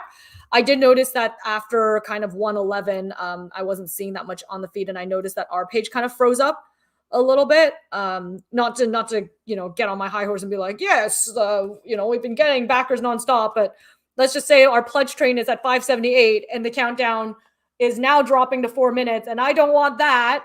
That would make me really, really sad if our pledge train like dies in the next 4 minutes. That's just completely selfishly for my desires. So I'm glad that those of us were able to hear, hopefully in the next few minutes. And thank you for everyone for being patient. But Cephalofair has been doing some really impressive work prepping for their launch, and I knew it was going to be huge. It was going to be world breaking. Yeah. Very much about stress testing with cataclysms. Oh yeah, it's down for me again on BackerKit. I imagine it might just be a little bit unstable while they handle all the traffic from the launch. But congratulations to Cephalofair on their launch. We've been really excited in following the progress of their project. They're going to be launching a re-release of Gloomhaven, so with rebalance and some new materials and some redesigned materials, along with a Gloomhaven tabletop RPG set in the Gloomhaven setting, along with a new line of minis. So they're sharing up, like, if you love Gloomhaven, this is Christmas.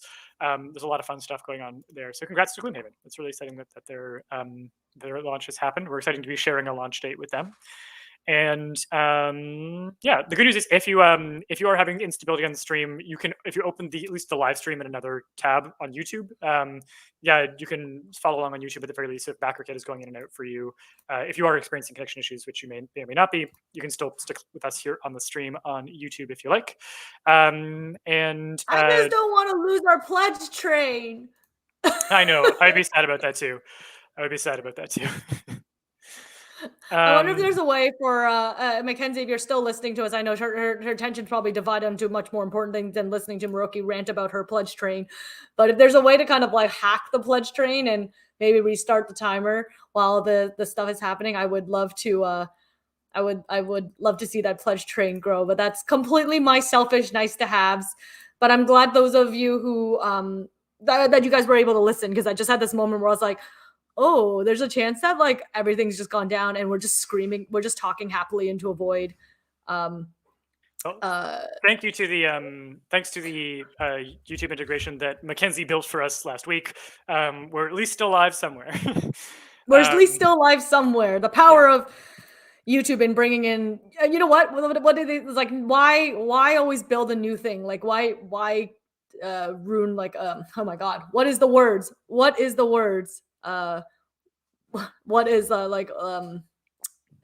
don't ruin a good thing, or don't reinvent the wheel. Don't reinvent the wheel. That's the saying. I like how with time comes where she sits so still she didn't move her eyes. I think her stream was frozen. That was me trying to active listen. Or maybe that's me sleeping with my eyes open like this. Yeah. Exhaustion is definitely an element at this point. Exhaustion and hype. Oh my, hold on. Did we? Oh no. Okay, we're back. No, that was me. Sleeping with my eyes open. Thank you for scrambling on this. I appreciate it. I just emailed a copy of the error message that I'm getting in case it's helpful. Yeah, launch day is always an exciting time. And should we all have so much success that the entire site breaks is it's a good sign. It's a sign that isn't that the dream? Isn't that the dream, that we are like so successful that the site literally implodes? Because people are just, I got the page, it just showed up. I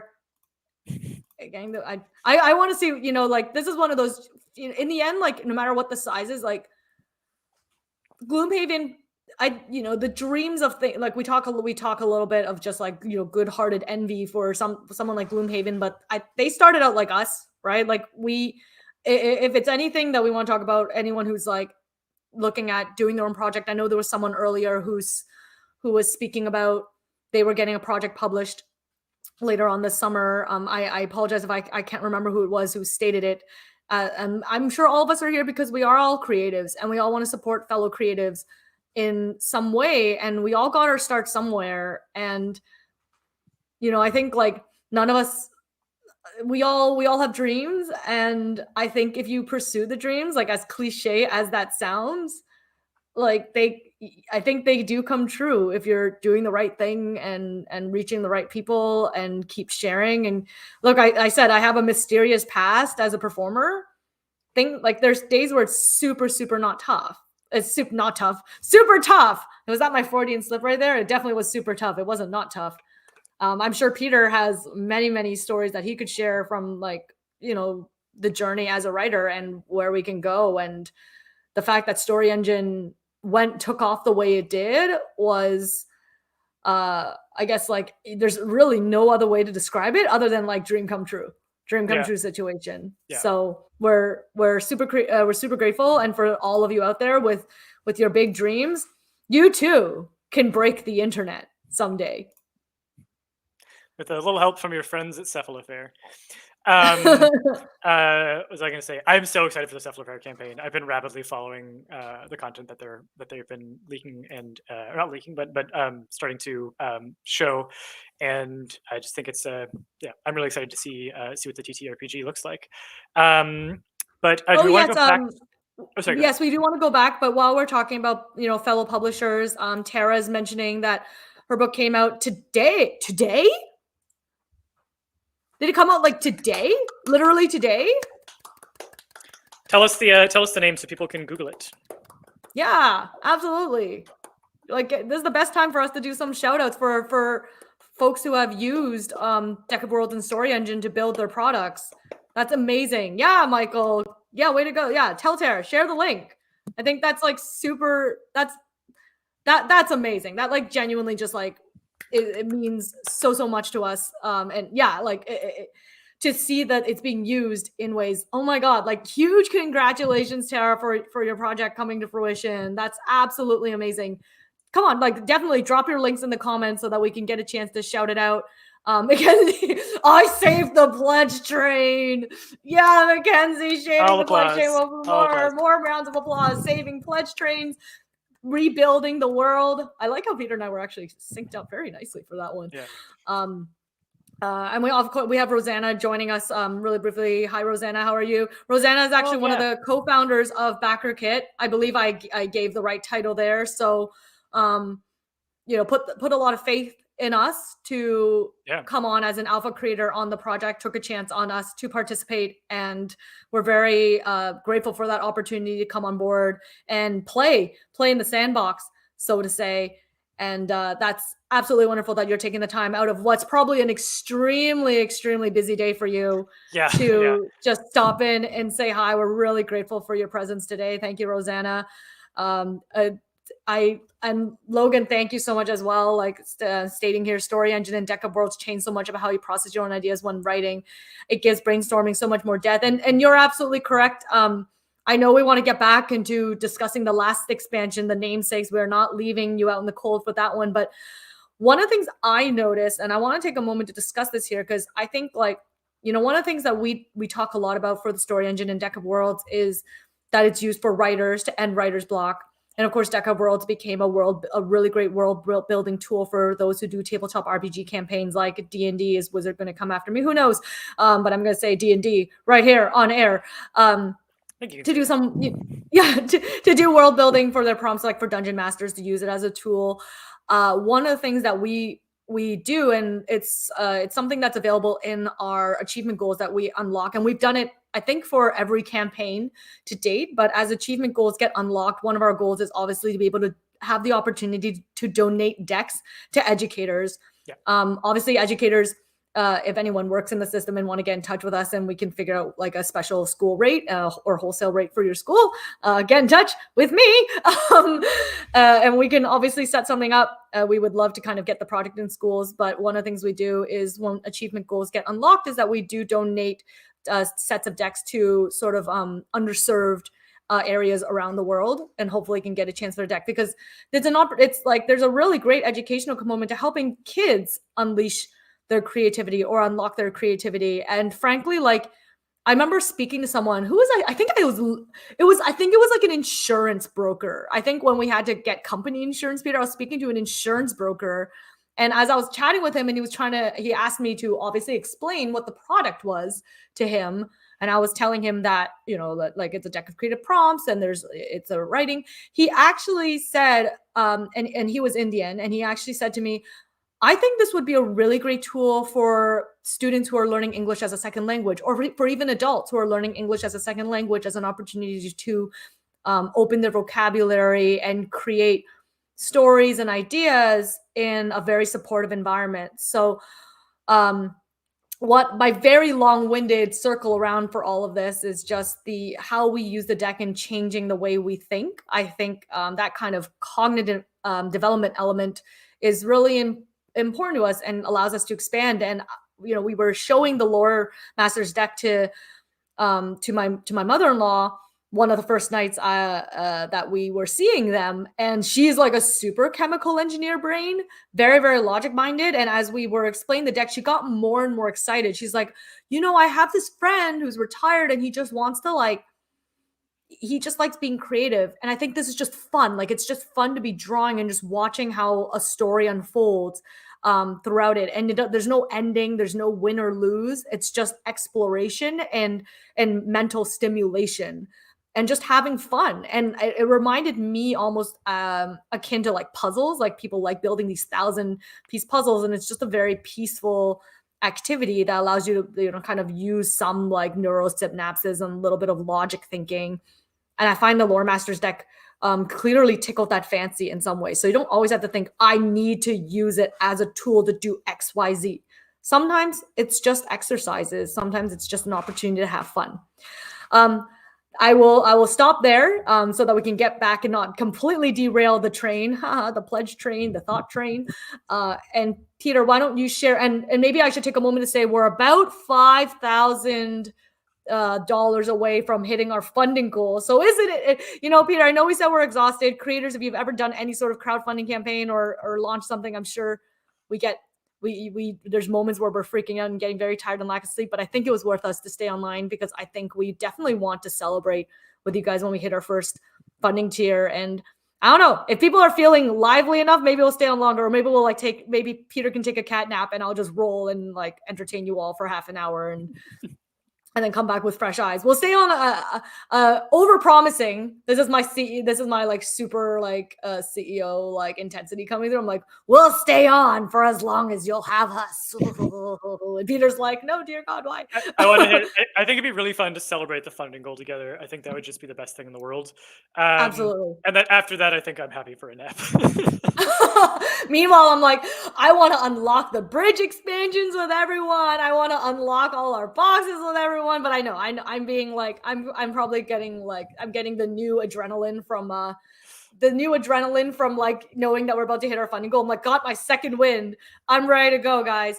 But why don't for all you D&D fans, Maroki is the fighter class. It's second wind is a fighter class feature in D&D. Oh, okay. I see. I've only ever gotten as far in D&D as drawing my character, and I never went further than that. Oh, okay. Personal stretch goal for Peter is make Maroki live stream play D&D with him at some point during the campaign into a setting or with characters created using the deck. That's a gauntlet that I throw to you now, but let's talk about that later. I will fully admit that my biological functions are kicking. I'm going to run away and take a quick loo break. But while I'm doing that, if you want to share a little bit more about the namesake expansion, Peter, I think this is the perfect time. Let's do it. Okay, let me just add, there we go. Namesake expansion. So the namesake cards are a type of card that originally appeared in Deck of Worlds that I just loved so much. They were a card type that it just was a weird kind of chemistry that makes them work. I don't have copies of the namesakes that I've been writing for Lore Masters deck on me, but I do have a copy of Deck of Worlds here. So I'll show you what those look like in addition to the ones that you can see on the screen right now. And this will just be for context. So the namesake cards had 4 Qs each. The ones for the Lore Masters deck will be double-sided, so they'll have 8. And the ones that we wrote for Deck of Worlds were designed to these are basically words that join with either a landmark or a region to become part of its title. And this title can be like an official title that it's known by. It can be a nickname that it's known by. It could be a name that only like one person calls it. It's just meant to get you thinking about like why would someone call um, something? Let's do a quick combination here. Why would they call it the Basin of Mouths? Like I find that Basin of Mouths, I find that name very evocative, and all of a sudden it engages my writer brain in pitching ideas for like what would cause someone to call something the Basin of Mouths, or the Basin of Maps, the Basin under Heaven, the Crooked Basin. I loved how evocative and immediate the chemistry of these word combinations were when you think of it in terms of like a title or a nickname. And originally I tried pairing the namesakes from Deck of Worlds with some of the prompts from Lore Master's deck, and there was like mixed success. Sometimes it would work, sometimes it wouldn't. Sometimes it'd be a little bit goofy. Sometimes the goofy thing was fun, but it didn't really work in a dedicated way. So you can combine the namesakes with Lore Master's deck cards without any sort of expansion or add-on. You can try stapling those together. You'll get some weird mixed results. It tends to work pretty well for locations, and it tends to work pretty well for factions. But the further outside of that you get, the weirder it gets. So that's always been it was something that I wanted to bring into the Lore Masters deck. And in particular, it was something where I wanted a chance to write cues for namesakes that were really, really specific to how we name species and creatures in real life, how we name or think of artifacts and objects in real life, how we think of or title like people or gods. So the balance, it's not like a coincidence that there are 8 primary card types when you include the deities, and that there are 8 cues on each aspect card or on each aspect wild card and each emblem card and each namesake card. And that's because there's, generally speaking, it's designed for there to be one that's a conscious pairing with each card type, and so you always have a really valid combination as well as some more random interesting combinations that might give you surprising results. But it's meant to be like always reliable but with a chance to surprise you in a good way. So the namesake cards that I've been writing are specifically designed to, like, what would a nickname for a god sound like? What would a nickname for a creature sound like?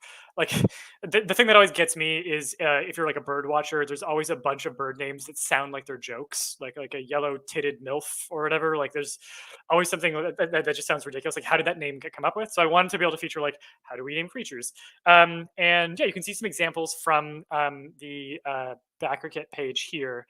But the idea of like the a stoic figure, or a forager's, like something like forager's quartz. What would the quartz material be if it was called forager's quartz? Why would it be called foragers, or who forages for quartz?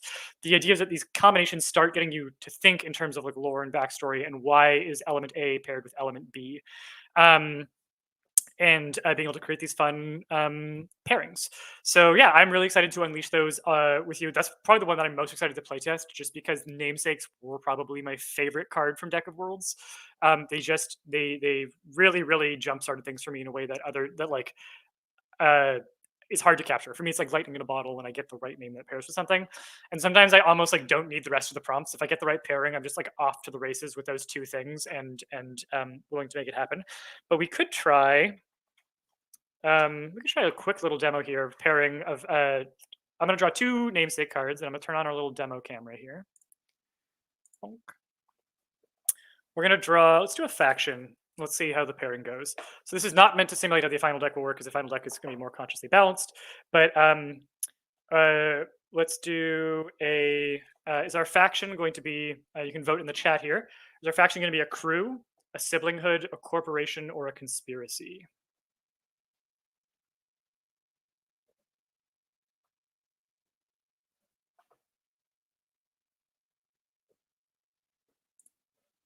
Also, John, suggestion to do an RPG session where the cards are used as game mechanics would be a lot of fun.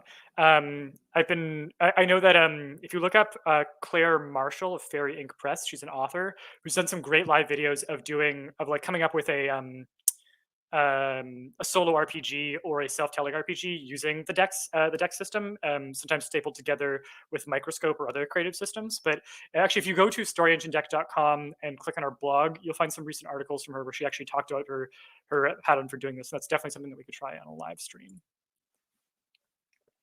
Let's see what we have here. What are our votes for our faction as a crew, siblinghood, corporation, or conspiracy?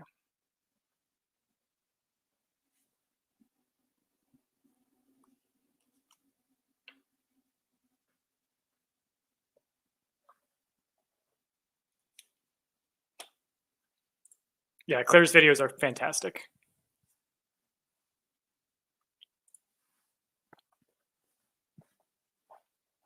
Conspiracy, corporation, siblinghood, crew. Vote for conspiracy. Okay, awesome. So we have a conspiracy. Oh, I already love these. So to simulate the namesake cards, we're going to draw two namesake cards from the deck of worlds, and we'll pick between the 8 options here. So you can go ahead and in the chat vote for the songless conspiracy, the conspiracy where flowers grow, as an example of like a misfit card that makes sense for a location but wouldn't make sense for a conspiracy, and why I wanted to come up with more dedicated namesakes. The conspiracy of gems, the conspiracy of clocks. Oh, I really like that one. The Shattered Conspiracy, the Conspiracy of Flags. I really find that one evocative and fun.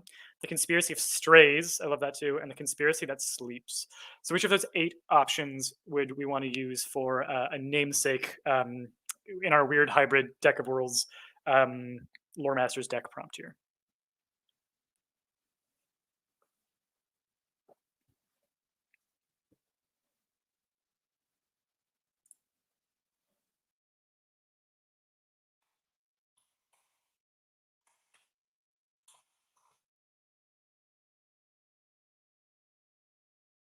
All right, we've got votes for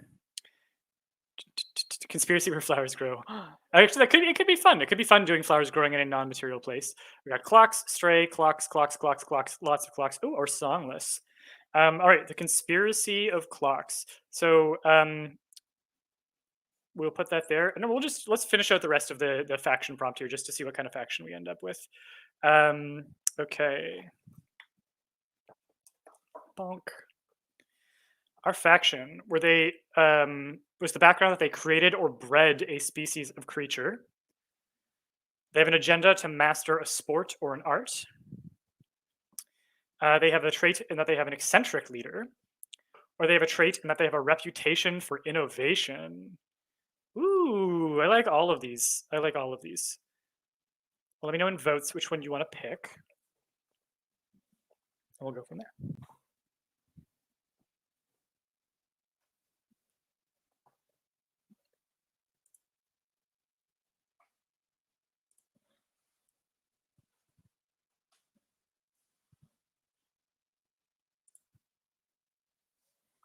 One vote for innovation. Innovation. Okay, lots of innovation. So we're going to go with reputation for innovation. Actually, I'm going to move. Well, no, actually, I like conspiracy of clocks on the bottom.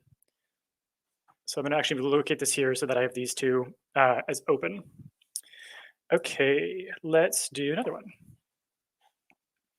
They have a trait where they use democratic principles, a background where they caused the death of a deity, an agenda where they want to find a mythical location, or an aesthetic inspired by a creature.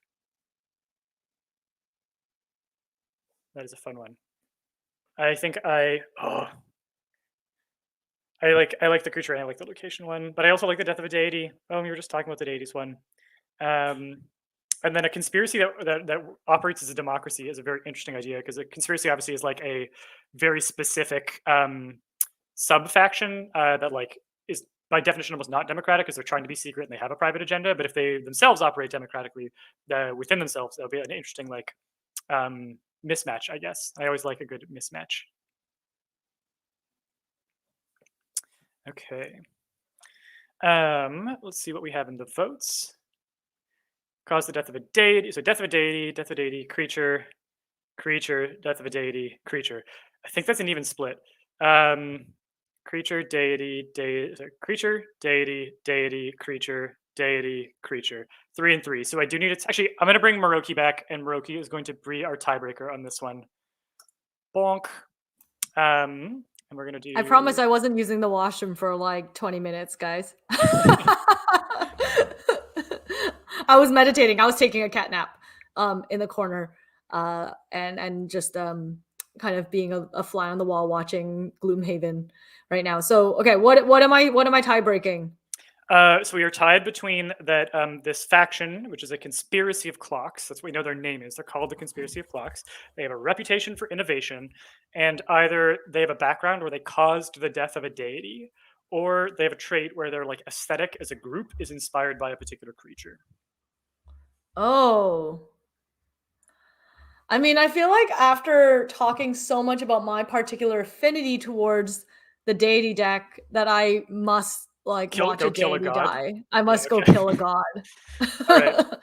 Cool. And what we're gonna do even here is we're gonna try a little bit of alchemy. We had that request to see some of the decks talk to each other.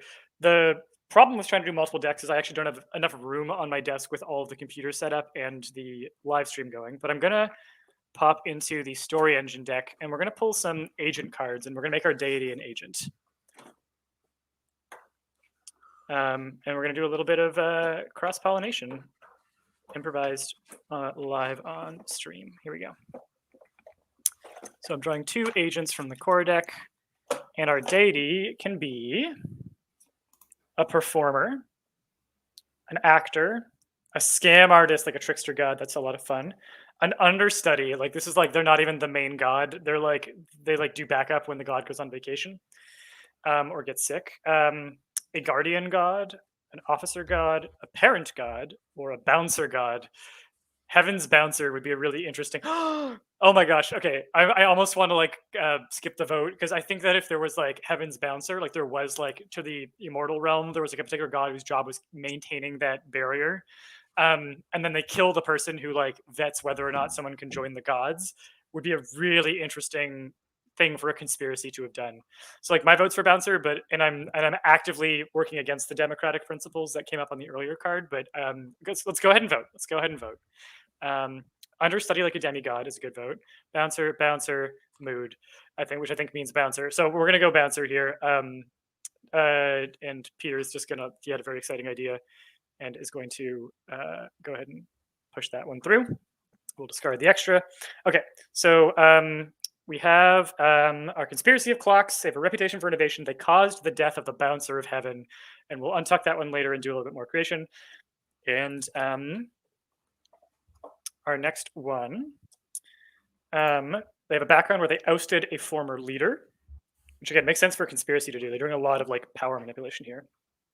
An agenda where they help those left behind by an institution. That would link to a faction. A trait, they have good outreach programs, which is fun for a conspiracy. Like we survive in the shadows, we survive on secrets. But come to our social coffee Wednesday mornings and we'll all just catch up. Or they're highly corrupted or corruptible. If you watch the demo video, we on the main page, you'll see a demo video where I do a 15-minute prompt. This card came up, and I think conspiracy got connected to highly corrupted or corruptible, not as a conspiracy card, but as a conspiracy through the events deck, which was a lot of fun. A lot of fun. I like seeing how the same pair of prompts can have a different meaning when the context of the other cards changes them. But yeah, go ahead and vote on ousted a former leader, help those left behind by an institution, good outreach programs, or highly corrupted or corruptible. So we have a ousted former leader is the first vote. Moroki, are any of these pinging off of your creative brain, or do you have any favorites from ousted former leader, help those left behind by an institution, good outreach programs for a conspiracy, or highly corrupted or corruptible? Ooh, highly corrupted or corruptible. It's like the idea that it's that tension when you know you can tempt someone and that they're gonna give in really quickly. And like when you're watching television, you're like, when you're ever watching someone always try and like cause someone to do mutiny or like cause someone to take the bribe, you're always like, don't do it. Like you're like screaming. But if you know they are corruptible, you're like gonna get so mad at the screen. Yeah. And I think sometimes we all need some good outrage. Peter, I'm taking a moment. If I had my thinking face on, which is there's a likely chance that I had that face on, is I was thinking to myself, even though we're very, very close. First of all, we're very, very close, guys. I want to take a moment. I did have the moment where I had to like go and stare at the pledge levels. I wanted, we're very, very close. We're like less than 4,000 away from hitting our full funding tier. So if there's any time that anyone wants to give us a good old shout out on your socials or email your friend or tell them what to do, now's the time. And what I'm trying to do in the background here, folks, is even I think one of the things I am going to put up as a pledge level is sort of just all old and new decks. It doesn't include the bridges yet because the bridges do come with the bridge expansions is an achievement goal that we have unlocked. But I'm going to put up something that includes all our story engine products, all our Deck of World products, and all our current Lore Masters deck products that we are offering. And then, of course, if you want to add the bridges on as an add-on when you pledge, do so. And then when those achievements get unlocked, it will consolidate into the new pledge tier for you. But I'm going to put in a pledge tier for everyone. So if you're brand new to us, if you're brand new to the Story Engine family, and you kind of want all the things based on everything you've seen today, I'm going to make that available to you right away, just so you don't have to think too hard on it. Yes, Roseanne, 610 on the pledge chain. I think it was basically we would either do some crazy juggling circus stuff at 75, or we would do some crazy juggling stuff at 750 on the pledge train. So whichever comes first, I guess. Yeah, whichever comes first. And I will go get my apples ready, I guess. Awesome. Yes. All old and yes. So what do we ended up landing on here? So let's see. I think the vote is for outreach, which actually I'm coming around to that one because I'm thinking about like QAnon and conspiracies in the modern day and how they are actually very good at like finding people who are susceptible to believe in them and making that outreach, or like telling them the world is the way you believe it is and confirming their beliefs, and then making a space where they like suddenly they feel like they make sense. So I think that good outreach programs, I'm seeing it more and more and more, that like why a conspiracy actually would want good outreach programs. Also, if anyone has been watching the Ravening War, the recent season of Dimension 20, the Dungeons and Dragons tabletop RPG show from College Humor and Dropout, I think it's a great example of that season of a conspiracy that has good outreach programs. Like they really know how to find the right people and bring them in the right way to control the narrative. So good outreach programs for a conspiracy. I take back my initial hesitation on that one. I see it. I get it. Awesome. Well, I think we're going to find out who this bouncer god that they killed was. That's our current expansion opportunity on this one. So we will pull that out. We'll rotate it so that the bouncer is facing the direction of us. We know the bouncer is the active queue, and we can ignore the rest. And let's try it. Let's see if we can get a namesake from Deck of Worlds that makes sense with a bouncer god. Again, these are nicknames that are meant to apply to a location. But we're just going to see if we can do some kind of weird alchemy. We'll pull 2, and we'll see if we can get this to make sense. Here we go. So our bouncer, are they called the meandering bouncer, the bouncer that laughs, the bouncer of perfume, the bouncer of the revolution, the bouncer of skulls, the bouncer of seeing, the wild bouncer, or the bouncer of broken promises?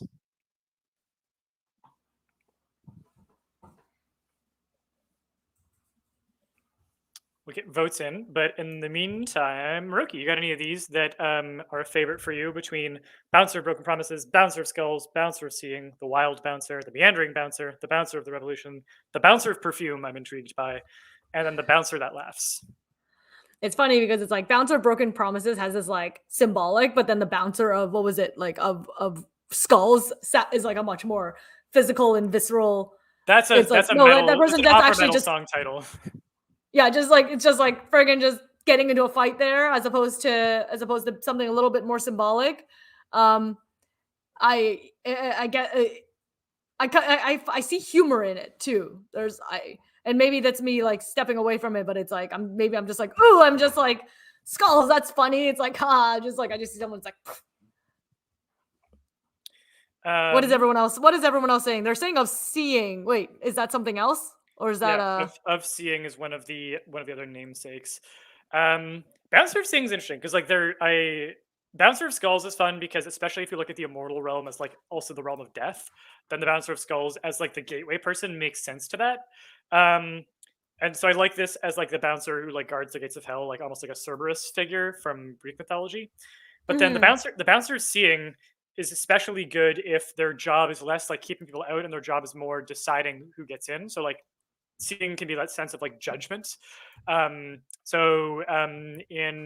ancient Egyptian mythology, there's a belief that your soul is weighed against a feather, and if it's heavier than that, and you're weighed down by sins or earthly imperfections that that you don't get it, that your afterlife will be one way or another. And so the idea that the seeing is about that judgment, that active judgment, controlling the access to the immortal realm, or non-mortal realm would be really interesting too. I think the votes. I like the idea of a bouncer that throws out people that break their word. Oh, that's really interesting too. Like when you become a god, you agree to it, and then you bounce people if they break their like god oaths or whatever. Well, the seeing has it for the votes. We're gonna do a bouncer of seeing.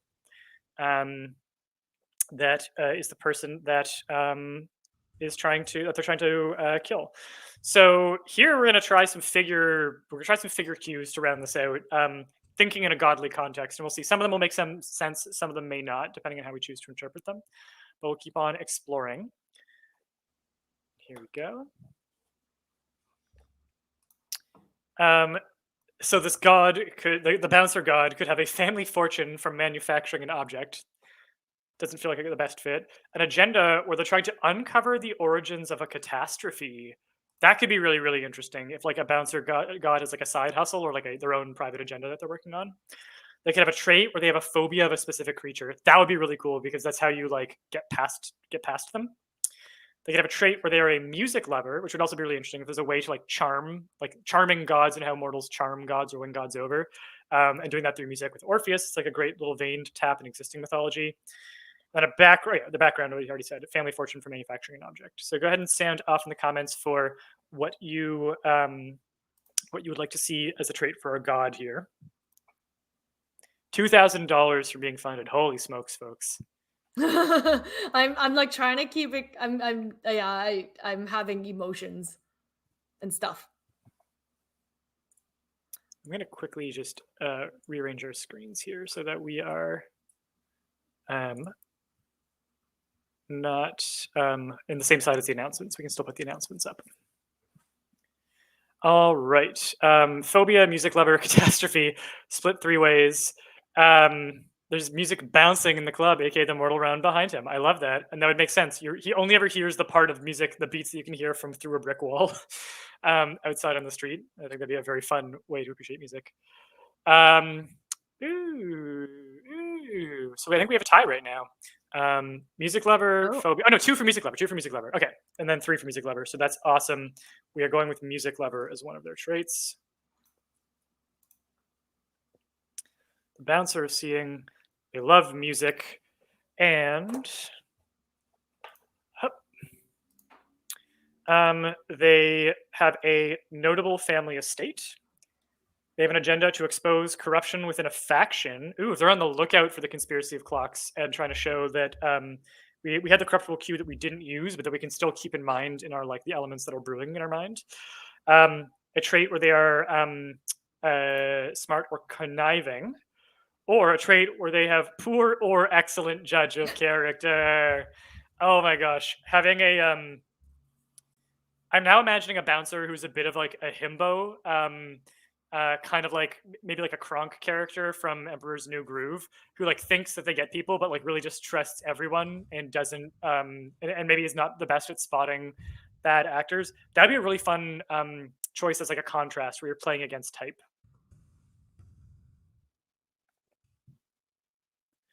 Poor judge of character. I vote for Team Himbo. All right.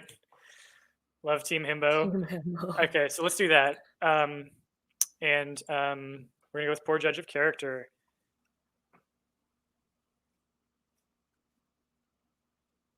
And we'll do one more.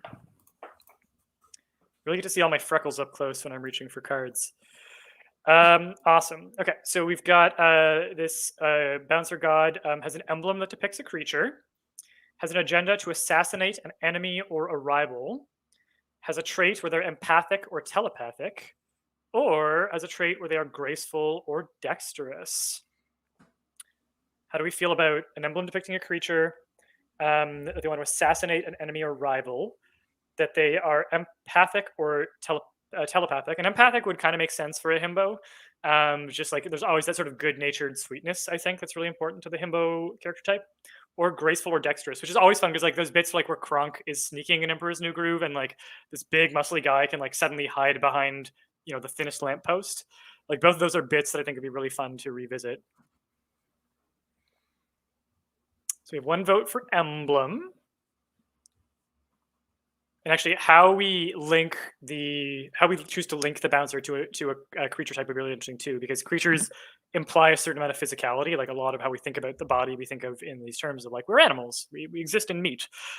So thinking about different ways of embodying a bouncer through a creature would be really fun. Okay, so we've got judge of character, we've got empathic, or sorry, we've got empathic. What would be John's saying what would be an interesting twist is that everyone thinks he's a poor judge of character, but he actually sees character better than everyone around him. Oh, and especially if you do the thing where like you play as though you're susceptible and that people can manipulate you, they'll be more obvious in their attempts to do so if they underestimate you. So maybe part of the himbo act is intentionally allowing him to be underestimated, so that he can see people's true colors. It also was a very interesting commentary on how like a lot of us think we know ourselves, but we really don't. And therefore, when someone else has a really better like judge of character than we are because of their observation, their like abilities to observe, and we resist, it's kind of like their superpower if they don't fight it too hard. Yeah, yeah. And I actually another side tangent that I'm just going to lay out as a little teaser there. I've been working on a new format of prompt for the story engine deck where you give a character multiple engines, not because they're conflicting, not because they have conflicting priorities, but because they have multiple relationships to the same thing. One of which is their public face. So like publicly, if you ask them, what's your relationship to this? They say this. And then they have a private one, which is the thing that they're aware of on a conscious level. And that's their relationship to it. And then they have one that's private even to them, like another, what's the word, subliminal or subconscious urge that's connected to it that they're not even aware of, that's driving their behavior. And you do 3 levels of psyche for their relationship or motivations to an object. It's a game mode I've been experimenting with. You draw the 3 cards, then you decide which is public, private, and unknown even to them, or subconscious. And anyway, I didn't even know you were doing this. These are an experiment. This is what I do when I'm at conventions and I'm pitching the deck. I'll just start like playing with the cards, and often I'll come up with like, oh, that's an idea I haven't done before. So a little teaser for at some point, maybe I'll unveil that. Although it's essentially exactly as I described it. You draw 3 engines and you pick them, and kind of in the same way of like marry, boff, kill. You attach they're 3 impulses connected to the same object, and which ones they are aware of and which ones they aren't.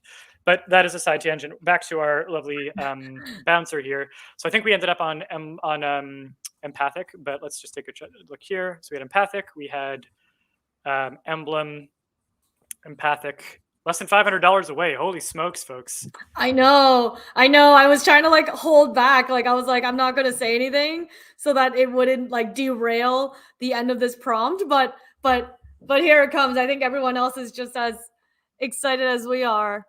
If it doesn't show on our faces, guys, it's probably because my coffee hasn't been refreshed and the caffeine is leaking its way out of my system. Or it's like the end of the race. When you like roll across like the finish line, then you fall over. Very much so. I'm going to share the screen, which is going to involve staring into infinity with the live stream. But I think it'll be fun to celebrate the milestone when we roll over it together. Are you going to finish the prompt first so that we don't leave everyone hanging? Well, we have a contained lore system here. That's fair.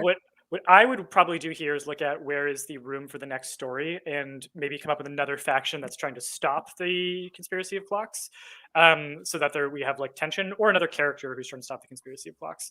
I think that would be a lot of fun. But I think that we're so close to rolling over that I don't want to miss it. So I'd like to be able to like hit that milestone together. We're like looking into the past right now. It's very trippy. Yeah. I feel like pausing the video might be healthy. So oh right, yeah, you're right. It actually didn't occur to me that I could do that. It's like I'm like I was literally like I'm watching into the past. I like take a sip, and then 20 seconds later, I'm watching myself take a sip, and I'm like, oh, I'm uncomfortable. I'm uncomfortable watching this happen right now. Let's see. Oh my god, we're so close, people. Oh my god. And I did add that pledge tier in, folks. So you basically can add everything except for the bridges. And for as a tier, there's an old and new decks physical tier now. And I actually added some life like hack things that you could do, that you can add the bridges. You can add the bridges, and then like if when those get unlocked, we can make a tier. Although I'm getting some direction from Eric that he's saying that we should just straight up like open them up as reward tiers and trust that everyone wants to see them unlocked, and we're gonna hit that window. You know what? I'll put it to a vote, you guys. Like maybe once we hit the 75. Okay, we're close. Okay, let's not ruin the moment here. For $36 away. $36. I'm not gonna ruin the moment. I'm not gonna rant about all this other stuff. Let's focus on this moment here. I don't know why I'm covering my nose like this. Oh god. Oh my god. Oh god. Who's gonna do it? Oh my god. Did we get it? I didn't even look. I looked away. Oh my god. There we go. We hit our funding. We hit our funding, and our pledge train is still ongoing. Is there like, oh my god, I wanted, okay, because there was like a rocket ship for the launch. I was hoping to see like confetti. That's my thing. Yes, we have some confetti being put into YouTube by Eric. We did it. Yes, we.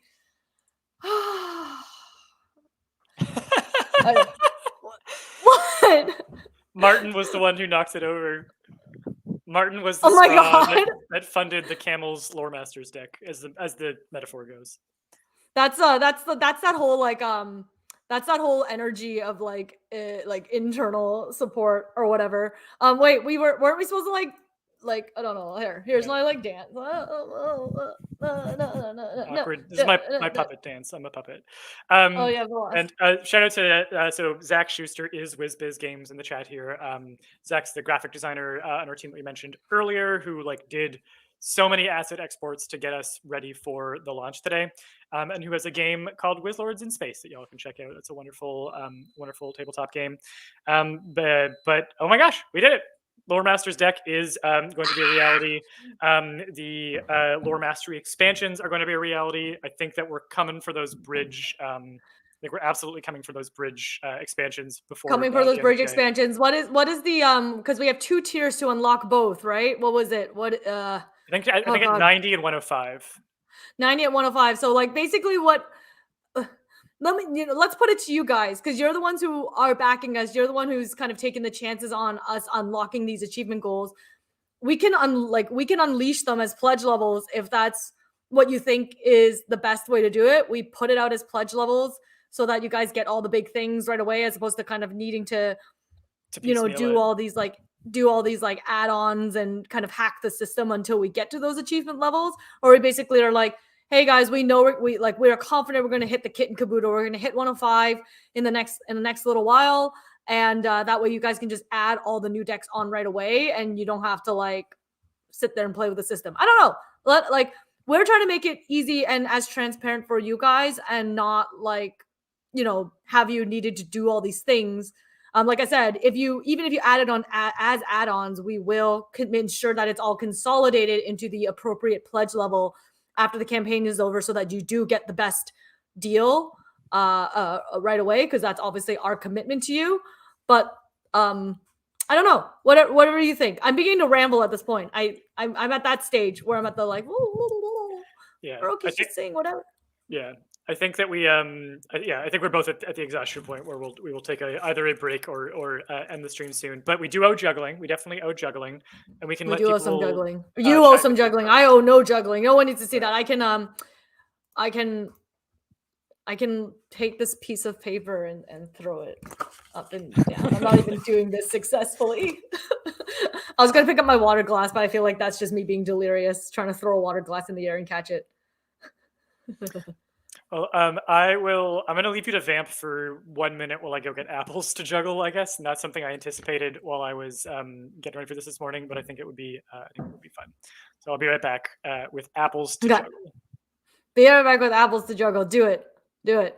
Oh my God, guys. Okay. First of all, I don't feel like I like expressed the excitement properly. Now that I see myself on full screen, I'm going to like give myself some like confetti, do a little bit of this. I really, if I could juggle, I would do something a little more interesting for you. I guess maybe like I could possibly share what could I possibly share with you guys that would get you guys more excited to share with your friends about all the things that we can become unlocked. Maybe like let's take a moment to reiterate all the amazing um other products that we can get unlocked at our various funding tiers. I like how everyone, you guys are so kind. You're like, go get some rest.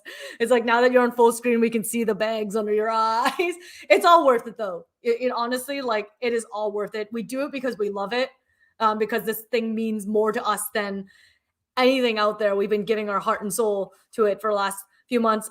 Peter, I was just saying that we didn't prep a banner. How dare we did prep a banner? I swear, like it was supposed to show up in the achievement levels. I'm gonna go check it right now. Oh, there is a banner in the achievements. There is indeed. Yeah, there is a banner in the achievements. If you go to oh no, that's just I did not mean to log in like that. It is.